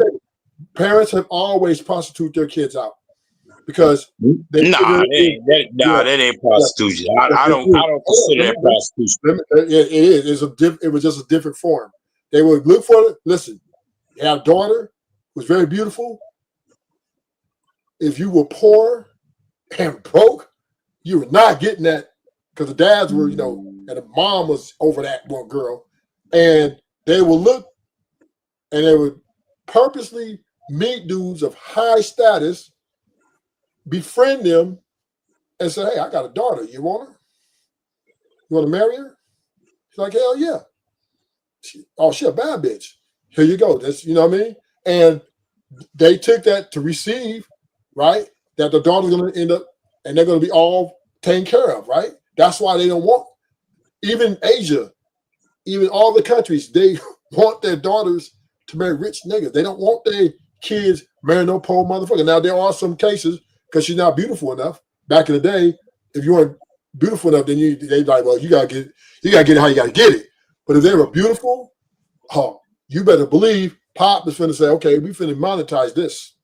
And we're gonna put our daughter out here for the best man available, which came with a lot of economic success. So you have to understand, this is why men throughout history, the value of men is 80% of economic success. It's not, there are other things, but that is the number one, has always been and always will be, right?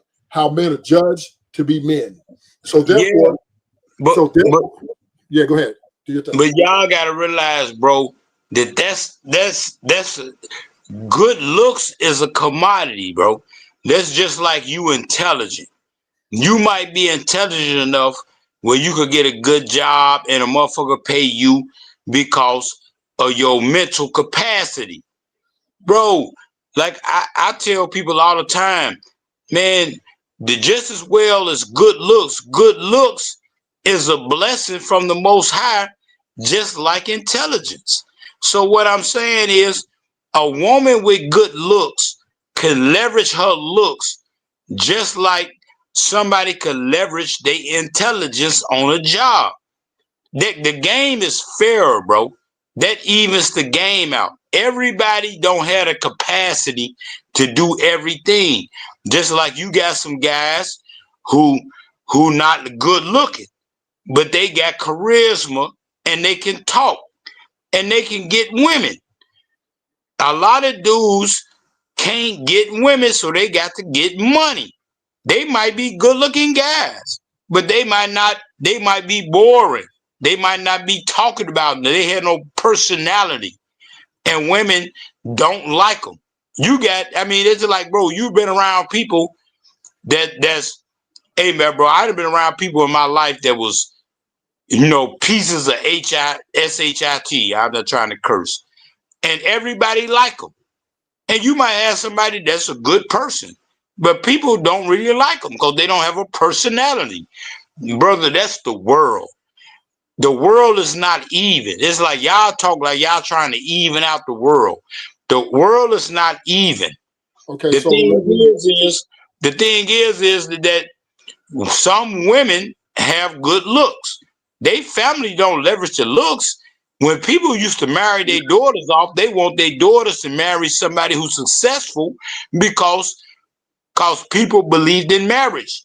and And they money. feel like that was the And way money. for women, And that for money. women to have a good life. He couldn't be broke. Everybody, come be on, broke. bro. He couldn't Hold be up. broke. And then Let me say constantly. this real quick. Let me say this real quick and finish, and I'm gonna give it to you. Let me land my plane. You could look at these women now, and they could talk about all them jobs and money and all that, and they unhappy like a motherfucker. They complain every day on social media about men. So at the end of the day, it comes down to the basic everything how it used to be, that women are supposed to be with men. Women are not supposed to be by themselves. Men can live by themselves. A man could go out in the wilderness, live, get a dog, live out in the woods, hunt, and live off the land. Women can't live that life. Okay. Now, have some women done it? Yeah. But women can't necessarily live that life. Okay, so once again, those days are over. Nobody, they don't need to live off the land. They got tech jobs, they got all kind of nursing jobs. They can get their own money now. So, but they not happy though. But they not happy. We're not disputing. Once again, the foundation of this conversation is women are delusional. Yeah, we agree with that. So we're speaking to a person who believes a lie. Right. So therefore we understand that the money doesn't make you happy, but they believe it makes them happy. Who cares what women believe? And that's the point. And that's why do you care? Why y'all care so much what women think, bro? See, Rich, y'all care so much what women think. See, Rich, y'all let me finish. Y'all let me finish, see, Rich, because I'll let you finish, right? Yeah, my fault. Why do you? So you ask a question. Why do we care what women think?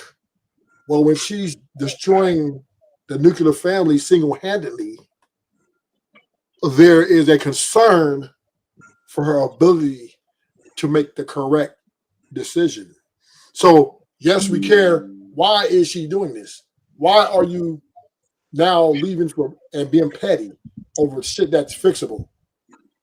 So there is a concern. Yes, we care because not me necessarily, but men, once again, the title of my show, men value family more than women. So of course, if men value family if that's at the top of their list, and the woman is destroying the very family that they believe in, the nuclear family, they're going to have questions. Why does she think this is the most suitable way to have a family? And that is a question for concern. Now, when we come to talking about dynamics between a man and a woman, it is very important to understand that the worst mistake men ever did was give a woman a voice, because now she won't shut up. And because of that voice she has, it's soothsaying, and a lot of men have fell for it, right? Because what do women do best? They know how to play the victim. They know how to, they ain't use it. See, they kill them with the feminine, soft voice. And what happened? A lot of men fall for it. And they pass all these laws. They make all these things to protect them. The woman is the most protected species on the face of the earth. Period.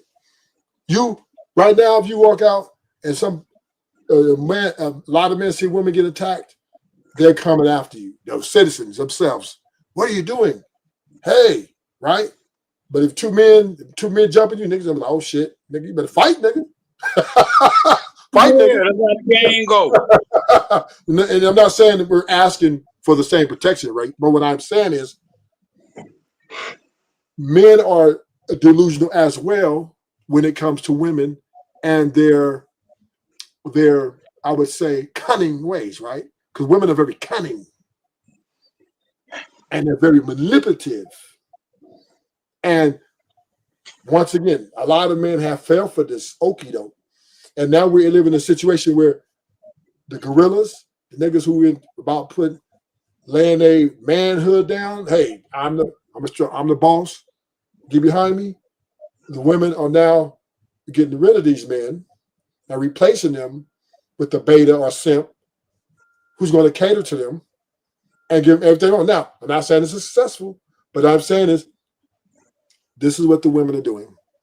And we do agree to this, that women can't pick the best thing for themselves because, once again, they're emotionally charged. So therefore, they will never be able to be suitable in that aspect. But we also must understand that because men believe in them more than they believe in themselves, right? Men believe in women more than women believe in themselves. These men are gaslighting these women. Boo, be all you can be. We're going to support you, right? Right. Which now we're in a situation, you're supporting the most unstable creature. A woman is more unstable than a lion, right? Lion, he fights for a reason. He goes out and protect, kills for food. Women just destroy because she just doesn't feel like it no more, right? So we understand that these women are terrorists when it comes to their emotions, and men are still trying to uplift them in this terrible situation. Oh, queen, let me take off my shoes, queen. Take to all my queens in the building. It's that nigga's fault. It ain't your fault, queen. Go ahead. If you want to fuck and get train ran on you, it's his fault, queen. Them niggas should have practiced dick discipline. you want to get that coochie up, queen? Hey, but this here though. Yeah. My point is this here. Based on what you're saying, say if all women in America they ran around, and I'm just for to say some stupid shit just to make a point. Say if women just said fuck it, they just start slapping men, fuck men, and they start treating men any kind of way. But when you come around, they say, hey, that's ruthless truth. Ruthless truth ain't with that bullshit. And they gave you respect. Hold up. And they gave you respect. But every other man, they treat them motherfuckers like however they want. But when you come around, they get in compliance. That's the only thing that matter, my nigga. Yeah. But I'm saying is this. You can't advocate, you can't make another man be a man, bro. If another man, if he don't want to be a man, you can't make him be no man. No, I'm not trying to do that. But what I am saying is this. Men need to stop promoting these women as if they're not responsible for their own actions. They are adults. They're intellectual. They're intelligent. They're smart when it comes to knowing the difference between right and wrong. Right. And the shit that they do is wrong. Period. Okay, but my point is the same thing. So the point is that you could say that all day long. It's like we know if you walk down a dark alley, you could get mugged. But you can't go around and tell motherfuckers that, hey man, y'all got to stop mugging. That ain't right. The mugger don't give a fuck about what's right and what's wrong. You got to talk to the individual, say, hey, don't walk down that dark alley. So what I'm saying at the end of the day, bro, I'm saying is that women gonna do what they do. Women are self-servers by nature. They gonna do what a motherfucker allow them to do. I'm saying if these guys will let them do what they do, man, let that bitch win. Look, if a woman come tell me she caught a sucker and she tricked him out of $10,000, what I'm supposed to get mad at her? I'm like, hey, shit, no shit. I ain't mad at you. I'm gonna try to get the broad to get on my team. Well, with the next motherfucker she knocked for $10,000, she gonna give it to me. That's the game, bro. The game ain't to get mad at the woman. The game is that long as she complying with you. That's what we at with in America, bro. Ain't the old day, like you say, the old days is over with. Ain't no more this and that. The game is that if you see a woman and she run around and she's slick and you know she got game and motherfuckers giving her money, your thing is what you want to do. You want to get in pocket. Like, man, I got to have that bitch. You know what I mean? Because she gonna take the money from them and give it to you. Right. You agree with that? You Um, think I'm asking you, do you think that's possible for a nigga to do that? Yeah, I mean, but he would be an outlier, a minority. Well, it's a whole lot of outliers because niggas been doing it for years. And yeah, but they're still minority. They're not the majority. Right. It's supposed to be that way. Once again, right? It's supposed to be that way. Well, we got to, once again, right? We're speaking in terms. Number one is, it is not likely for a man to want to depend on a woman for something like that, because when his value is more so worth it for him to go out and get his own and strike his own goal, and he ain't gonna depend on a woman, that is more valuable. That is more valiant, right? That's more honorable. Not saying based that. On what? Not saying based on. I'm saying. You saying that's more valuable based on what principle? For a man's ego, right? He might not want to do it that way, right? He might want to do it another way. Like me, right? I'm going to get the gun. If I need to get up, make a lot of money, and I need to get to a certain place, I'm going to get the guns. Okay. Okay. So okay, but hold on. Let me ask you this. I'm almost done. So that's the difference, right? I'm not for spit no game, but I want to get $1 million. I need to get $1 million. The guns are coming out. So my character is, I'd rather take some shit than to sit here and wait for some shit. So every man, we're not a monolith. So we don't ascribe to the same ideology of asking, especially a female or even a homie to, hey, do something for me, then bring it to me when we rather go get it ourselves. So that just, we're never going to be firm on that. We never Right. Some Yeah, right. Oh, okay. Hey, I'm saying, okay, say if you got a woman and she come home one day and she say, man, I found this multimillionaire like me. Say this your broad now. Follow me. Say this your woman. You got a bad motherfucker. And she come home and say, this rich motherfucker like me, and he gave me $1 million, and you was like, say she was gone for a day. She's like, man, I was the millionaire motherfucker, he liked me. Then that motherfucker gave me $100,000. And she come home and gave you the 100,000. She say, I got 100. He gave me $100,000, baby. I finna give it to you. What you gonna say? Yeah, I'm gonna take it. You're right. So what? All that other shit you said. All that other shit you said about a nigga want to make it on his own and all that motherfucking shit. That's some bullshit.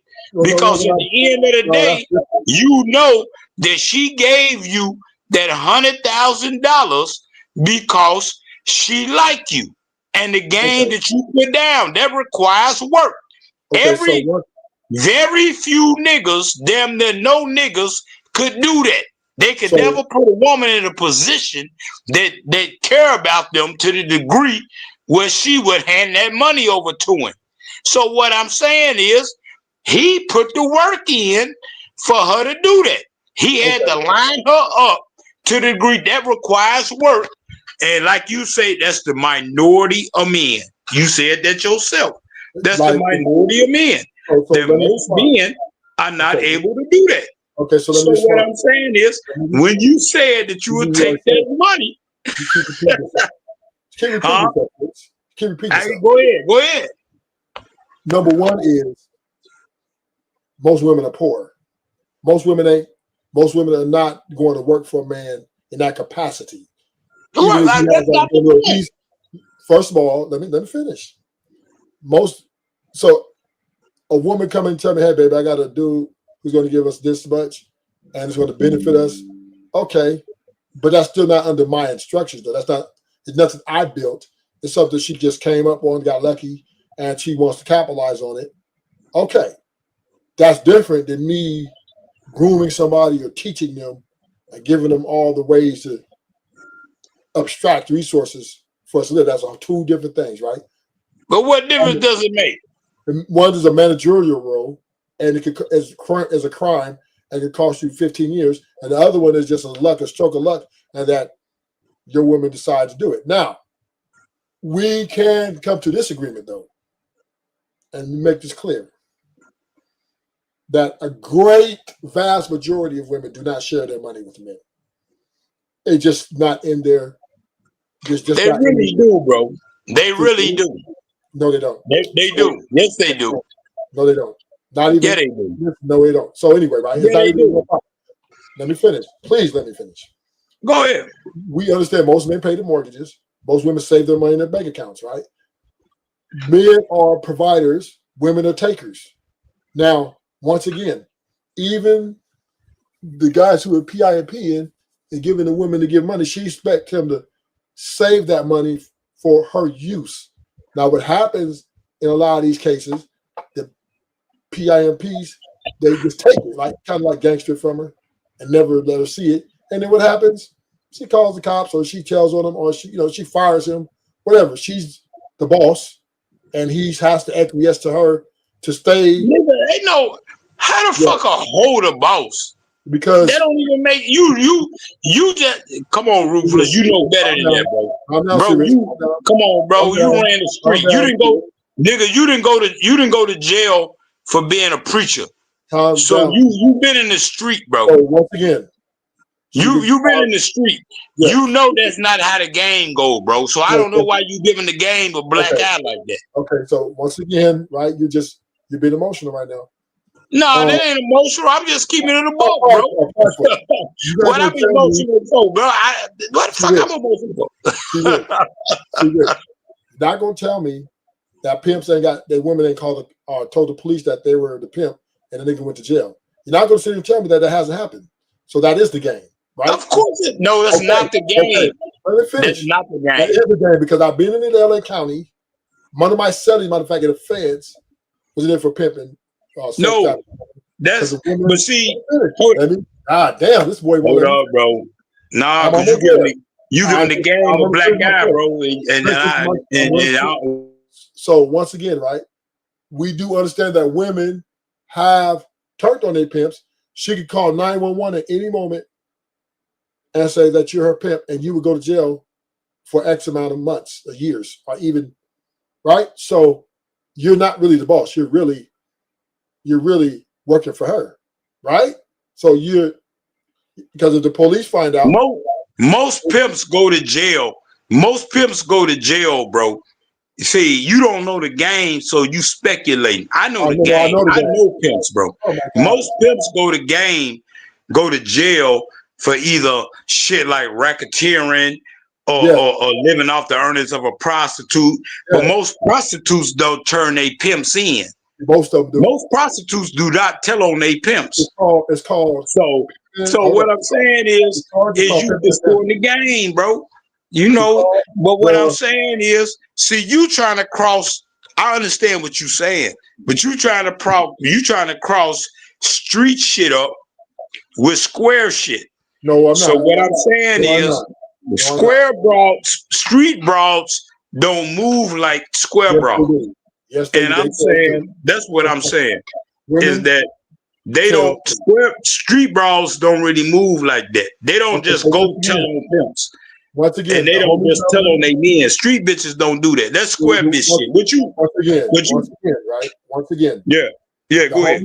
In the LA County, we're helping them fight their cases, helping them get the law together, all that shit for them to properly defend. Are in there because of the testimony and the statement of their prostitute. Okay. No, they don't. Yes. Very few pimps go to jail for pandering. Rich, you ain't even gonna let me finish, right? Do you know what pimping and pandering is the most common charge in the LA County there is, right? So pimping and pandering.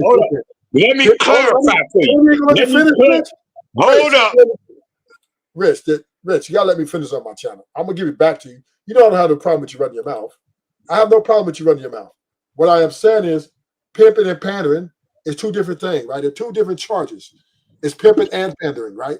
Pandering is you groomed her, right? That's what they're saying. You the one gave her the game and taught her all this shit. That's pandering. And then pimping, you actually goes out acting, she makes money or gets money for her services. And they're letting her go free. They're letting her go free for her testimony. She gets to go home free. And you're going to take all the charges. You will not have a co-defendant. You will have not a co-conspirator, right? She will go home, and then they would tell her, you could go home only if you sign these papers, if this goes to trial, that you would testify.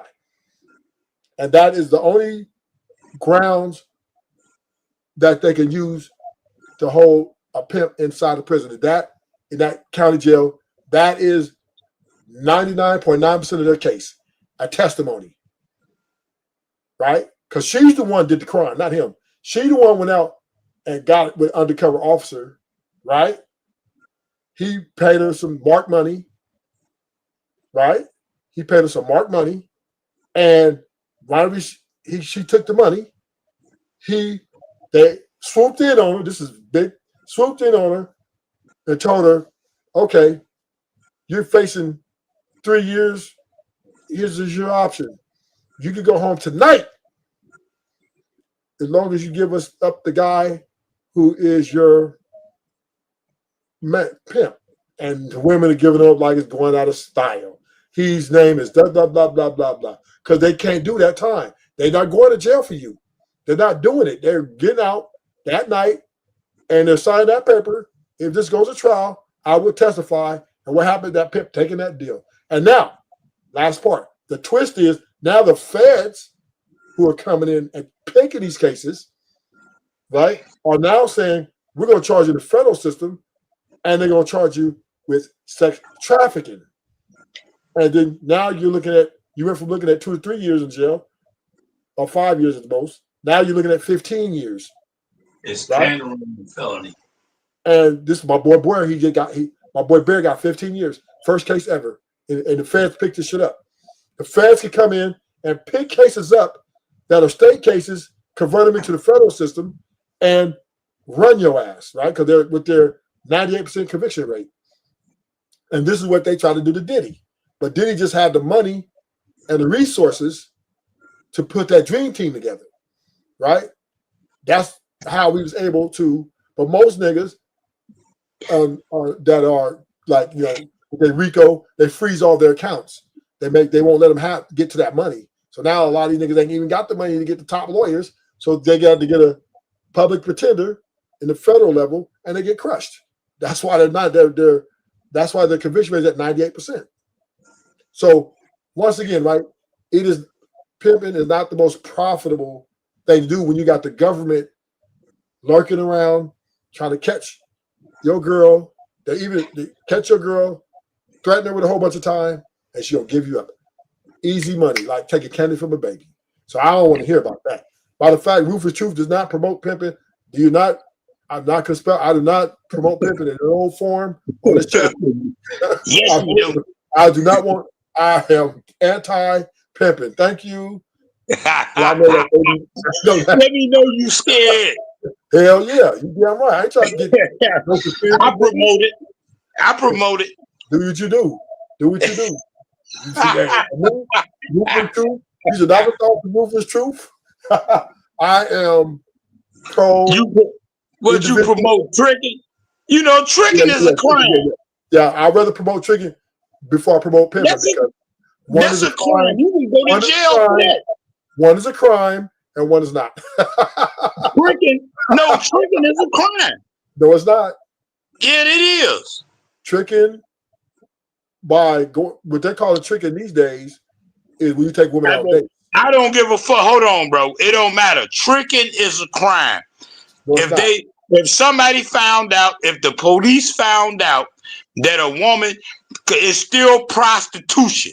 If you got a chick that you work on your job and you was giving her money to have sex and they found out that's still tricking, that's a crime. She's still prostituting, bro. At the end of the day, that's a crime. Yes, the tricks go to jail. Okay, but you have to first Number one is it's not a crime. It is a crime. No, it's not. I'm gonna break it down to you. If she says, if she frames it, are you gonna tip me, or can you help me out with my bills? So when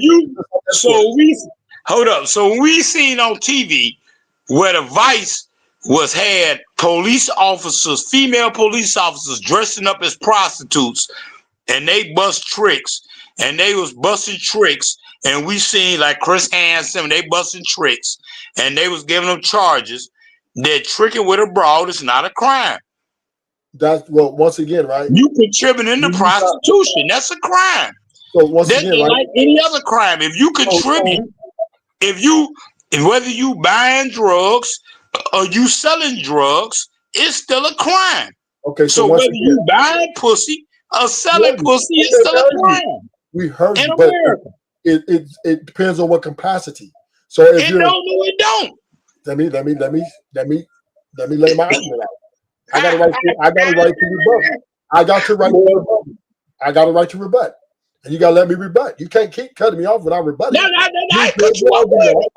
You laid your argument out. Now I'm gonna lay my argument out. Number one is if the requirement for you to take her out to get a chance to get to that coochie is taking her to dinner and stuff like that, that is still a payment for sex, but you can't be charged in the court of law for that. If you're on a street corner and she's on the street corner and you walk up to her and you say, "Hey, how much?" Yeah, that's a crime. But if you say, "Hey, baby, I'm gonna take you on a date and I'm gonna take you shopping and I'm gonna do this and that for you because I like you," that is not a crime, right? Escorting is legal in all 50 states. No, it's not. Yes, it is. No, it's not. Yes, it is.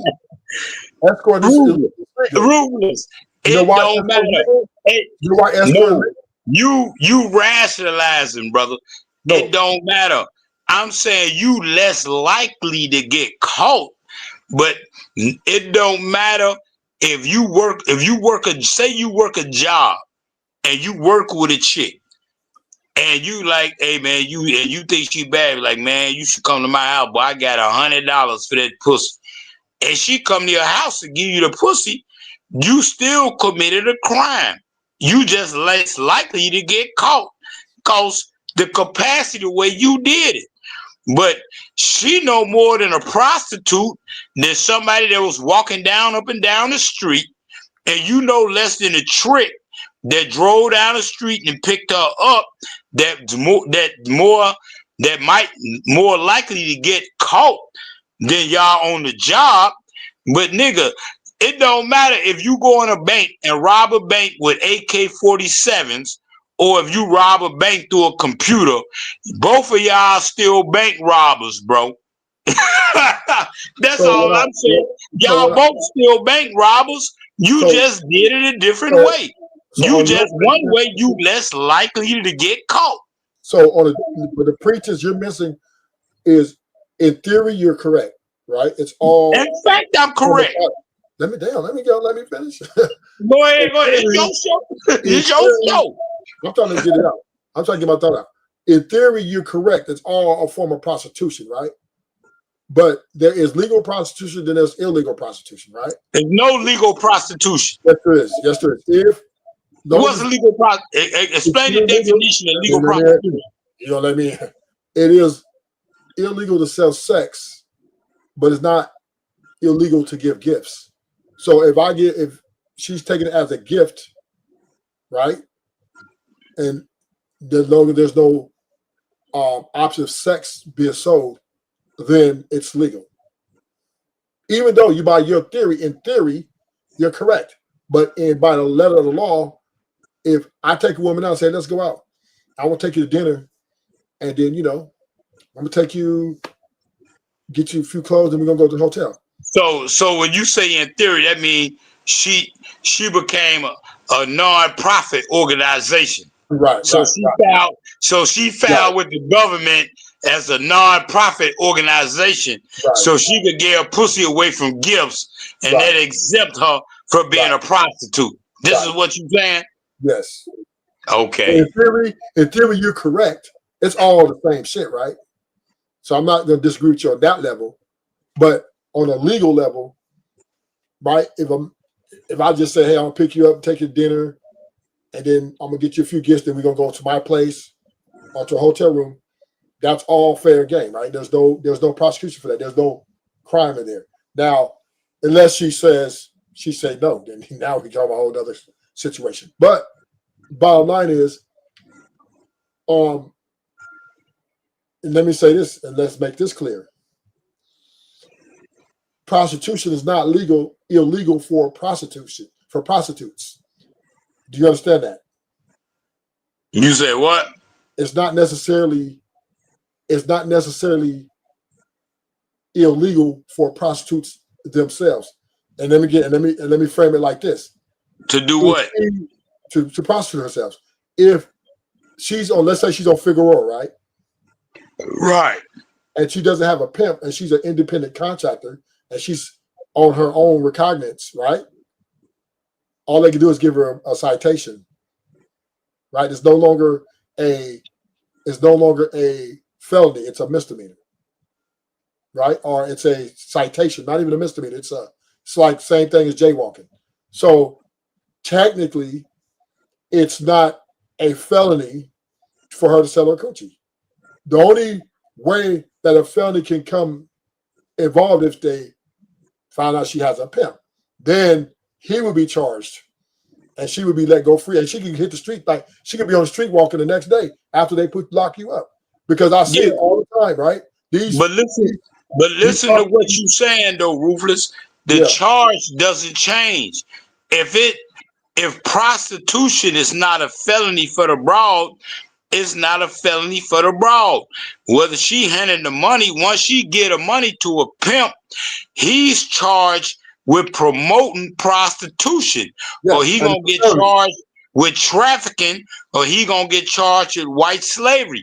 That's a different charge than what the broad got. So I'm saying that don't, just because she with the man, that don't change the charge for the chick.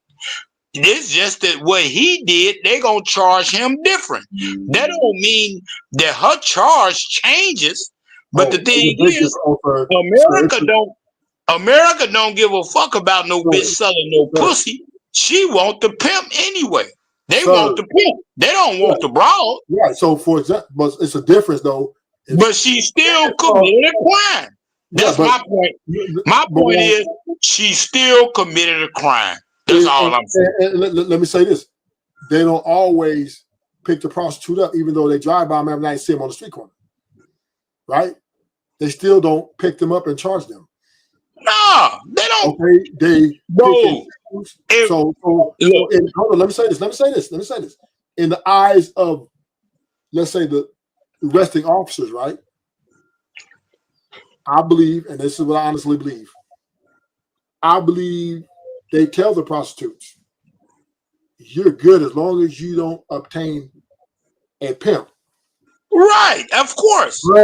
But the prostitutes, for them to be a successful prostitute, right, has to obtain a pimp, because she doesn't want to carry all that cash around her with customers because she could get robbed. It ain't about that, bro. No. A bitch don't know what to do with the money. The bitch don't know how to put them twos on them fours on them eights on them 16s, and them 16s on the 32. That's the thing about pimping. They don't want them hoes to have a pimp, because pimps know how to make money. And most motherfucking pimps we know are niggas. We know that most white men that pretty much the pimp game, we know that the pimp game is controlled by black men. So it's another way of keeping black men from getting money. Because we know that black men control the pimp game. They used to control it. They controlled it forever. Black men invented the pimp game. Okay, we understand that, but they don't control it anymore. They still control it. If black men don't control it, that means the game don't exist no more. No, you have Latinos. Hold up. You have Latino men out They here. know Latinos. When you seen a Latino pimp? I'm in LA, homie. I don't give a fuck where you at. I see them all the I time. understand pimping, bro. When have you seen a Latino pimp? I ain't never seen a Latino pimp in my life. Where you at? I don't give a fuck in nowhere. Where you at? I don't care. I done been all over, nigga. I ain't never seen a Latino pimp. I done seen. I can even say that I done seen some white pimps. I done seen some white boy pimping. We all know about Mr. White folks.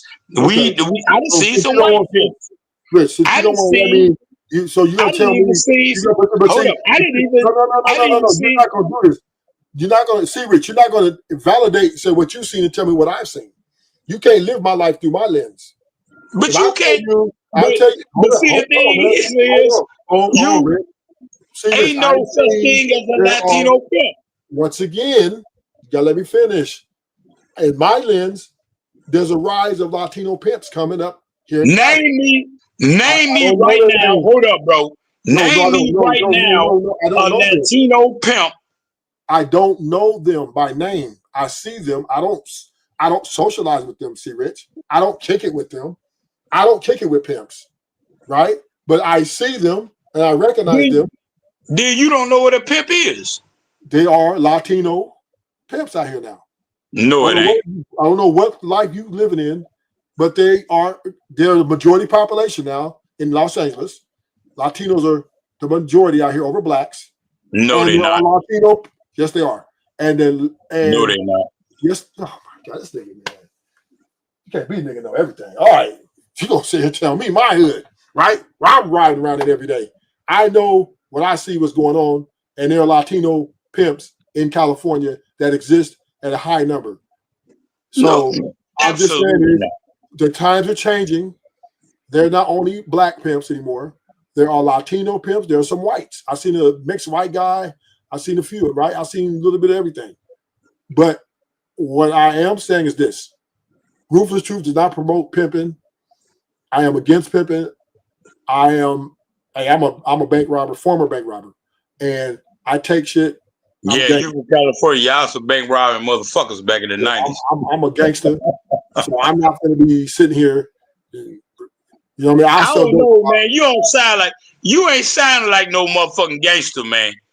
You the way you talking, bro. Gangsters don't pimp. You know that. Gangsters don't pimp. I know y'all don't. Okay, that's what I'm saying. See, that's what I'm saying. You ain't qualified. See, hold up. Don't you see my? Don't you see my how all my shit's laid out on my platform here? You see the guns. That's what I'm saying. Okay, right. So we don't pimp, nigga. We take shit. I'm agreeing with you. I'm agreeing with you. So, that's what I'm saying. But I also understand that the feds be listening, and Ruthless Truth does not promote pimping because I don't want no. I'm saying I agree. I want to tell the Ruthless Truth audience, I agree with Ruthless Truth that he don't promote pimping. He's a gangster.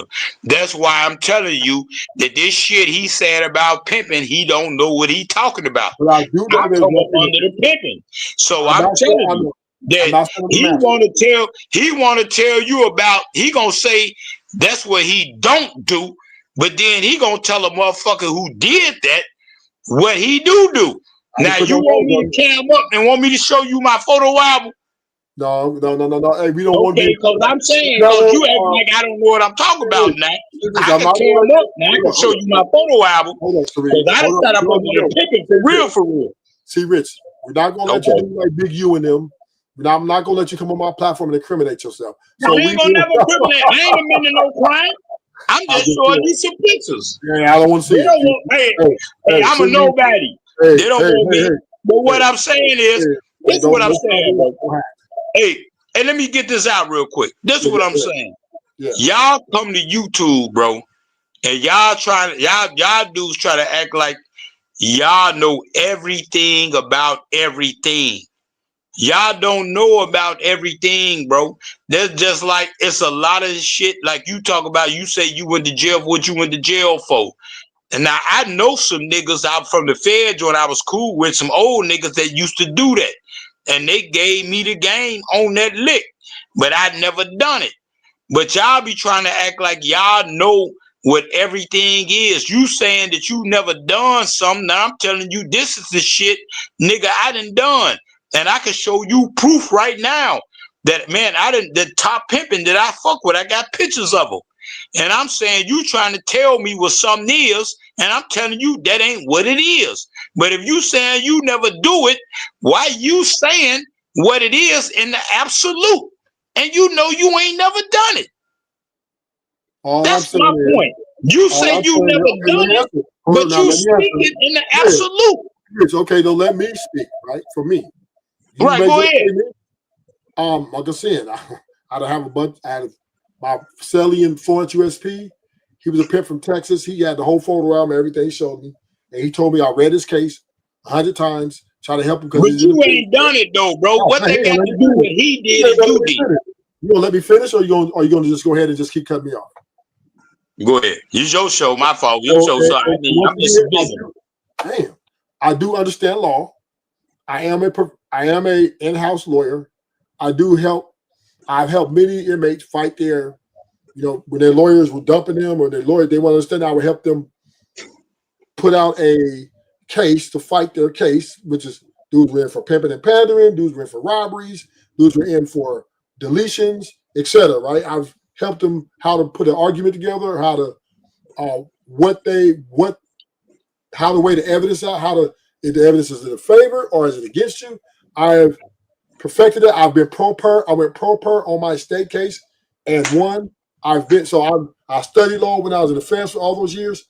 So I am experienced in a court of law, and I do understand the guidelines of pimping and pandering. I do understand how America prosecutes this case. So yeah, I may not have ever pimped a girl, but I do understand the laws and study them and see. Right. I'm not talking about the law, though. I'm just trying to. But the law is what governs the shit. That's what counts, right? See, the law. Okay, the law you say you beat cases. The law. I can give you. Hey, the law. Okay, well, we're speaking. Let me fact. God damn. The law governs the pimp, right? The pimping is regulated. We're talking two different things. At the end of the day, the government regulates pimping, right? You guys are. No, it don't. The law govern pimping. What are you talking about? But I'm saying, you say, the thing is I can actually give you my name, and you could Google that shit. No. Do not incriminate yourself. I'm just saying, and the cases will come up why I actually. So what I am saying is this. Hold up. Well, you telling me what your law. But if you can't give me a case. So what I am saying is this, right? And I'm almost finished. I understand the laws surrounding the cases dealing with pimping and pandering. I help dudes fight. I've read case law versus laws and I've helped dudes in their plight to beat this case. So when I say I have an understanding of how the law prosecutes this case, so I don't necessarily have to put a woman on a track to understand that how the law prosecutes this particular charge. So therefore, yeah, you might have more experience at giving a woman some game and putting her out there on the track. Okay, I'll give you that. But I understand how the law prosecutes this case. And that's all I'm saying, right? And I'm saying is, as do you the professional. I understand it now. I ain't going, and I'm not here trying to tell you how to pimp, right? I'm not saying, see, Rich, you need to pimp like this, or you need to pimp like that. I'm not saying that. I'm not doing it. What I am saying is the law surrounding. I understand that you can get anywhere between probation to 15 years, depending if the feds pick it up. That's all I'll say.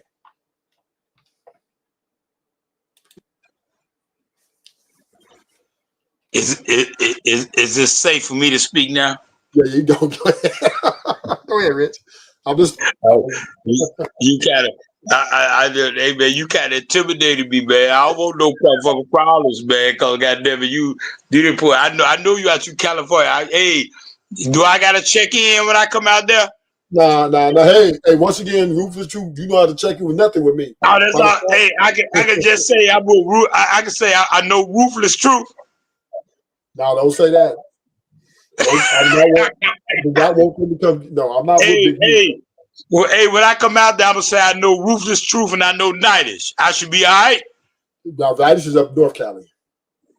This shit is still Cali. No, it's not. It's two different worlds. Well, I Up know north, that. They don't count. Up north The and Bay, south side. the Bay Area don't count. The Bay Area don't count in LA. No, they don't even have. The Bay Area don't even have Crips and Bloods. Now you had what was old boy supposed to be from the Bay Area? Man, this was back in the days of rap in the 90s. He's supposed to be in a Crip. They have cliques. They have cliques. And like some sort Was of, it? yeah, Was it rap? Was it rapping Forte? Rapping Forte? Yeah, but they don't have Crips and Bloods though. I thought he was a Crip.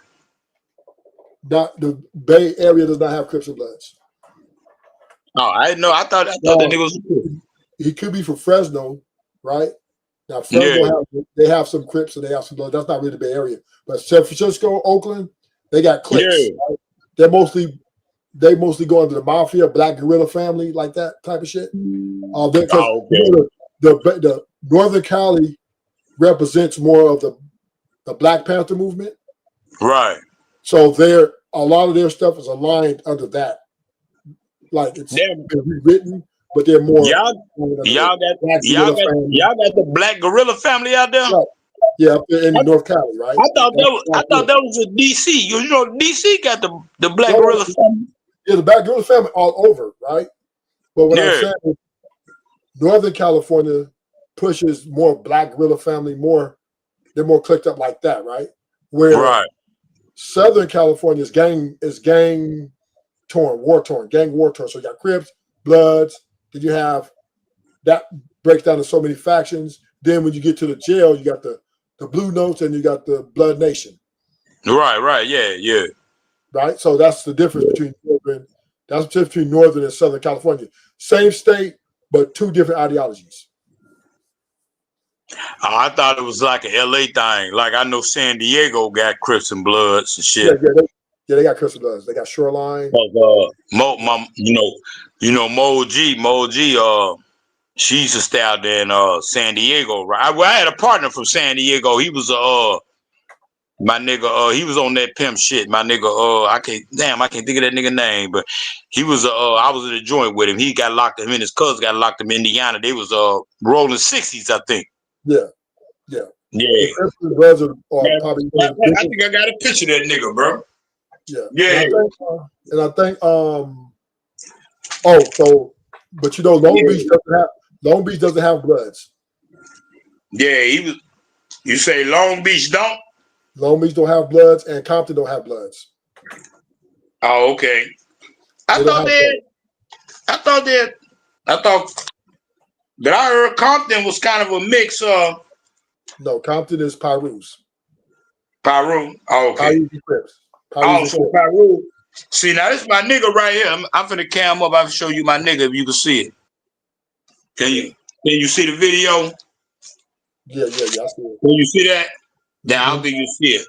My nigga right here in Cali, he was a roller 6. I don't think you can see it, though. I don't think it's too dark. I can see good. Yeah. That was my nigga right here. That was in California. He was a rolling 60. He was out of San Diego, though. See, your ideology will be more Northern California. Yeah. Like in Southern California, niggas ain't pimping like that. You get ran out of town. Yeah, I know they be down there on Sunset and all that, man. You know. That's Hollywood, right? Yeah, it's the Hollywood area. No doubt. Yeah, they have a little bit pimping over there, but in like South Central, right there, those areas, there's no pimping. Yeah, well, you know, the game that fell off. It ain't nothing like it used to be, bro. It's the game ain't damn near dead, bro. It's damn, it ain't nothing what it used to be. Well, because the white man is coming in and regulating. Yeah, because you know they came with them laws and shit, and motherfuckers, their niggas and got watered down. You know, motherfuckers ain't what they used to be. Yeah, but niggas are still dangerous though. Don't ever get that twisted. It might be watered down. You know, I'm saying on as far as the gangster tip, yeah, niggas still about their business. But I'm saying as far as on the pivot tip, niggas ain't really, niggas ain't really on that no more, man. Niggas, because the gangsters, the gangsters the pimps. yeah, The problem with the pimps is they get in Southern Cal, they get into it with the gangsters, right? The Bloods, the Crips. So they have, and pimps aren't unified like that. They don't have a coalition that is big as the Crips or the Bloods. So they they take their show. They take their show to Orange County or up north. Yeah, well, the ism, man, we don't move like that. We don't move like in organizations. The game got rules. See, this is what niggas don't understand, bro. That it's rules to the game, and them rules been around for over 200 years. And niggas that really play the game still stick to the rules. But because, with the laws and shit like that, shit in there, niggas is, and like I say, man, it's just the young niggas are different than old school niggas. We from the old school, bro. Everything we did is different than these dudes do now. You know what I mean? We had we did shit different.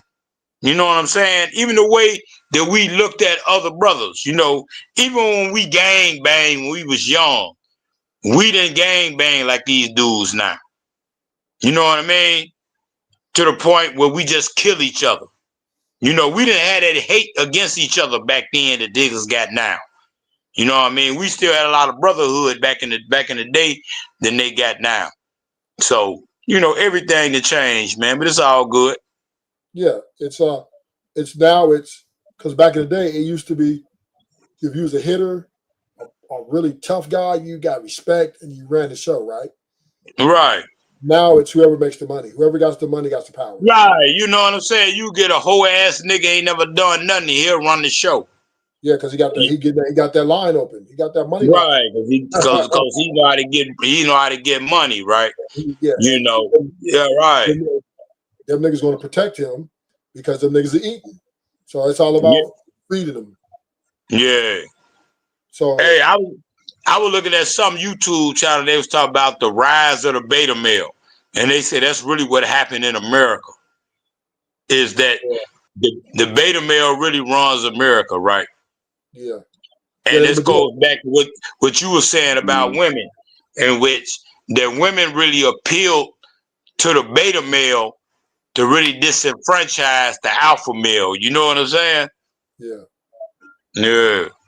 Yeah, because once again, women are no longer looking to follow men. They're looking for men to follow them. A lot of these women want to run in relationships. And beta male offers that option. Right.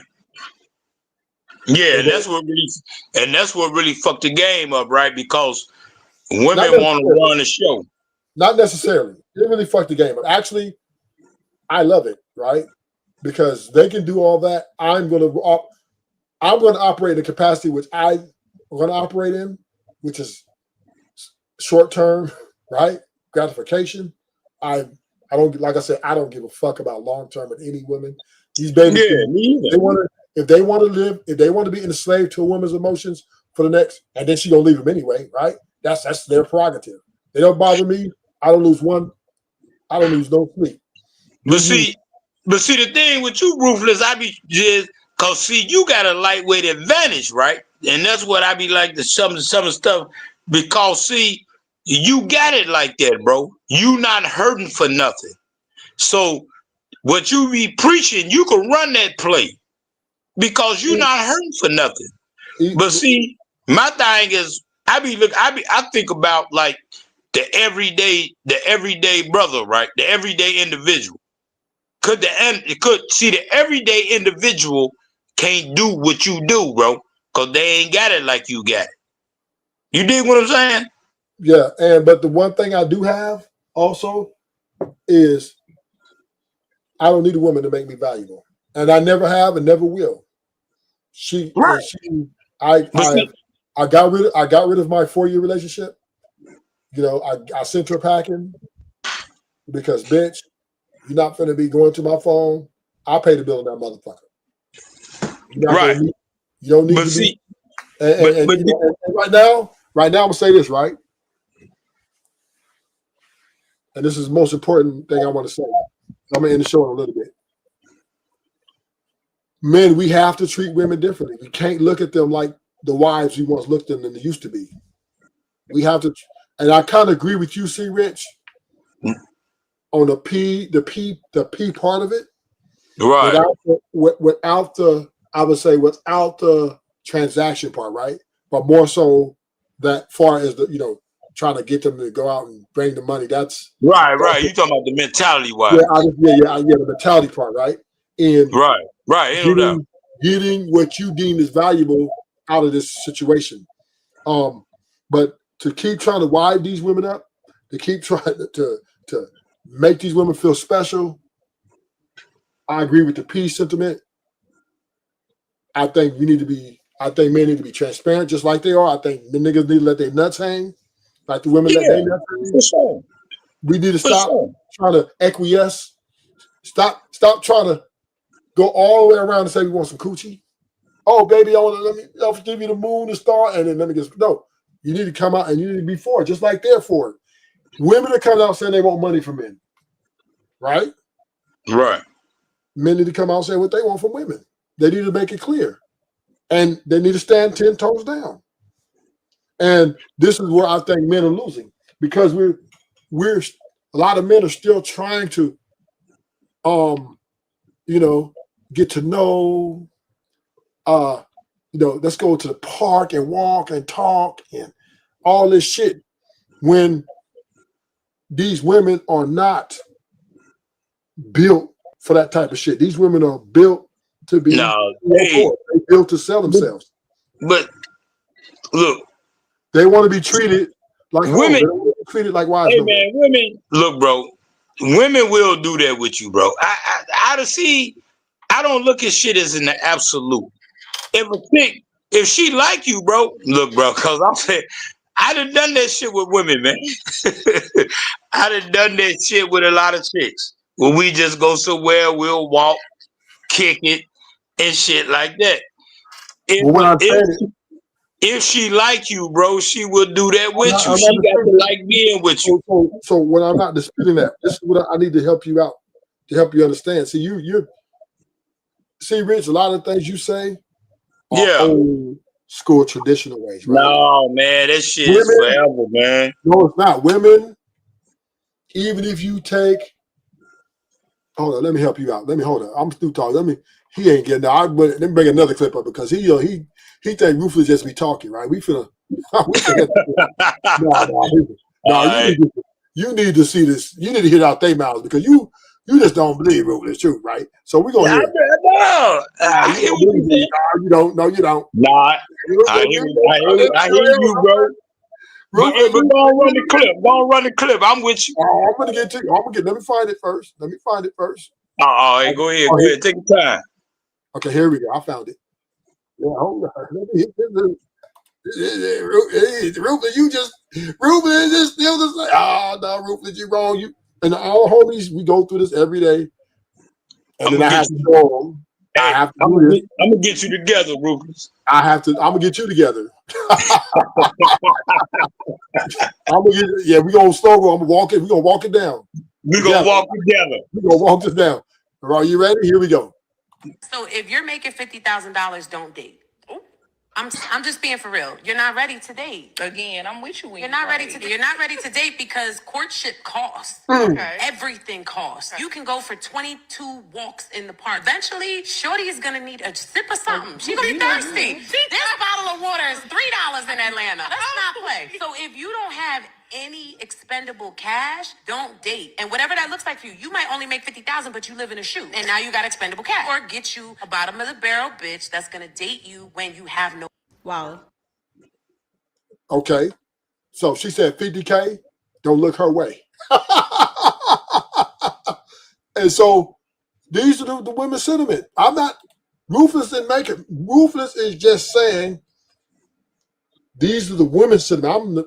I'm just relaying the message. I'm not. Believe me, see, Rich. I like the old days better. At least I'd rather bitch to fake it. You know what I'm saying? In some ways, right? Yeah. But hey, I'm gonna talk about that. I'm gonna let you run I'm gonna talk about that clip when you get through. But I'm gonna let me know. Let me know when it's my turn, man. I'm gonna tell you about that clip because that's an old clip. I seen that before. Okay, but you see it again, right? So once again, right? These women are moving just like this woman. She represents a great vast majority of these women who are attractive or not attractive. I give her a 4, or maybe a 4, 5. To some men, she's a 6 because she's not ugly. And these type of women, because the bad bitches ticket prices so high, the average man cannot afford a bad bitch. So he has to, the 4s and the 5s understand that, yeah, nigga, what, you ain't gonna pay, nigga? Well, go get that bad bitch and see you try your luck. Or you go get that ugly bitch down there with 5 kids and 6 different baby daddies and try your luck there. But if you want me, you gonna treat me like that bad bitch. I'm your new bad bitch. So this is the way these women are moving out here. And these things are happening. I don't get it. Like, these women are demanding. She said, don't date, nigga. So I'm just saying, are you telling me that she wasn't being honest? No. I don't know, man. I see it exactly the way she sees it.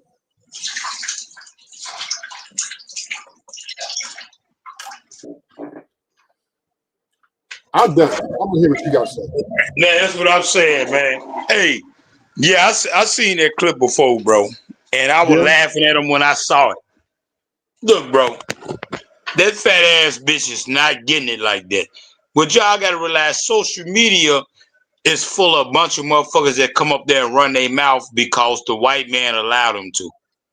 You know, on the street that them bitches is not getting it like that. You know that. They not getting it like that, bro. Like anybody can come on social media and say, look at this bitch. This bitch, come on. Not only is she fat as fuck, this bitch blind. You know that bitch ain't getting it like that on the street, bro. Yes, getting it like that. You know niggas. Now she might fuck with a white boy or something. Exactly. Or Asian. Come on, bro. Hey, Rufus. I hate to say it, bro. I hate to say it, and you know me. I'm pro P, but they getting it because there's too many men. No. Let me say this. Let me help you out. Most men don't have game. Yeah, I agree with that. Most men don't have aesthetics. Well, it depends on what you mean. Meaning they don't have they're not really good looking, right? They're not like getting all the women, right? Well, the majority of people are average. So for men, right? I'm just saying for men's sake, right? Yeah, well, men too. But the difference is, and I'm gonna break something down to you. And I want you to listen very carefully. See, the women, they work together to create supply and demand. So the women at the top, the elite beauty women, the bad bitches, they set the standard high. This is our expectations, and we're doing this. And then the bitches in the middle say, hey, you got to come next. So we're going to raise our prices. And the bitches at the bottom are saying, if they got an education, they got a banging ass body, hey, you got to pay too, because I might not charge as much of them, but you're going to have to pay us something because we know you can't, there's nowhere else to go. So women, they work together in alignment with this type of situation where men, right, we don't work together in alignment with, right? So let's say an average man who's making average money, who doesn't have a lot of sex, he's still gets horny, and then he can't help what he's attracted to, and maybe what he's attracted to is very attractive. This attractive woman, because the women understand their value in their minds, that they value themselves at this price, these women are going to charge him a fee because she is leveraging. What she's leveraging is, if you don't want to pay, I got 40 average niggas old white man to young men who don't got no game, ready to pay because they want to play. Now, what you gonna do, Jay? You gonna play games with it? Because if you don't meet my price, I'm gonna go get it over here, over there, over there. So this is the game now. Now, you're gonna pay, or she's gonna be on her way. Because once again, there's too many men out here that do not have access. We all agree that they don't have game. Then there's a bunch of men who don't want to go through all that game shit, right? They rather just pay for it and get to the access, right? Because they don't want and then on top of that, you got men who are shaming other men for being broke, right? So you like this chick, right? She's giving you some action. She even feeling you a little bit, right? But your money ain't really long. But you working your little game. So here comes this YN, right? Or this nigga over here is a scammer. He shows a picture of a yacht, buys her a Gucci bag. Nigga, she's out. You're no longer going to hear from her ever again because she's right. She can be bought. Her price is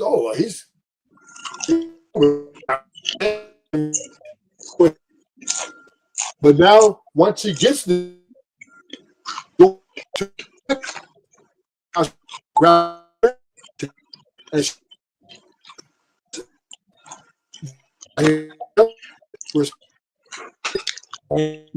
You going in and out.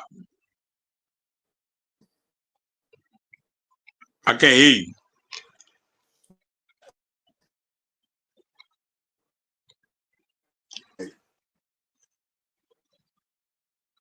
I can't hear you. I don't think it's on my end.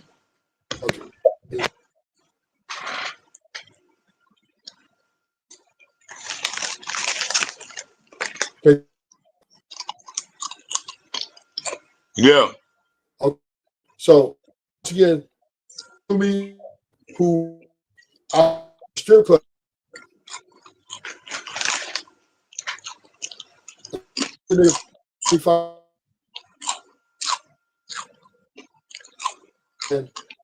Yeah, I think your Wi-Fi fucking up.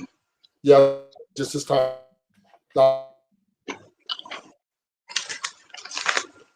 Do shame the money, and not because they want the women; they just want to do it. So you got women. I see you throw $1,000 on that stage over a guy who threw $25 just to shame that here for your bad bitch. Bitch, you don't have the money to pay for her. This nigga, he got some money and he's gonna pay to get barrier entry. He's gonna pay the entry fee. So therefore, you have to either take an ugly bitch, a less attractive bitch, a fat bitch. So if you want consistent, coochie and not have to pay all that, or you're gonna have to be alone. That's where it's at. Nah, man, not really. That's I'm saying it's like, I look at it like this here. Hey man, everybody is different. Everybody can't do what the next nigga do, bro. I'm saying, just like that incel shit. I don't believe it's no such thing as an incel. I think that's some internet talk. I don't believe that there's no man, if he wants some pussy, that he can't get no pussy. There's no such thing as involuntary celibate. Any motherfucker that wants some pussy, if he say I'm gonna get up today and find me some pussy, he gonna get some pussy. I don't think it means that. I think it means is because you can buy pussy. You gonna figure out buy his pussy. But I think what it means is pussy without he can get pussy, but he won't buy it because he wants the whole intimate thing of love. He wants all the romantic things of Disneyland, right? So how I want to say this. So the incel is a guy who doesn't have game. He's most likely a nerd or some sort of really smart guy, and he doesn't have all the looks. Or even if he has looks, he's just real awkward, socially awkward. So these guys don't get boxed, and they don't want to pay for it because they feel these guys won't pay for it because they feel less than a man, so they'll just be celibate. You know, because they don't want to pay for it. They want somebody to love them for them. But that's what I'm saying. But like, that's your definition. Nobody never really tried to define it. Everybody gonna have their own definition. But my point is they want somebody to love them for them. It's still no such thing as an incel, bro. If a nigga wants some pussy, these hoes out here fucking. If a mother, I guarantee you, damn near unless you absolutely like you deformed. Hey, I don't know if you go back far enough or you remember when they used to talk about the Elephant Man, when they had the TV Elephant Man that was up in Europe. That was a true person. Even a woman even fell in love with him. He was deformed. That's a movie. Nah, that was a real thing. The Elephant Man was a real person. Now, somebody can get lucky. I'm not saying people can't get lucky, but this is what I see, right? So most nerds don't have money, one, and they don't have game, and they're lame, and they're socially awkward. So women don't want them. So they're not getting to the box at all. Now they might get some every blue moon by getting lucky with another nerd bitch, but most of them chicks they don't hang around nerds like that. Or they do, they don't really want, they want the guy, the athlete. They typically go after those guys. So I would say that maybe we get some coochie maybe once every 2 years. I would say a guy who's an incel. That's not an incel. Yeah, it's an incel. That's what it will be qualified. If he still got pussy. How he an incel and he still got some sex. But these guys, yeah, but he might have once every 5 years or something. He got lucky. Bitch got drunk. He still got sex. Yeah, but incel means that you involuntary celibate. If you celibate, that means you not having sex. If he trying, but he can only get sex every 3 years, he's still not an incel. No, involuntary. He's just somebody who's not good with women, but he's not celibate. He's having sex. It just takes a long ass time to get it. No, the word is involuntary celibate. Right, that's what I said. So that means involuntary means that he trying to have sex and won't no woman have sex with him. Yeah, yeah. Like I said, so if that would be in other men, if you get sex once every 5-6 years, nigga, they would consider you they would consider you incel. They would consider but that's my point, bro. People be defining shit wrong. That's not involuntary celibate, however you make it. It's just like if a motherfucker say that I'm a broke motherfucker. I'm not a broke motherfucker. I'm just not good at hustling. I'm a hustler. I just don't hit a good lick, but every 2 years. That don't mean that I'm not a hustler. I'm still a hustler. Just because I don't make the money that you make, don't mean I'm not a hustler. You know, I really don't give a fuck about a nigga sex life. You know what I'm saying? I really don't give a fuck. If whatever they want to call them, whatever they want to call, I don't give a fuck. But I will say this: to each be his own, right? I don't sit here and watch niggas to see if they getting something or not. Right. I would say for the men out here who are in the game, if you want a successful dating experience, you're gonna have to start demanding and commanding your expectations and your demands, right? You're gonna have to communicate them, and you're gonna have to be forward. And you might go get rejected a few times, but you're gonna have to do it because all that playing the game is gonna cost you more money and more time. No, it ain't. Oh, if you got game, you ain't got to spend no money. Yes, you do. No, you don't. Yes, you do. You still gonna take on them dates. Women ain't paying for dates. Women are not paying for dates, man. You're still putting that ideology in there. Like we're talking about the majority. I'm talking about the majority of 90% of men do not have game. So when they ask a girl out for a date, they're going to pay. nigga. That's what I'm. But see, we saying, hey, Robles, we saying the same thing. Yeah, but we saying if a motherfucker got game, he ain't got to pay for it. He still got to pay. Now, if it ain't but 10% of niggas, that's the only motherfuckers we concentrating on. Let me tell you why these niggas got to pay now. Right? I'll take that back. Unless he got a fat, ugly broad or some undertrack, yeah, he might not. But most good-looking dudes with aesthetics and game, they want the best life has to offer. They don't want no ugly bitch. They want them a bad bitch. And bad bitches aren't paying for dates. Period. They're not. Yeah, they will.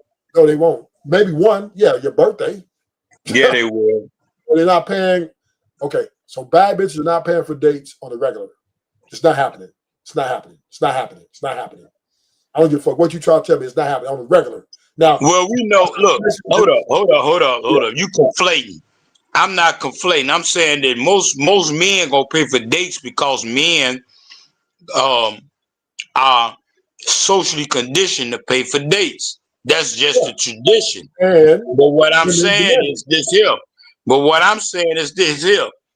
If you a flat nigga and them bras fucking with you, you could go on dates consistently like a woman and never pay for a date. No, yeah, I'll bet against that. Because bitches are too selfish. They're too selfish, and there's too many men that are good looking like you that will pay. I ain't say like me. I ain't, man. I'm average. I ain't no good looking nigga. I'm barely average, and at my age, I know I ain't no good looking nigga now, bro. The shit y'all talk about. Look, I turned 54 in October. And you not getting no even when I was young at my peak, when I used to get at them women, I was probably an average looking dude. That's me. That picture I got right now on my avatar, I was 38 years old in that picture. That's what you see. I got them colors on. I was at them holes then, bro. You see, I was shy. I was at them bitches for real. But even at my peak, bro, I wasn't nothing but an average looking dude. I'm below. I didn't got old. I didn't get a bald. You know what I mean? I'm looking dried. I didn't got old. I had blood pressure, nigga. I'm below average. If I wanted to, I could get back on the street right now, and I could still knock young flat bitches like I used to, bro. But see, it's not predicated, and I'm on disability and Social Security. So that shit has nothing to do what I look like and what I have. It has to do with because I have game, bro. I understand the game and I played the game. I understand because I understand the game, I understand women. I know how to knock bras, bro. I know how to get women to attract to me. That's game. It has nothing to do with my money, my looks. Now, I'm not going to be able to knock them like I did when I was younger, but I could still get out at my age. I could be more successful than the average nigga, bro, because I got game.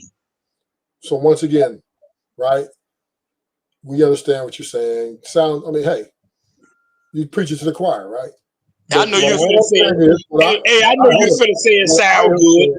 What I am saying is bad bitches are not paying for dates. Period. Yeah, they will. No, they won't. Because their egos are too big. One, they got too many men willing to do it without asking with no pushback. So why would women hate spending money on men? They do. They don't, bro. No, they don't. So let me. God, this dude. Now you the one say you think you know everything. Women do not, in the large part, spend money on men in a great capacity. That's true. Meaning, even if they love you and you with you for like 5 years, they may pay for a birthday, an anniversary, but they're not paying for the consistency. They're not doing it because women are takers. They're not givers. They don't. Now, there are some outliers. I'm not going to say there's not no outliers, right? There are some house husbands that are, taking less than roles, which is very, very embarrassing, right? And you better keep that shit secret. Niggas will, and bitches will shame you. Oh, what? But who care what another nigga think, bro? Long as you getting what you want out the game, who cares what other niggas think, bro? And that's the point that I be saying. Y'all keep talking about what other people think. I'm just telling you. If you ran across a rich broad and she said she was gonna take care of you, why you gonna tell her no? Because you think some other niggas that don't even give a fuck about you gonna look down on you? That's what the point I'm saying, man. Y'all, you keep talking about what other people think. Fuck what other motherfuckers think. The only thing that matter is what you do and what she do. That's the only thing that matter, bro. Motherfuckers. Men care about what other men think, especially niggas you go to high school. No, they don't. Not no bitch ass niggas. I'm about to mute you again. Men don't care what other men think. Okay, so once again, right? I don't know what you talking about. Niggas they care, right? Niggas don't want to be known as broke. Niggas ain't trying, even if they broke, they trying to look like they got something, right? They go overspend on a car to look like they're successful. Human beings care about the way they're judged by their peers and by women, men and women, right? So you ain't gonna sit here and tell me that you gonna walk up to men and say, hey, I'm broke, nigga. The fuck? You're not gonna volunteer that information. Now, if a nigga call you broke, you gotta fuck him, right? Now, I agree with you. We're not supposed to care about what motherfuckers think, but the reality is classism is a real live thing, right? People don't want to be looking poor. That's why niggas get into the bag. Nobody wants to be looked at as a poor individual. It is very shameful. And we all know that. So, it means something to a lot of people. And that's just a fact. It's a difference in being poor and then being broke. See, it's a difference in being broke and being poor. But what I'm saying to me, if you a nigga, if you got a badass bitch and that bitch is taking care of you, and you coming to tell me that you gonna turn that down cause of what some other niggas say about you, come on, man, you the biggest sucker in America. You the biggest sucker in America, my nigga. Let me help you out. If you're going to California right now, right? And you go into, let's say, a Crip hood, right? Like the Rolling 60s. Okay? And you don't think the Rolling 60s care about balling and having money and doing things? For you to get clout, nigga, for you to be looked at as somebody important or respectable, nigga, you can't be broke. You can't be a crackhead. You can't or you can't. Niggas they may not really like make fun of you, but they ain't fucking with you. This is the way society is structured. The people, niggas in the hood will go out, be successful, right? And then shine on niggas, like stunt on niggas. And you can't even say nothing. You can't. Image is everything. Not know it ain't. That shit ain't nothing. That shit is a facade. People put on facades, bro. Most people, you find out that most people are not who they say they are. See, Rich, we understand that, right? That's another conversation. You're conflating whether somebody who pretended to be rich. I understand that. Some niggas be faking it to make it. Not disputing that. But my statement is image is everything to most people. And they care about that shit. They care about whether, if you tell right now, even your son, let's say you have a son, and you take him shoe shopping, he cares. Hey, man, look, man, let's say he's 12 years old. We're gonna take you to Payless, or you want to go to Foot Locker? He's gonna say, Dad, what the fuck? Take me to Foot Locker. Don't. But what I'm saying, bro. Let me say this. I'm gonna finish. These kids will refuse. If you take your kids and shop them poor, they will refuse to wear that shit because they care that other kids make fun of them. So this is embedded from elementary all the way to the adulthood. Nobody wants to be made fun of. It's just not a good feeling. Oh, see, what I'm saying is, I agree with you saying. Right. But what I'm saying is, what y'all do, y'all try to make arguments based on, like you say, with most people. Come on, bro. You don't know what we know. We understand the world. We know that most people do that, but you can't base an argument talk about what somebody else's state of mind. That's the same thing what YouTube do. Like I be hearing motherfuckers arguing on YouTube, and they'll say, "Well, this is women." To say, "Well, this is what men do." Now I be thinking that stupid ass shit. I don't know. I know very few niggas who do that stupid shit y'all be talking about. Then dudes be talking about what women do. Then I be like, okay, you speaking in general, but some of that shit I said, man, I don't know no motherfuckers who subscribe to that stupid ass shit they be talking about. But the thing is that's an argument you can't prove. I'm saying the only thing you could prove is what the fuck you do. So what I'm saying is, what the hell that got to do with what you do? I'm talking about what I do. I'm not nobody's lawyer. I'm not the lawyer for the world. They talk about where everybody do this. What they got to do? You ain't got to do it, nigga. If 100 people do stupid shit, you could say, I ain't doing that dumb ass shit. You could be like, out of 100 people, it could be 99 motherfuckers could walk off a bridge, and you say, I ain't walking off that bridge. We just know it was 99 out of 100 that was fools. So that's what I'm saying, bro. Y'all be trying to make it seem like because everybody do something that validates shit. We already know that the majority of people gonna do shit the wrong way because most people are followers. I'm not a follower, bro. I go on the beat of my own path. I deal with shit based on what's gonna get me where I need to be. That's all that matter, bro. I don't give a fuck what no other motherfucker do. That goofy ass shit. But the point I'm making, you're making it anecdotal, right? That's not anecdotal. That's fact. No, you're speaking to yourself. You said what I Right, that ain't anecdotal. That's fact. Yeah, okay, I can't finish my statement. Yeah, I'm just saying, if I tell you I slapped the motherfucker, that's not anecdotal. I'm telling you a fact. I slapped the motherfucker. That means that's about you. That's anecdotal. Okay? Right. No, it's not anecdotal. That's a fact. Okay, it's still anecdotal experience. No, that's not anecdotal, brother. If I told you I went to prison, that's a fact. That's a documented fact which can be proven. That's not anecdotal. A fact can be proven. Y'all just be making up shit, bro. Rich. But go ahead. Go ahead. Rich, that's why I was talking. Anecdotal only means it applies as your personal experience. It doesn't mean it's not fact.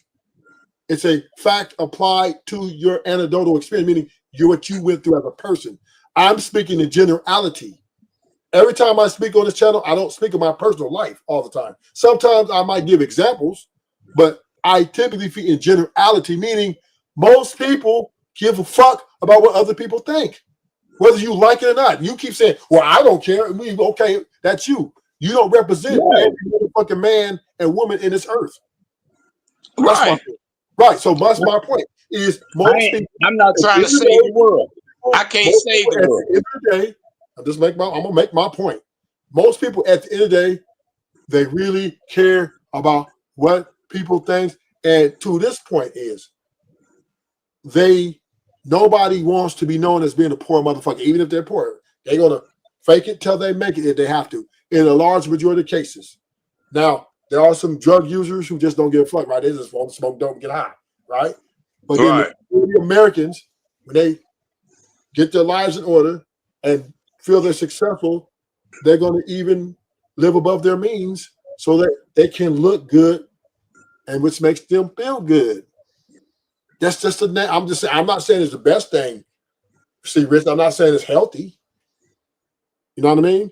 But what I am saying is the fact is that people, image is everything, right? Whether nigga, you say, hey, you can buy this motherfucking, I will sell you this 1990 Honda Accord for $500, or you can buy this 2020 Accord for $5,000. I'm buying that 2020 Accord, nigga. Because I'm not getting in that $500 Accord, which is the paint is rusted, old ass model. Nobody want.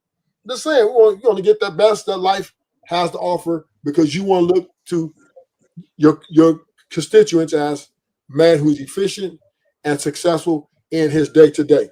So that's just the name of the game. I'm sorry, it's just the way of life. People are superficial. Motherfuckers give a fuck, and that's just always going to be until the earth ends, right? So we can agree on that.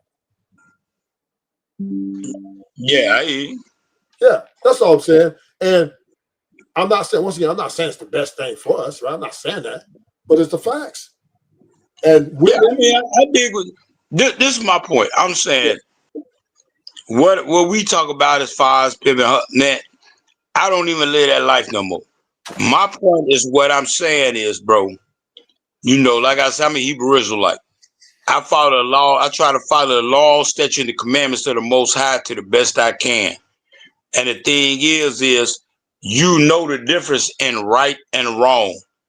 And if whatever you doing is not getting you on the path of where you need to be, man, you have to change your trajectory. You can't help everybody, bro. You got to realize that most of these people can't be helped. But I'm not gonna look at somebody when I look at, you know, I come up under, you know, my parents was baby boomers. You know, my grandparents was from the silent generation. Well, my father actually was from the silent generation. He was the last year, but my grandparents from the silent generation, greatest generation. I grew up looking at black people doing things a whole different way. This modern day bullshit that they selling to people is driving people down a bad road. And if that's the road you want to go, but people try to talk about that they want to be happy, they want to be content. This shit that you're doing is not getting you there. If it's not getting you there, then you have to acknowledge the fact that this shit not working and you're going to have to make a change. That's simple logic. There's no way to ever understand it. If something not working for you, you gonna have to change. And that's You're my making whole point. $50,000. Don't date. I'm just being for real. You're not ready to date. Again, I'm with you. You're not ready to. You're not ready to date because courtship costs. Okay. Everything costs. Okay. You can go for 22 walks in the park. Eventually, shorty is gonna need a sip of something. She's gonna be thirsty. This bottle of water is $3 in Atlanta. Let's not play. So if you don't have any expendable cash, don't date. And whatever that looks like for you, you might only make 50,000, but you live in a shoe, and now you got expendable cash. Or get you a bottom of the barrel bitch that's gonna date you when you have no. Wow.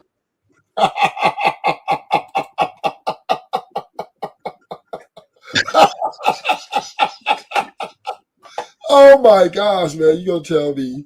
And you know, none of them bitches on the level to get what they talking about. Yes, they are. That chick right there in the glasses can get. Yeah. She's attractive enough to get a beta. She got nice lips. She got some decent out. Her skin, herself, she's well kept, so she could get her a beta of a 7, 7.5, 8, no problem. Who's going to pay for her dinner dates? Who's gonna? Yeah, she looks good enough, right? No, she don't, bro. I'm gonna tell you why. I'm gonna tell you why. Because the average guy can't afford anyone better than her. That's what you're missing. He has to take the deal because she go to even so if she he made gets some free meals at Red Lobster. I mean, no, she get a little better Red Lobster. But what I'm saying is, the women that the really pretty, beautiful women are not dateable. They're not marriageable. They're not. Nobody likes them. They got big egos and they're highly, highly materialistic, and they're highly, highly have a mindset of entitlement. So guys veer away from them type of. The bad bitches pretty much are dealing with where you see them moving to A lot of them are going to the strip club. A lot of them are OnlyFans model. A lot of them are prostituting themselves even more because they won't settle for anything less than what they think their motherfucking beauty deserves. And this is a ego thing. But they don't. Come on, bro. Most of these bitches are terrible. No, I'm just talking about the ones who are bad. No, I'm talking about ones of the bitches who are bad bitches. There are some bad bitches, especially Latinas, right? There are bad bitches that exist, okay? And a high number. Okay, so they are charging a very high ticket price to deal with them. So this chick here now becomes very more valuable in high demand because the women who are above her are too expensive and come with and are unreasonable. So they're gonna take her. So she said 50K. So a nigga gonna take her at 70K, 75K. Deal. He's gonna make that deal with her. Not, bro.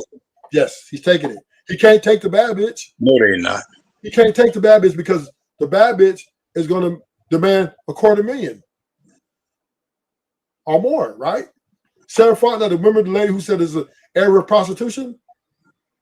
She said, look, this is what she said. She said, I want everybody to have happiness. If a motherfucker makes 70K a year, he deserves to be happy, but it won't be with me. She said it won't be with me. So she demands, I think her new fiance right now is a millionaire. And her options are, yeah, she's messing with elite men. She will not date a nigga under, because she makes on her own, she makes over $250,000 a year. On top of, she told her millionaire boyfriend, you know what she told her millionaire fiance? When I'm in a relationship, I don't pay bills. And you know what he said when she asked him? What was that? She said, do I say that? He said, yeah, I've heard you say this on many occasions. And she looked, yeah, nigga, you got it, nigga. Don't play. Because you know what? Y'all give these women way more credit than I give I'm them, just telling you what she said. No, I'm telling you what she said. Like old girl you got on the screen and them glasses, that bitch, I would not fuck with that bitch. Okay. That bitch would have to pay me. She fat as fuck. She's not cute, and she blind. I mean, come on, bro. OG. That's crazy. Bro. There's over 100 million men out here. OG, there's 100 million men out here, and 10,000 of them will take her. I'm sure they will. Yeah, she got 10,000. But my point is, you making the. I agree with you, but I'm saying, but I'm not gonna make the case for her like she's a winner. You making the case for her. I understand that there's some suck ass niggas out here, but look, if a motherfucker drop their wallet and they got $5,000 in their wallet and it just happened to fall out their pocket and I picked it up, that don't qualify me as a hustler. I just got lucky. That I'm just a thief. That I'm not a hustler. You see what I'm saying? I'm saying you gotta put shit in perspective. Just because it's some dudes that'll fuck with her, that has no credence to her as an individual. That says that you got a bunch of loser ass niggas out here, in which we know that. So I'm saying that don't make it as that she doing that business. She not hitting on shit, bro, and she look like she's stuffed in that outfit. Like, come on, man, y'all give these women too much credit, bro. I don't give women it because I run by the rules of the game. I live by the rules of the game. I come up in the game like we was talking about earlier. So whether a bitch is a 9 or a 10, or whether she a 4, from me, she gonna get the same action. They gonna have to produce a bitch that's a 9 is gonna have to give me the same thing a bitch that's a 3 give me, or I'm through fucking with her. Okay. A 9-piece bitch don't get no different treatment from a 3-piece bitch. That's what I'm saying, bro. Okay, so I got another video for you. Since you just up here talking, let's go. No, ain't the videos don't mean nothing.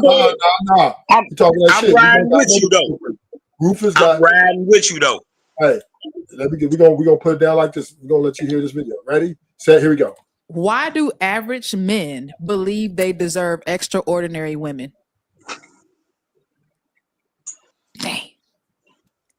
Why do average men believe that they deserve extraordinary women? Why do average women believe they deserve extraordinary men? It's delusion, darling. It's delusion. Well, the funny part is an average woman can get an extraordinary man. And an average man, it's much more challenging to get an extraordinary because woman. Women believe in hypergamy. Yes. They want something greater. At their level or higher. Right. Absolutely. And most times that is the case. If you're beautiful, if you've done the best with your genetic potential. Now, if that's not the case, you're delusional too, because beauty is a part of being high value. It just is what it is, especially for a man. But I look, we can call out the elephant in the room. It is harder for a man to get a beautiful woman when he's not doing well in his bank account than it is for a man that is doing better in his bank account. It's just the truth. But it's because women are seeking safety and security. So instead of getting mad about that, instead of that being the case, do better or be okay dating within your realm. And it's so funny because men will say, I don't need the money. The money doesn't matter what a woman brings, but men aren't going to date an ugly woman. So universally unattractive, those are the measurement. They're like, you can't measure that, but that is the measurement. So you're saying that a man can be short, pot-bellied, bald, but if he has more than $1 million in his bank account, he can get. He's gonna have a baddie, and she's gonna act like she loves him too. She's gonna do the most. She's gonna be like, "Oh, that's my man, my man, my man. What's up, daddy? Hey." As long as that bank account is right." But this is the thing too. Those men, now I'm referring to the men that have no character and look like that with the money, right?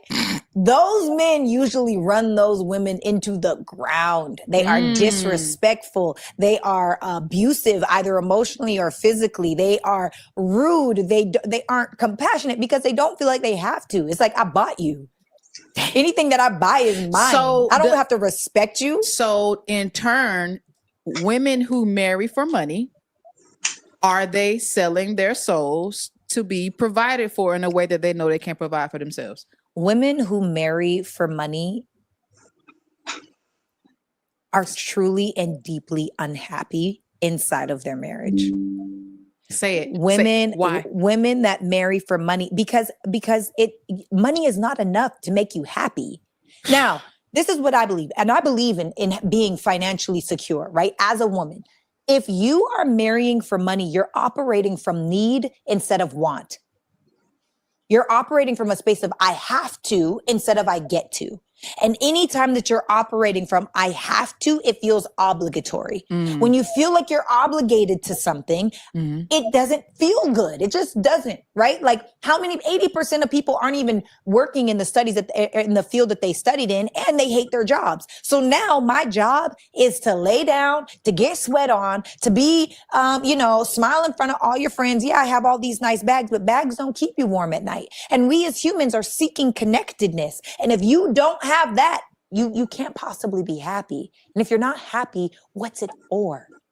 Money is not enough. And I do think, because I do talk a lot from the standpoint of how important money is, that people think that that's enough. It's not. The problem is you got to make the money to know that it's not enough. Yeah. Sarah's not a gold digger, y'all. Oh, no. Well, actually, I am. You got to make the money to know it's not enough. I am a gold digger. Wait. Let him say it again. Connectedness. And if you don't have that, you can't possibly be happy. And if you're not happy, what's it for? Money is not enough. And I do think, because I do talk a lot from the standpoint of how important money is, that people think that that's enough. It's not. The problem is you got to make the money to know that it's not enough. Yeah. Sarah's not a gold digger, y'all. Oh, no. Actually, I am. I am a gold digger. Wait, what? I said it. Wait. She let her motherfucking nuts hang. She let her nuts hang. And this is men, you ain't never gonna see a man do interview. Hey, I'm a pussy digger. They're never gonna say no shit like that. They're gonna be scared of the backlash. Nigga, what you mean? Nigga, you women are more than just coochie. What the fuck wrong? Now, women come say I'm a gold digger. She got 10,000, she got 100,000 followers. And other men gonna be like, well, she deserved to get it. So if you ran into that bitch, you I'm asking you a question. So if you ran into her, you think you could finesse her out of something? No. That's crazy. No, she not this type of woman. At least you honest. At least you honest. Yeah, because I understand levels of women. This type of woman, first of all, she's not giving you no coochie up front. That's number one, right? She's a type that ain't what I'm talking about. I'm talking about. I'm talking about finesse her out some bread. No, you're not. No. You don't think you can finesse her? No. Listen. Number one is she's a gold digger. So if she's a gold digger, she's looking to get gold, not give gold. And two, she's not going to be accessible unless she knows exactly who you are, what level you're on financially for her to even get in her little world, right? The only way you're going to get access to this woman and maybe finesse her, y'all have to know each other from way back, like high school, some shit, and she really had a crush on you, and she just never really had a chance. And then you might, I'm saying you might be able to spill some game on her, you know, if you got it like that. You think she not even that good looking, bro? You think she that good looking? She not even that. She not no ugly broad, bro. She not no bad bitch, and she old. This bitch is old. She's sitting up. She just got. I mean, let's just keep it real. This bitch is past 30. She probably damn near knocking on 40, bro. If she not in her 40s, that's just the makeup holding her up. She not no ugly motherfucker. She nice looking, but that bitch ain't no spring chicken. So I'm saying, bro, that all that shit sound good on YouTube, but nigga, when you hit the street, that shit don't mean nothing. In real life, all that shit them bras be talking about don't mean, because if she had it like that, if she was able to get it like that, she would have it like that. Okay, slow down. Now be careful what you're saying now, because I'm finna pull out her fiance she just got engaged to a couple of weeks ago. Okay, you call her a whole ass nigga. I'm just saying, hey, that's not, don't do that. We don't shame people because they're millionaires and they can afford her. Can't do that. And that's what poor people got to stop doing. I'm not saying you're poor, but we got to stop doing that. Because he can afford this type of woman, you can't call him a whole nigga. I'm not saying because it's money. He might be rich than a motherfucker. That don't mean he ain't no whole ass nigga. But you just called him that. You assume that you don't even know him. I'm saying it ain't because of his money. He might have money. You don't know him. Be a billionaire and be a whole ass nigga. What I'm saying is you don't know him though. That's my point. Okay, so let me go to the part where she said to him. Let me see. There is that the video I'm looking for. I'm gonna give another video for you. You said she can't get it. She's getting it.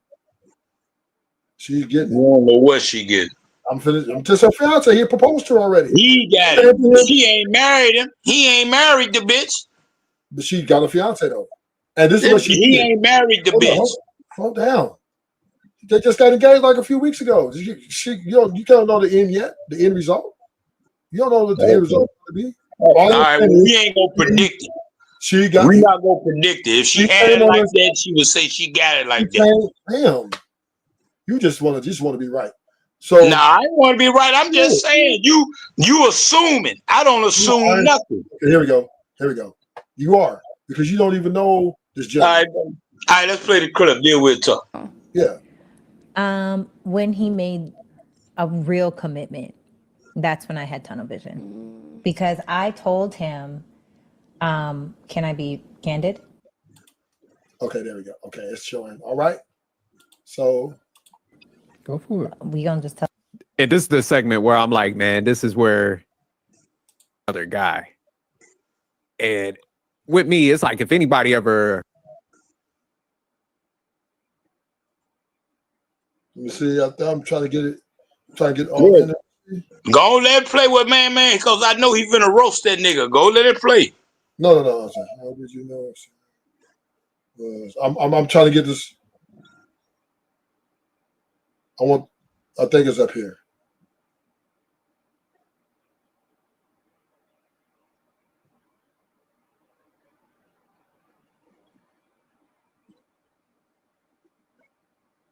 No, that's not it. I think it's right here.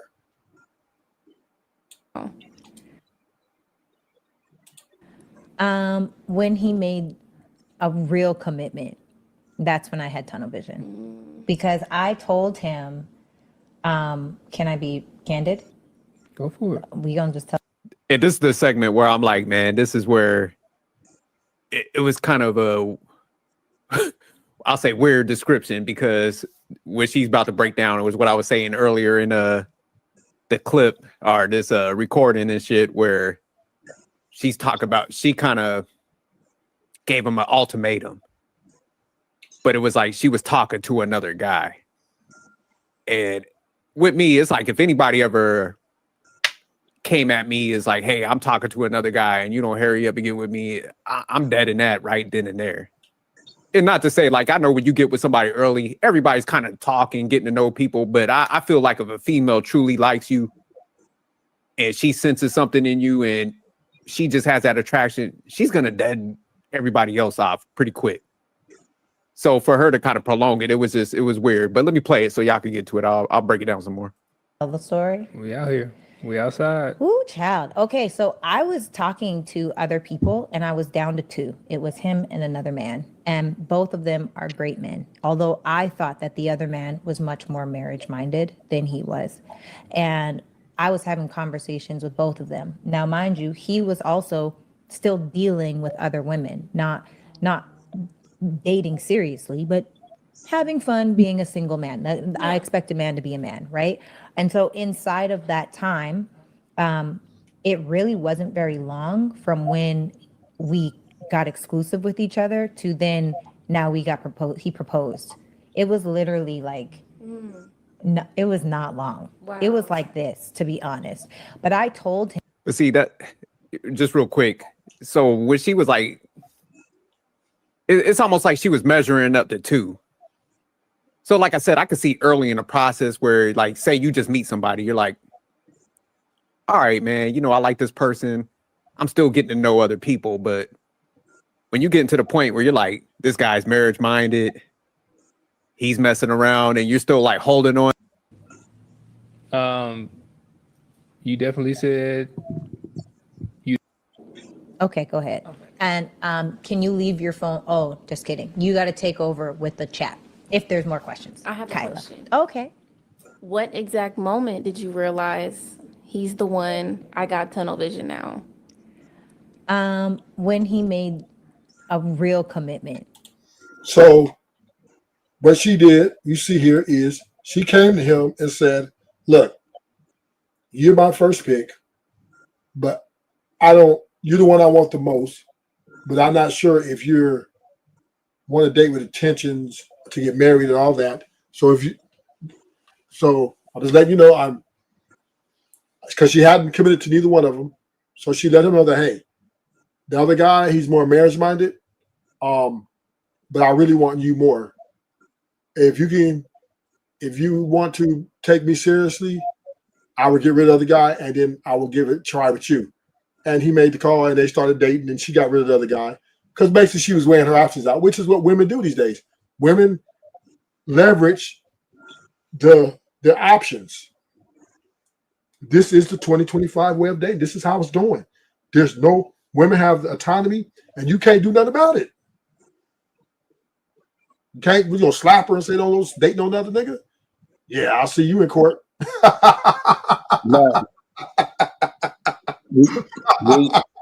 Hey, when you ready for my opinion on it, I want to cut you off. So, Go ahead.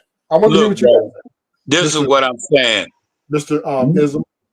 This is what I'm saying, bro. The determination ain't on the bitch, bro. You shoot your campaign and the bitch chews up. It ain't about she talking about, well, I'm with this nigga. I wish a bitch would tell me I'm with this nigga, then you got to do this opposed to him. Or in other words, what she's saying is if he didn't propose, she might have went with the other dude.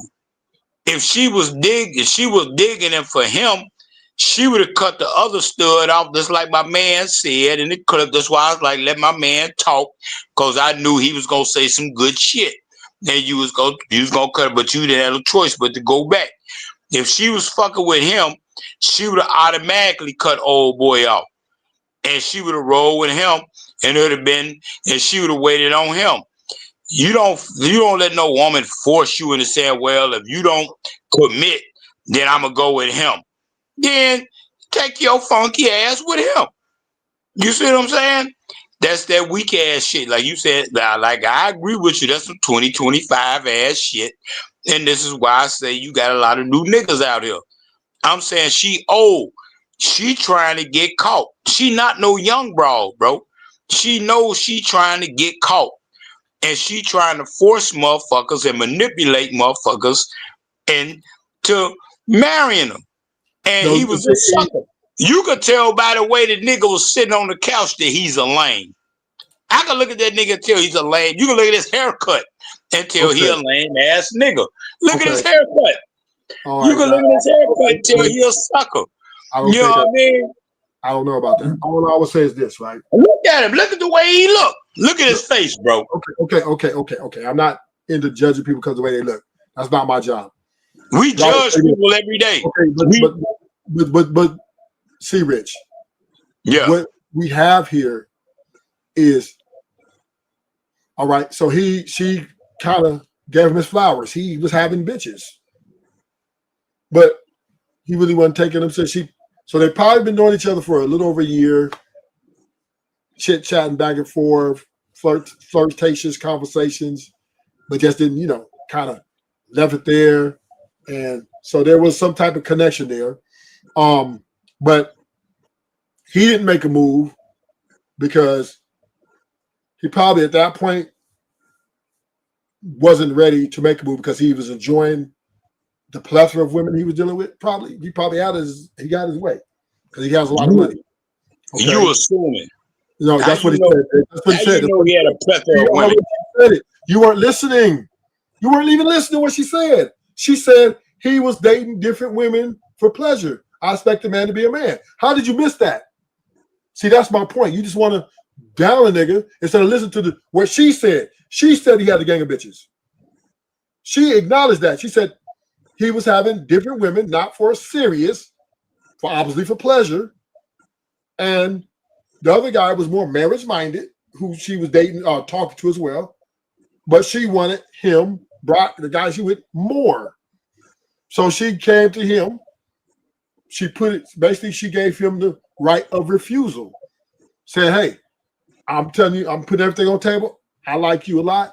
I really will wish to go further with you, but I don't want to force you because you don't seem to be the marriage-minded type. Because she already sees she's with different women. And she said, well, if you don't have interest in the way or align with the way I think, I'm going to go be with the guy who is looking to marry me. And so that means she gave him the right to refuse. He could say, all right, go about your thing, bitch. That's what he should have said. That's what he should have said. Or, no. See, now we trying to tell people what they should want and what they don't want. And this is Ben's problem. He probably liked to drink, but he just wasn't ready. And then when she made it where she's going to be taken off the market, he was like, fuck, this is a woman I always wanted. You know what? Fuck it, I'm a gamble. I don't see nothing wrong with that. He said, okay, let's do this. Now, I'm not here to judge a man what he's into and what he ain't. That's his fucking prerogative. Hey, I don't lose a motherfucking sleep with who these two together. I don't give a fuck. So I'm not going to sit here and say, oh, you nigga, you lame. No, because that's what he's into. He wants a woman of high stature, high earning, a gold digger. But here's the curse of having money. If you have the type of money he has, you have no option but to choose your poison. You either get you a poor gold digger. That makes no sense. It's just what it is because everything's public information. So women gonna know if you got money. You saying because he got money, his options is limited? His options is no. I said his options are limited to either poor gold digger or rich gold digger. What's your pick? Oh shit! See now you projecting. See now you projecting. You projecting that they gold diggers. See, Rich, are you going to say that people don't use each other? Is that what you're saying? Not all the time. All the time. Everybody uses everybody all the time. Your wife uses you. Your woman use you. You use her. You use her. I don't agree with that. No, both of y'all use each other. Whether it's for sex, for money, whatever it is, people use it. Just the name of the game. I don't know what world you live in, but everybody uses everybody for whatever it is they need to use them for. Where they need them to manage their money, where they need them to do this or do that, protection, security, whatever it is. Humans use humans. Men use men. Women use men. We all use each other to get right. But it's not always usury though. It's always hold on. Let me say this here. You know it's not always usury though. I'm saying if I run across a chick, a bitch would dump you. It's just like like I said, I made a scenario a while back when we was talking. I said it's just like if I'm broke, say I'm homeless, and another bitch homeless, and a bitch homeless. We might meet up and we might say shit. We put our heads together and we might come up on a mutual thing. That's not usury. We just come together. That's not it's not usury. It's when you getting over on somebody else. No. That's not usury, brother. No. You need to define usury. Two motherfuckers come into an agreement to achieve a goal. It's not usury. See this is the greatest delusion, and this is what I'm going to work with you. I'm going to bring you out of this illusion, right? I'm going to bring you out of here. We're going to make it. We're going to make it. Everybody, even if you meet a girl who's homeless, most likely she's homeless. She's either using drugs or she needs resources. And y'all come to plan. I'm saying for whatever reason. She's using you for emotional support. Why she bring you back the money? Whatever it is that she's using you for, she's not just not using you, nigga. She's always you didn't. You see, you saying something that I didn't say. I'm saying if both of y'all down bad, I said if you homeless and she homeless. That's what I said. Both of y'all in the same. No, I said both of them in the same boat. Both of y'all. And y'all come together. And y'all come together and y'all say, shit, we gonna work together and you put our heads together and come up together. That's not usury, bro. Okay, so both of y'all help each other. You said it like she a dope fiend bitch. And you a nigga that work every day. That's two different things. I said if both of y'all on the same level, they're just like if you take a bitch in the hood. You take a nigga in the hood. They're just like if a nigga. Hold up, bro. They're just like, come on, bro. You keep going on. Well, I understood what you said. You said two. Okay, well, don't misconstrue what I'm saying. You trying to make it seem like dope fiend, bitch, and all. I'm talking about both of y'all on the same level. Rich. It doesn't matter if you're on the same level. Both of y'all broke. If she gets with you on a pretense that you're going to help her gain resources, she's using you for your brain power to do this or your skill level to do this, vice versa. Yeah, but you benefiting too. So that's not usury, bro. So that's usury. She's using you for your brain power. No, she not, bro. Yes, if y'all on the same level, Rich. Come on, bro. Rich. You tripping, man. Rich. If a woman, both of y'all broke, right? Right. And you come together and you say to that, now most women, if she's homeless, if they're homeless out on the street all the time, they use drugs. 99.9%. Or she has mental illness problems. Right? Okay. And so therefore, most likely, most mentally ill are drug users because they're easily into drugs. She's going to be using you to get her drugs. Right? That's the way it goes down there. The women down there use the men to help buy them drugs. And then if you can't keep that up, because buying drugs is very expensive, then she go get another nigga who go buy a drug. This is what they do, is pass each other around, right? Women go from nigga to nigga who's buying them dope so they can stay high on the supply. Okay, I say you went and all. I say he homeless too. So why he homeless? They're both, okay, so let me make something clear. Most homeless people are homeless and they're happy with it, right? Because most of them, 98, 99% of them, 100% of them pretty much are on drugs, right? There are occasions where some people get homeless and they get into programs, they get helped, they get housed and stuff like that. But people who are, I would say, homeless for a long time, for years, is because this is where they want to be. They're on drugs and they don't want structure. They want to be able to wake up, go on the freeway, hold a sign up for money or whatever they do, and go buy dope and food, right? This is the majority of all the homeless population. Now you making a homeless argument. I'm not. No. It don't matter. Let me finish. It don't matter why they homeless, my nigga. Rich, don't make me mute you. Let me finish. My point is, she's using you to get her drugs, most likely. She wants drugs. And if you don't get a drug, she's going to leave you to go find a guy to get her drugs or go sell her pussy for some drugs. Look, bro, you not making no sense. I'm telling you because if she homeless. Let me finish. Okay, so once again, right? Most women who are poor and broke are homeless for a long time are on drugs, right? They're not looking to come off the streets. They want to get high, right? And she's looking, first of all, they look to sell their pussy to a drug dealer. Until that's run out, then they go get them a man to buy them drugs. And then if you don't, they go to bounce from one guy to the next guy to buy them drugs. Continue. This is what they do in the homeless sector. This is how they want to be homeless. They don't, and there ain't no you two come together. You got the dope, she gonna be with you to fuck her and get high. That's it. That's it. So back to the point at hand, right? When you're dealing with a woman, she is looking for a provider. There's no women out here that are not looking to use a man for a benefit. Men, we don't use women for resources and money typically. Not saying that there is some outliers, some homosexuals, whatever, right? But most men look to be providers. They're proud to be providers. And most women are looking to be provided for or taken care of. Most women are gold diggers. Let's keep it real. 99% of women are gold diggers.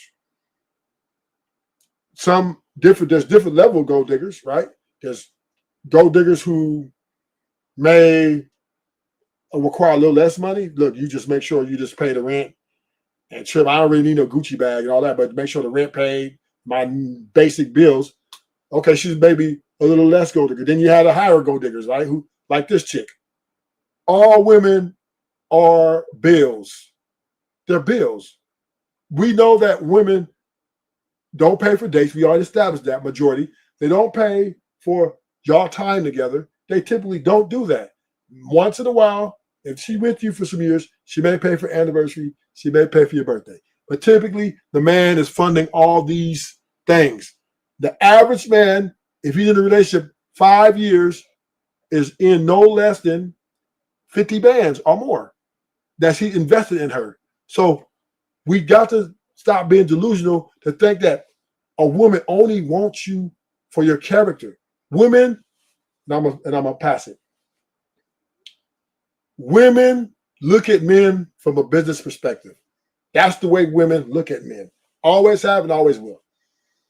Right? They look at what they can get from a man. That's sex, emotional support, money, and a whole bunch of other stuff, right? And this is why the divorce rate is where it's at, because women are saying, I don't no longer need men to do this anymore. I can do it myself. Women love money and they hate paying bills. So this is the only reason they can deal with a man if he's going to do those things on a large scale. So I don't know what world you living in, Rich, that you got women paying for you. I like to see that. I don't believe that. I believe you pay your own shit, and you really, I don't know, you may deal with some older women, your age, you might knock them down here and there. But I ain't got you having no serious relationship or being married, because you're under the ism you're definitely not going to get married. So that's understandable. And I'm anti-marriage, so I'm not making fun of you. It's just that's the way the game is. Women are not marrying men who are not for the fun of their lifestyle. It's not happening. No woman is marrying a poor nigga. That's just not happening. You might get some coochie. You might get you some coochie. But to be if she make you her man, her husband, nigga, you want to, it come with a cost, nigga. And see, Rich, you're not bigger than the program. Yeah, I really am, nigga. I really am. That's why you keep muting me. You keep muting me. I really am. You're not bigger than the program, Rich. I'm bigger than the program, my nigga. You're not, Rich. Yeah, just what you say. But see, that's the thing about a lot of niggas on YouTube, bro.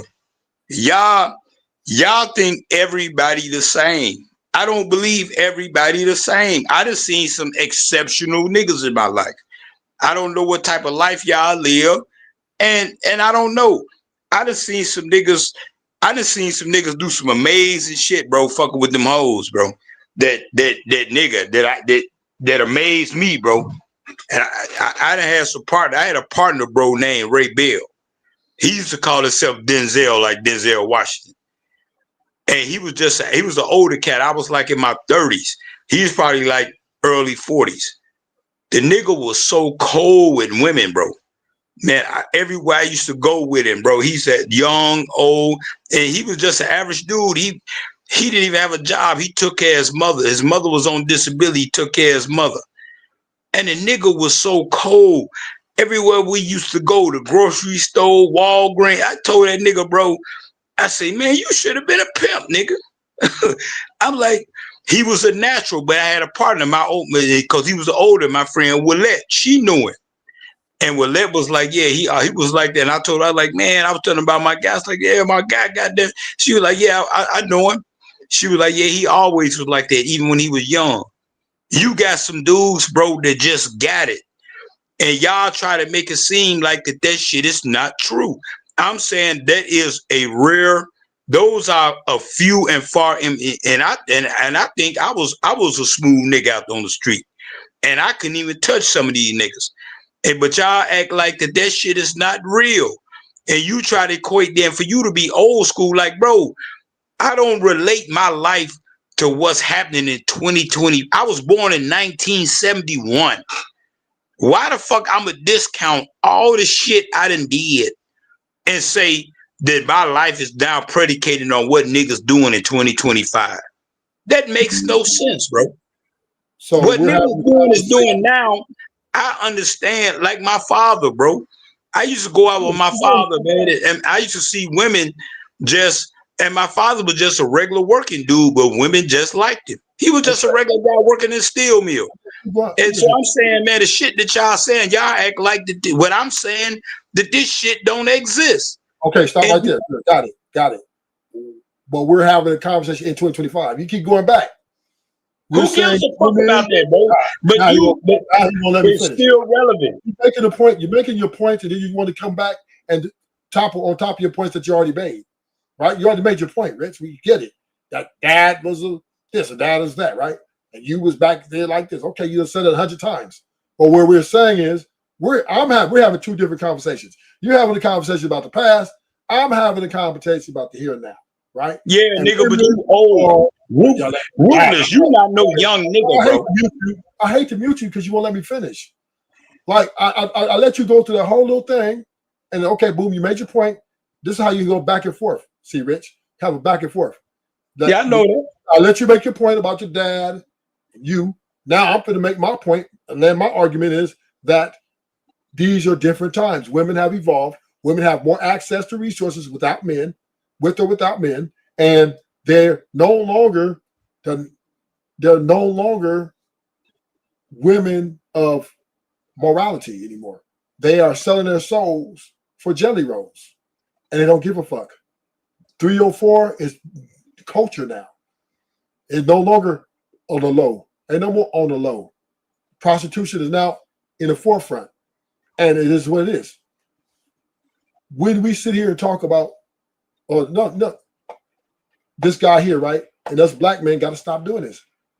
Oh, he look like a lame. I mean, you gonna call that man that, man? I mean, come on. You might not like his style, right? But you're not dating him, so why are we even? Look at that nigga face, bro. I don't give a fuck. I don't look at. I'm not dating that nigga. I ain't either. I like bitches. I like hoe. I like bitches. I like bad bitches. Bro, So I don't have to know a nigga personally to say he a hoe ass nigga. I know a hoe ass nigga and I see one. That don't mean we got to have a personal relationship, bro. No. You talking about dating a nigga. And this is where we get in trouble. This is why we're losing, because we do shit like that. We sit here and call people names when we don't have to. That man ain't done nothing. The only way I'm gonna call your name, you personally attack me in a way where I feel like pretty I'm gonna call you, I'm taking off. I'm do violence. But I'm just saying, right? Only way I'm gonna do something or move on something if I understand that I need to get my respect and this has to go down. I gotta bust you in your shit or shoot you, whatever I gotta do. I don't care how many homies you got. If you personally attack me or my family or my household, I'm coming after you.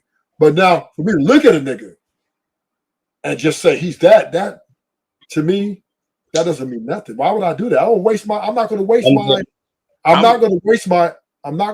my time looking at a nigga if he attractive or he a bro. Because he doesn't matter that much to me, right? But let me say this. I'm not just looking at the nigga. I'm listening to the clip that she was saying that his woman saying out her mouth.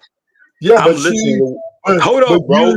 You trying to say I just predicated that on what I'm looking at. I'm saying I'm listening to what. Look, bro, I'm 54 years old, bro.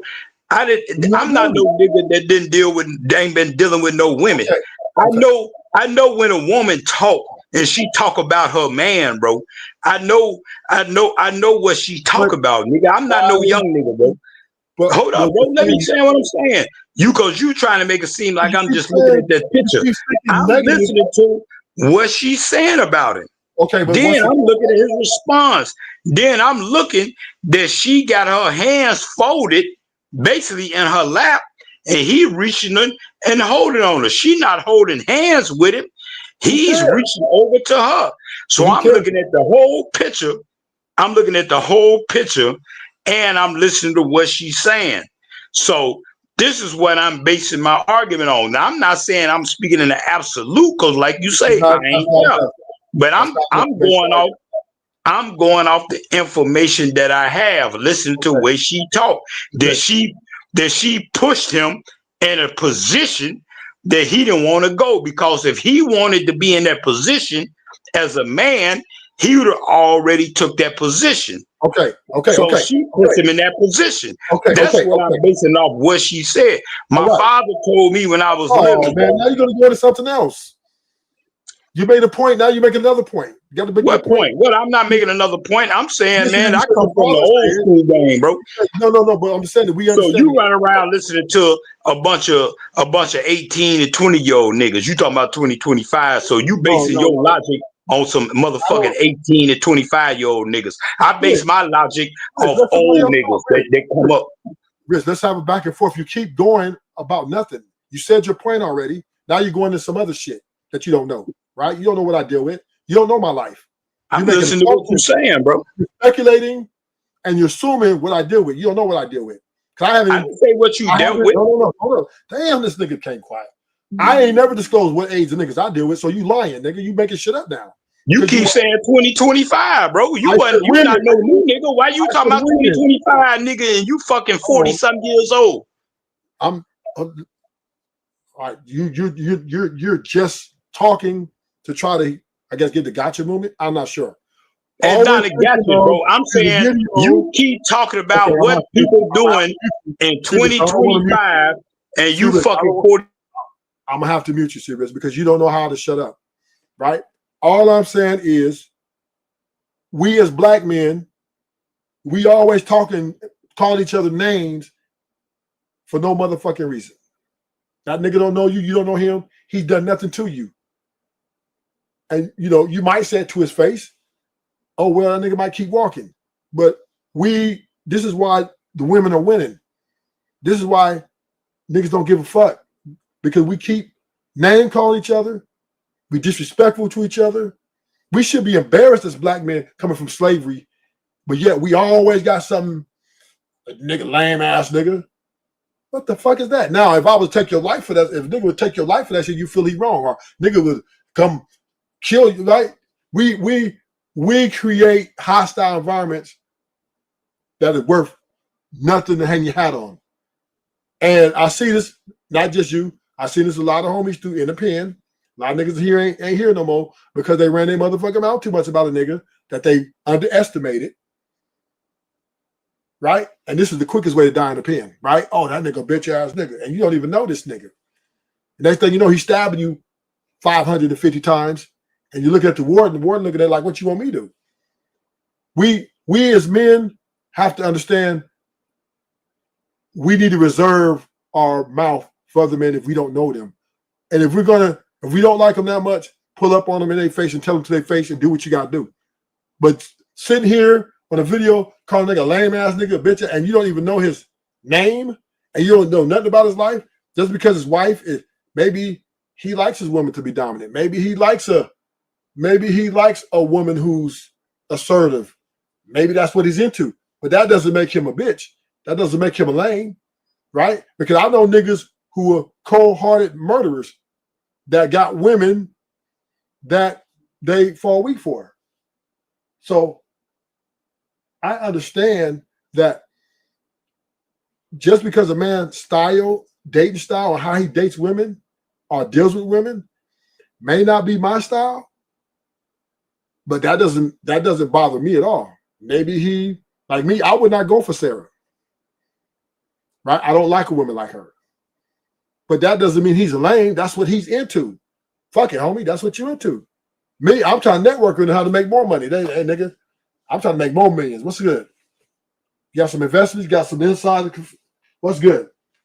And this is why black men are behind a lot, because we don't know how to keep it professional with each other. We don't know how to keep it respectful. We always want to get to name calling. Are you a lame ass nigga because your bitch is like, what the fuck? Nigga, you ain't paying that nigga's bills?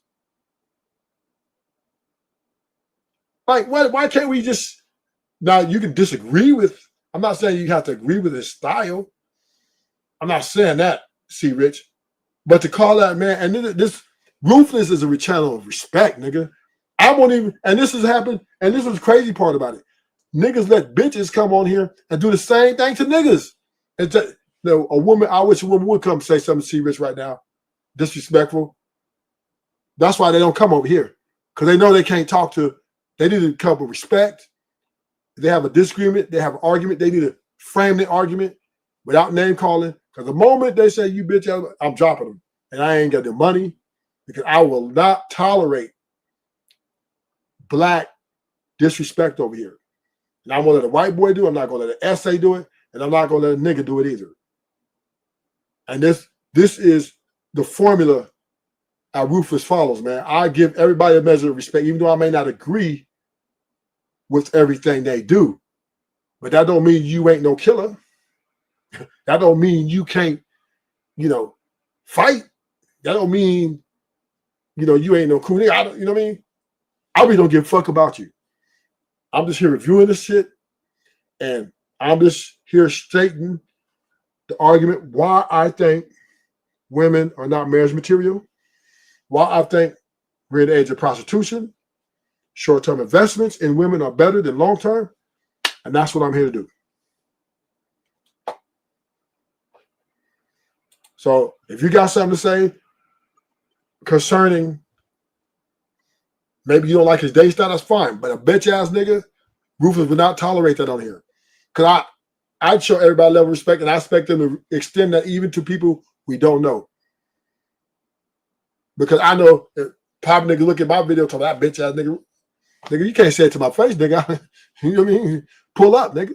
That's what I'm saying, right? We got to keep everything in the frame how we will be in person.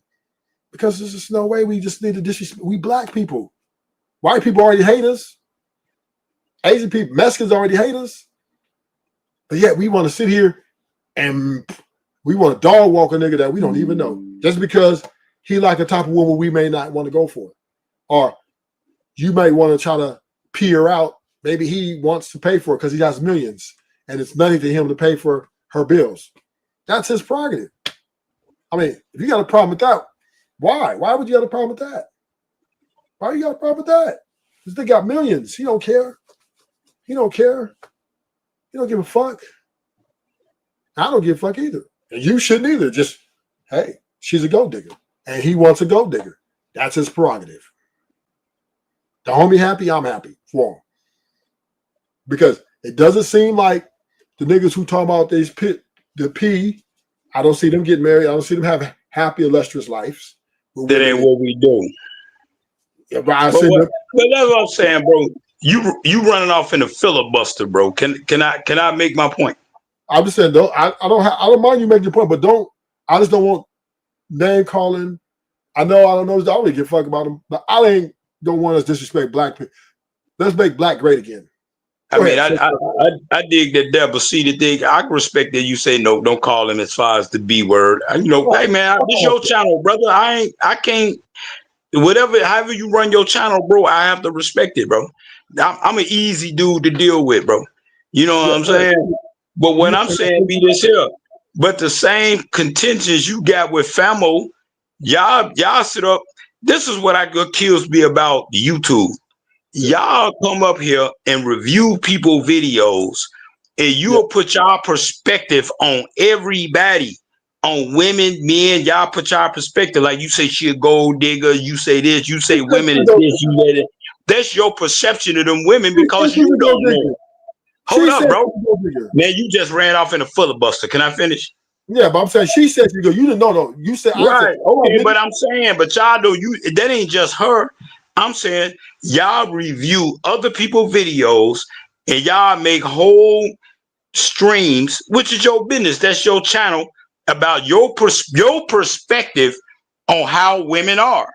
And everybody, and you know for a fact that you can always find some woman, because nothing in this world is 100%. So long as it's not 100%, what you saying is not true unless you speaking on somebody specific. What you saying is not true. Just like I made an evaluation on Famo. Now I understand you saying as far as using the B word because that's your channel, but I'm saying that at the end of the day, she forced him into a move that he didn't want to make. Because as a man, if he wanted to make that move, he would have done it first. But what I'm saying is y'all do this stuff all day long. Now all of a sudden we got the love black knuckle. Now you can make a channel if you hold up. If you want to get on some politicking and some black stuff, you can hold a panel, because that's really what I do. I don't really talk about women. I've been politicking since the 80s about the black. Now I've done the pro-black thing. I done the Pan-African movement. I done that for years, the pro-black for years. I used to go to the Moor Science Temple. I'm a Hebrew Israelite. Now, if you want to run a panel and really get on black people, how we deal with black people, now we can hold that panel. Right. See, y'all don't want to get it, because that's what I do for real. We could get on that panel. So let's not talk about how black people do black people. And I see it. Okay, can I finish, let's get back to, but you already made your point. Let's get back to. I didn't make my point, bro. You trying to tell me I made my point? I didn't make my point, bro. I listened to you. You put me on mute. I listened to you. Right. And you told me. But you told me that I did this and I did that. Now I can't defend myself. No, you're talking about other things now about what you do. Okay, I'm making a point, bro. Because you the one who got to talking about why black people can't get along. Well, no, you the one who brought that up. So if you want to talk about why black people can't get along, we can hold that conversation. See, Rich, it's not what I'm talking about. What I'm saying is show respect. I didn't say get along. Okay, well, we want to talk about why black people don't show respect. We can hold that conversation. You just keep going. All I'm saying is this: you can have a critical. Right. I know that. You can hold up. You can have a disagreement and substantiate your argument on why you don't think it. I'm cool with that. But when you get to name calling, that's not an argument. That's just Yeah, brother. I already said that, bro. I said if I called the So brother then, out his what I'm name saying and you is, say you don't run your channel like that, I what I'm respect asking that. you nicely to do, But respectfully, you calling women out their name. okay, When you no, say I'm just saying is, would we respectfully comment on the topic at hand? We got right now. We're saying is that's what I did. You don't agree with the woman that he likes. I understand and say this is the type of woman I wouldn't go for, or I could probably do it differently. I'm cool with that. I don't want to hear no more about what we could do different about. No, I'm just saying, make your argument why you think he has the wrong woman. That's what I want to hear. Because this is what it's a show. It's people listening. I didn't say he had the wrong woman, brother. I never said that. You see what you want to do. You want to tell me what I'm saying. I didn't say that he didn't have the wrong woman. He might like her.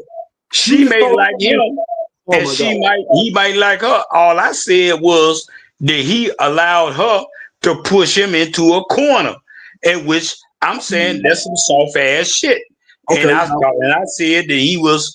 Well, I can't, since you say I can't say what I want to say no more, I'm not going to say. I say she pushed him into a corner. But you know what I'm saying? I'm saying that y'all come on there, bro. I've been listening to your channel. No more. We don't want to hear that no more about what else we do. You said your point. You said you think that she pushed him into a corner and that's some soft stuff. Okay. Bam. I want to talk about what you guys come up here and do. That's done. You said it already. So now I'm going to make an argument against your argument to say why I don't think she forced him into a corner. And then you can push back. I think she gave him the options. He had the right of refusal. So I don't think she said, you better deal with me or else I'm going to call the cops or something, or I'm going to do something to you. She said, look, I don't know what you're going to do, but I'm deciding and I really want to be with you. But if you don't want me like that in that capacity, I'm going to move this way. And he made the final call. He could have either stayed with the women he was dealing with, maybe the 3 or 4 women he's seeing every so often, or go for the woman that he's been liking probably more than other women for a while. And he made the final call and said, hey, So then that means she's not a gold digger then. No, she's still a gold digger, but he just liked her personality. See, bro, you want to be right all the time, bro. And that's what I'm saying about y'all channels. Y'all run these channels because you calling her a gold digger. See, Rich, I don't want you keep on trying to bring back. She a gold digger. He might like her as a gold digger. There's certain men like women who are gold diggers. Okay, so if she a gold digger and he a gold digger, then that means he a sucker. No, I'm not gonna say the other thing because they don't set you. No, every man who wants to get married is going to have to pay for his wife. That's just the name of the game. No, it's not true, bro. I mean, at the end of the day, come on, bro. You trying to make it. See, y'all be trying to conflate shit. When you marry a woman, bro, you take on a woman for certain reasons. But when you marry a woman, it's not always predicated on the fact that she's under some type of usury type situation. That's what you trying to imply. That every time a woman marry a man, that has to do with none strictly but usury. We already know that a man that marrying that dealing with a woman is a bill. It's the difference in taking a woman out because you like her and you want to get to know her. And it's another thing of taking a woman out, then at the end of the date, you expect her to give you some sex. Those are two different things, brother. Those are two. That has to do with your intentions when you're dealing with a woman. That's what I'm saying, bro. Y'all be trying to make it seem like you trying to play. No, don't do it. Don't do it, Rich. Bro. Rich. All right, you made your point. Don't get to talk about what we're doing. You said it. You don't agree. You this, that. Right now, I'm going to make my. I'm talking about what you doing because that's what you doing, brother. I have an audience. If you're a liar, I didn't say you a liar. See, Rich. Now you said what you said. You made your point. Now I'm going to make my point, and I'm going to let you rebuttal. I'm not going to stop you from talking, but make your point. You want to keep going back to, or you guys keep coming up. That is not the point of the conversation. Okay. No, I'm telling you what you're doing, bro. I'm gonna make an argument to defend myself, and then you can rebuttal. Is that fair? Go ahead. Okay. Number one is every man that wants to get married has to buy his wife. That is the expectation, and that is the only way to do it, right? You got to pay. So You date her for average. People date for 5 years before they get married. Average, right? That means you're paying for all those dates. You're paying for your time together. Y'all go to music parks, vacations, et cetera, different things. So the average man, before he gets married to a woman, if he's a high earner, he's anywhere between 60 to 100 bands on this investment. I don't want to hear that high earning shit. I'm talking about people, bro. I don't care about how much money you get. I'm talking about. Okay, you're not gonna cut me off. I'll just let you go, man. When you go to cut me off middle of my point, nigga, show some decorum. You older, you 54 years old, and you can't let a motherfucker finish his point, and then you want to interject in there right in the middle instead of saying, okay, this is let me put my shit together. I'm gonna make a better argument. So I'm just saying, stop the narratives, bro. You talk about high earners. We not talking. We talk about people in general. You want? Hey, Rich, I am talking in general. I know how to argue, bro. I'm not speaking. these niggas on YouTube, bro. I'm smarter than most you niggas. I know how to argue. And I know you slip in high earners. We not talking about high earners. We talking about people. Rich, let me finish my motherfucking point. That's all I'm asking, nigga. Then you can get yours in, nigga. I'm just saying, right? Let's do it. Keep it professional. Quit trying to interject like I'm not nigga. Okay, you ain't, nigga. But let me finish my point, and then I'm gonna let you finish your point. This is how you have a conversation. I'm not here to try to. I know how to conversation, brother, but you quit narrative, bro. You're not going. You wanna push narrative. I hate to mute you, but you won't motherfucking that show no decorum. You supposed to be Hebrew Israelite, nigga. Show some respect, nigga. Represent the Hebrew Israelite, nigga, and show some respect. Let me finish, and I'm gonna let you finish, just like I did. So, my point is this: any woman you're gonna marry or be in long-term is gonna cost you a pretty penny, especially if she's the woman you want. Right? It's not free, nigga. I don't know why us, and this is what I hate about America. Everybody wants to. The married men want to say, "Well, I'm not tricking because I care about her." And I want to get to know her, so I'm willing to pay for these dates and pay for our time to get to know her. Nigga, it's still costing money. That ain't free. Just like old girl said, there's only so many walks in the park you gonna do, nigga. And she's gonna expect you to take her somewhere and spend money on her on a consistent basis because y'all at least gonna go out 2 times a week. All right, for 5 years, y'all gonna go. There's different things y'all gonna do. All this costs money.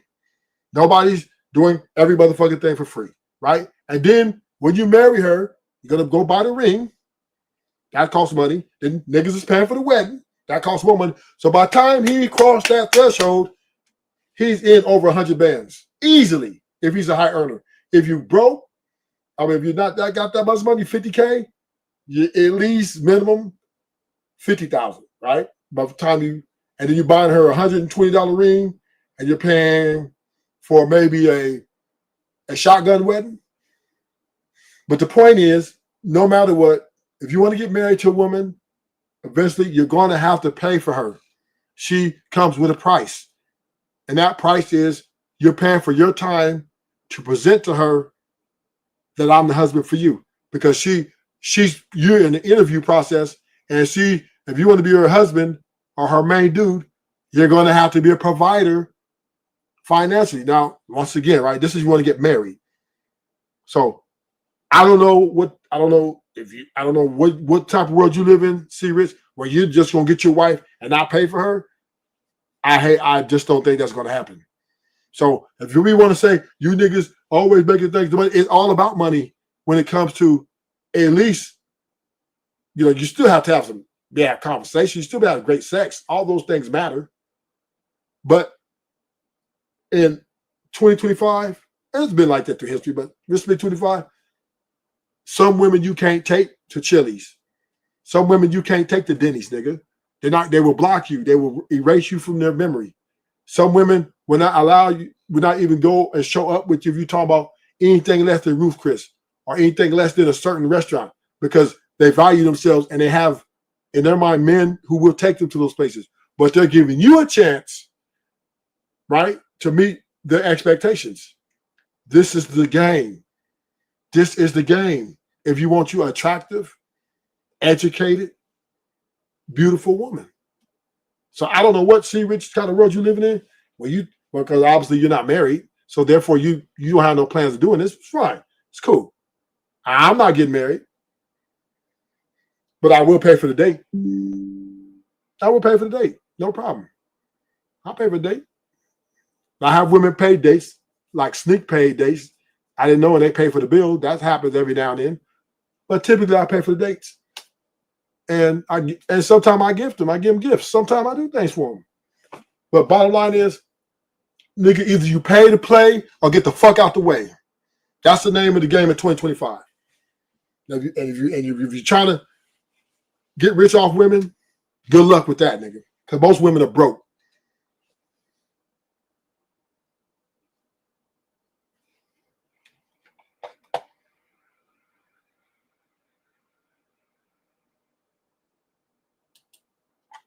I'm done.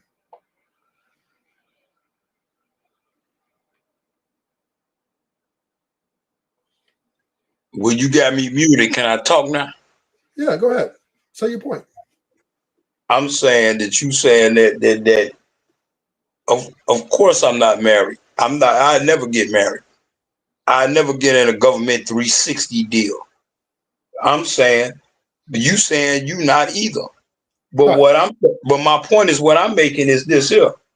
You trying to make it seem like, cause like when we was dialoguing before, and I was trying to tell you, is that I'm not saying that you not wrong. How you run your game is how you do your thing is how you do your thing. But what I'm saying is what you do is you try to make it seem like that what you saying is absolute. And all I'm saying is it's not absolute. But then you try to say, well, I don't believe that. You not doing that. That's you, and you know that's not true because I know you done know brothers that's done what I said. I know you done ran into dudes that done what I said. And I'm not saying that my way of life is everybody's way of life. The only point that I'm making is what you saying is not the absolute. Now, if you choose, now we know that there are truths that if you take on a wife, that a woman is a bill. We understand that if you let her be a bill. But I'm saying you got dudes who dealt with women and women look out for them. We know that those are rare guys, but we know it happened. That's the only thing I'm speaking to. I'm speaking to the rare guy. You speaking to the everyday guy. And I'm saying is you trying to make it seem like what I'm saying is absolutely absurd. And you know that what I'm saying is not absurd. That you know motherfuckers that live their life like that. Now I'm saying the life that I'm talking about is that conducive of getting a wife? No.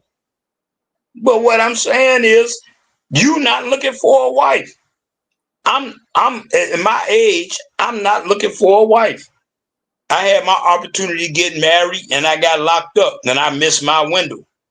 So therefore, it is what it is. You know what I'm saying? But my point is what I'm saying is you talking like what I'm saying is absolutely nonsense. And that's not what, and you know what you saying is not true. We know dealing with a woman that most guys is a bill. But I'm telling you what I'm fact. Then you say, man, I know you ain't. I'm telling you what I done, bro. I'm saying that women took me out. The only time I take a woman out is we already together. I don't date, bro. I have never dated in my life other than when I took my date to prom. Other than that, I've never took a woman out on a date. And I'm saying that many women have taken me out on a date. The only time I went out is when she was my woman.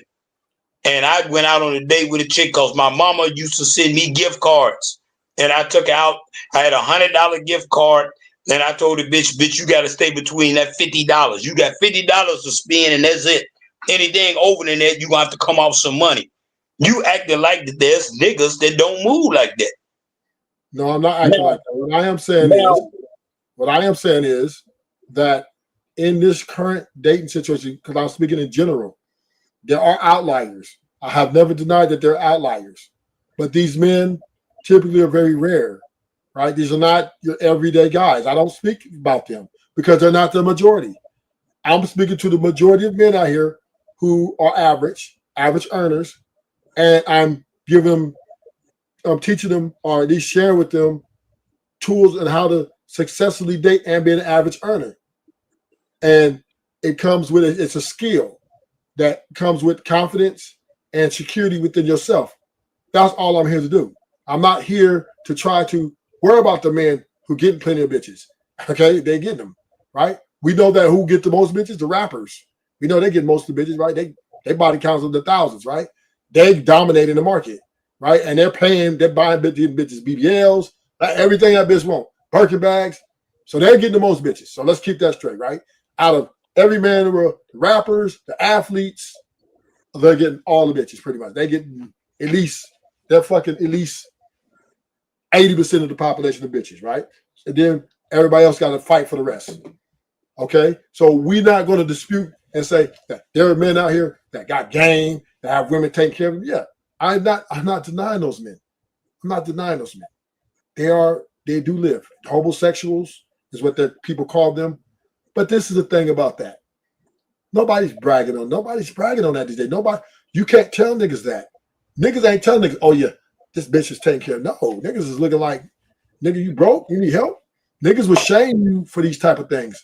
So this is why niggas rob banks. This is why niggas is doing crime. This is why niggas scamming. This is why niggas is going to school or getting trades, because they know their value lies in their ability to make your own money, not get money from a woman. But there are guys who value that. These rare guys, which are you. But moving the conversation into the thing is, we're not a monolith. So that means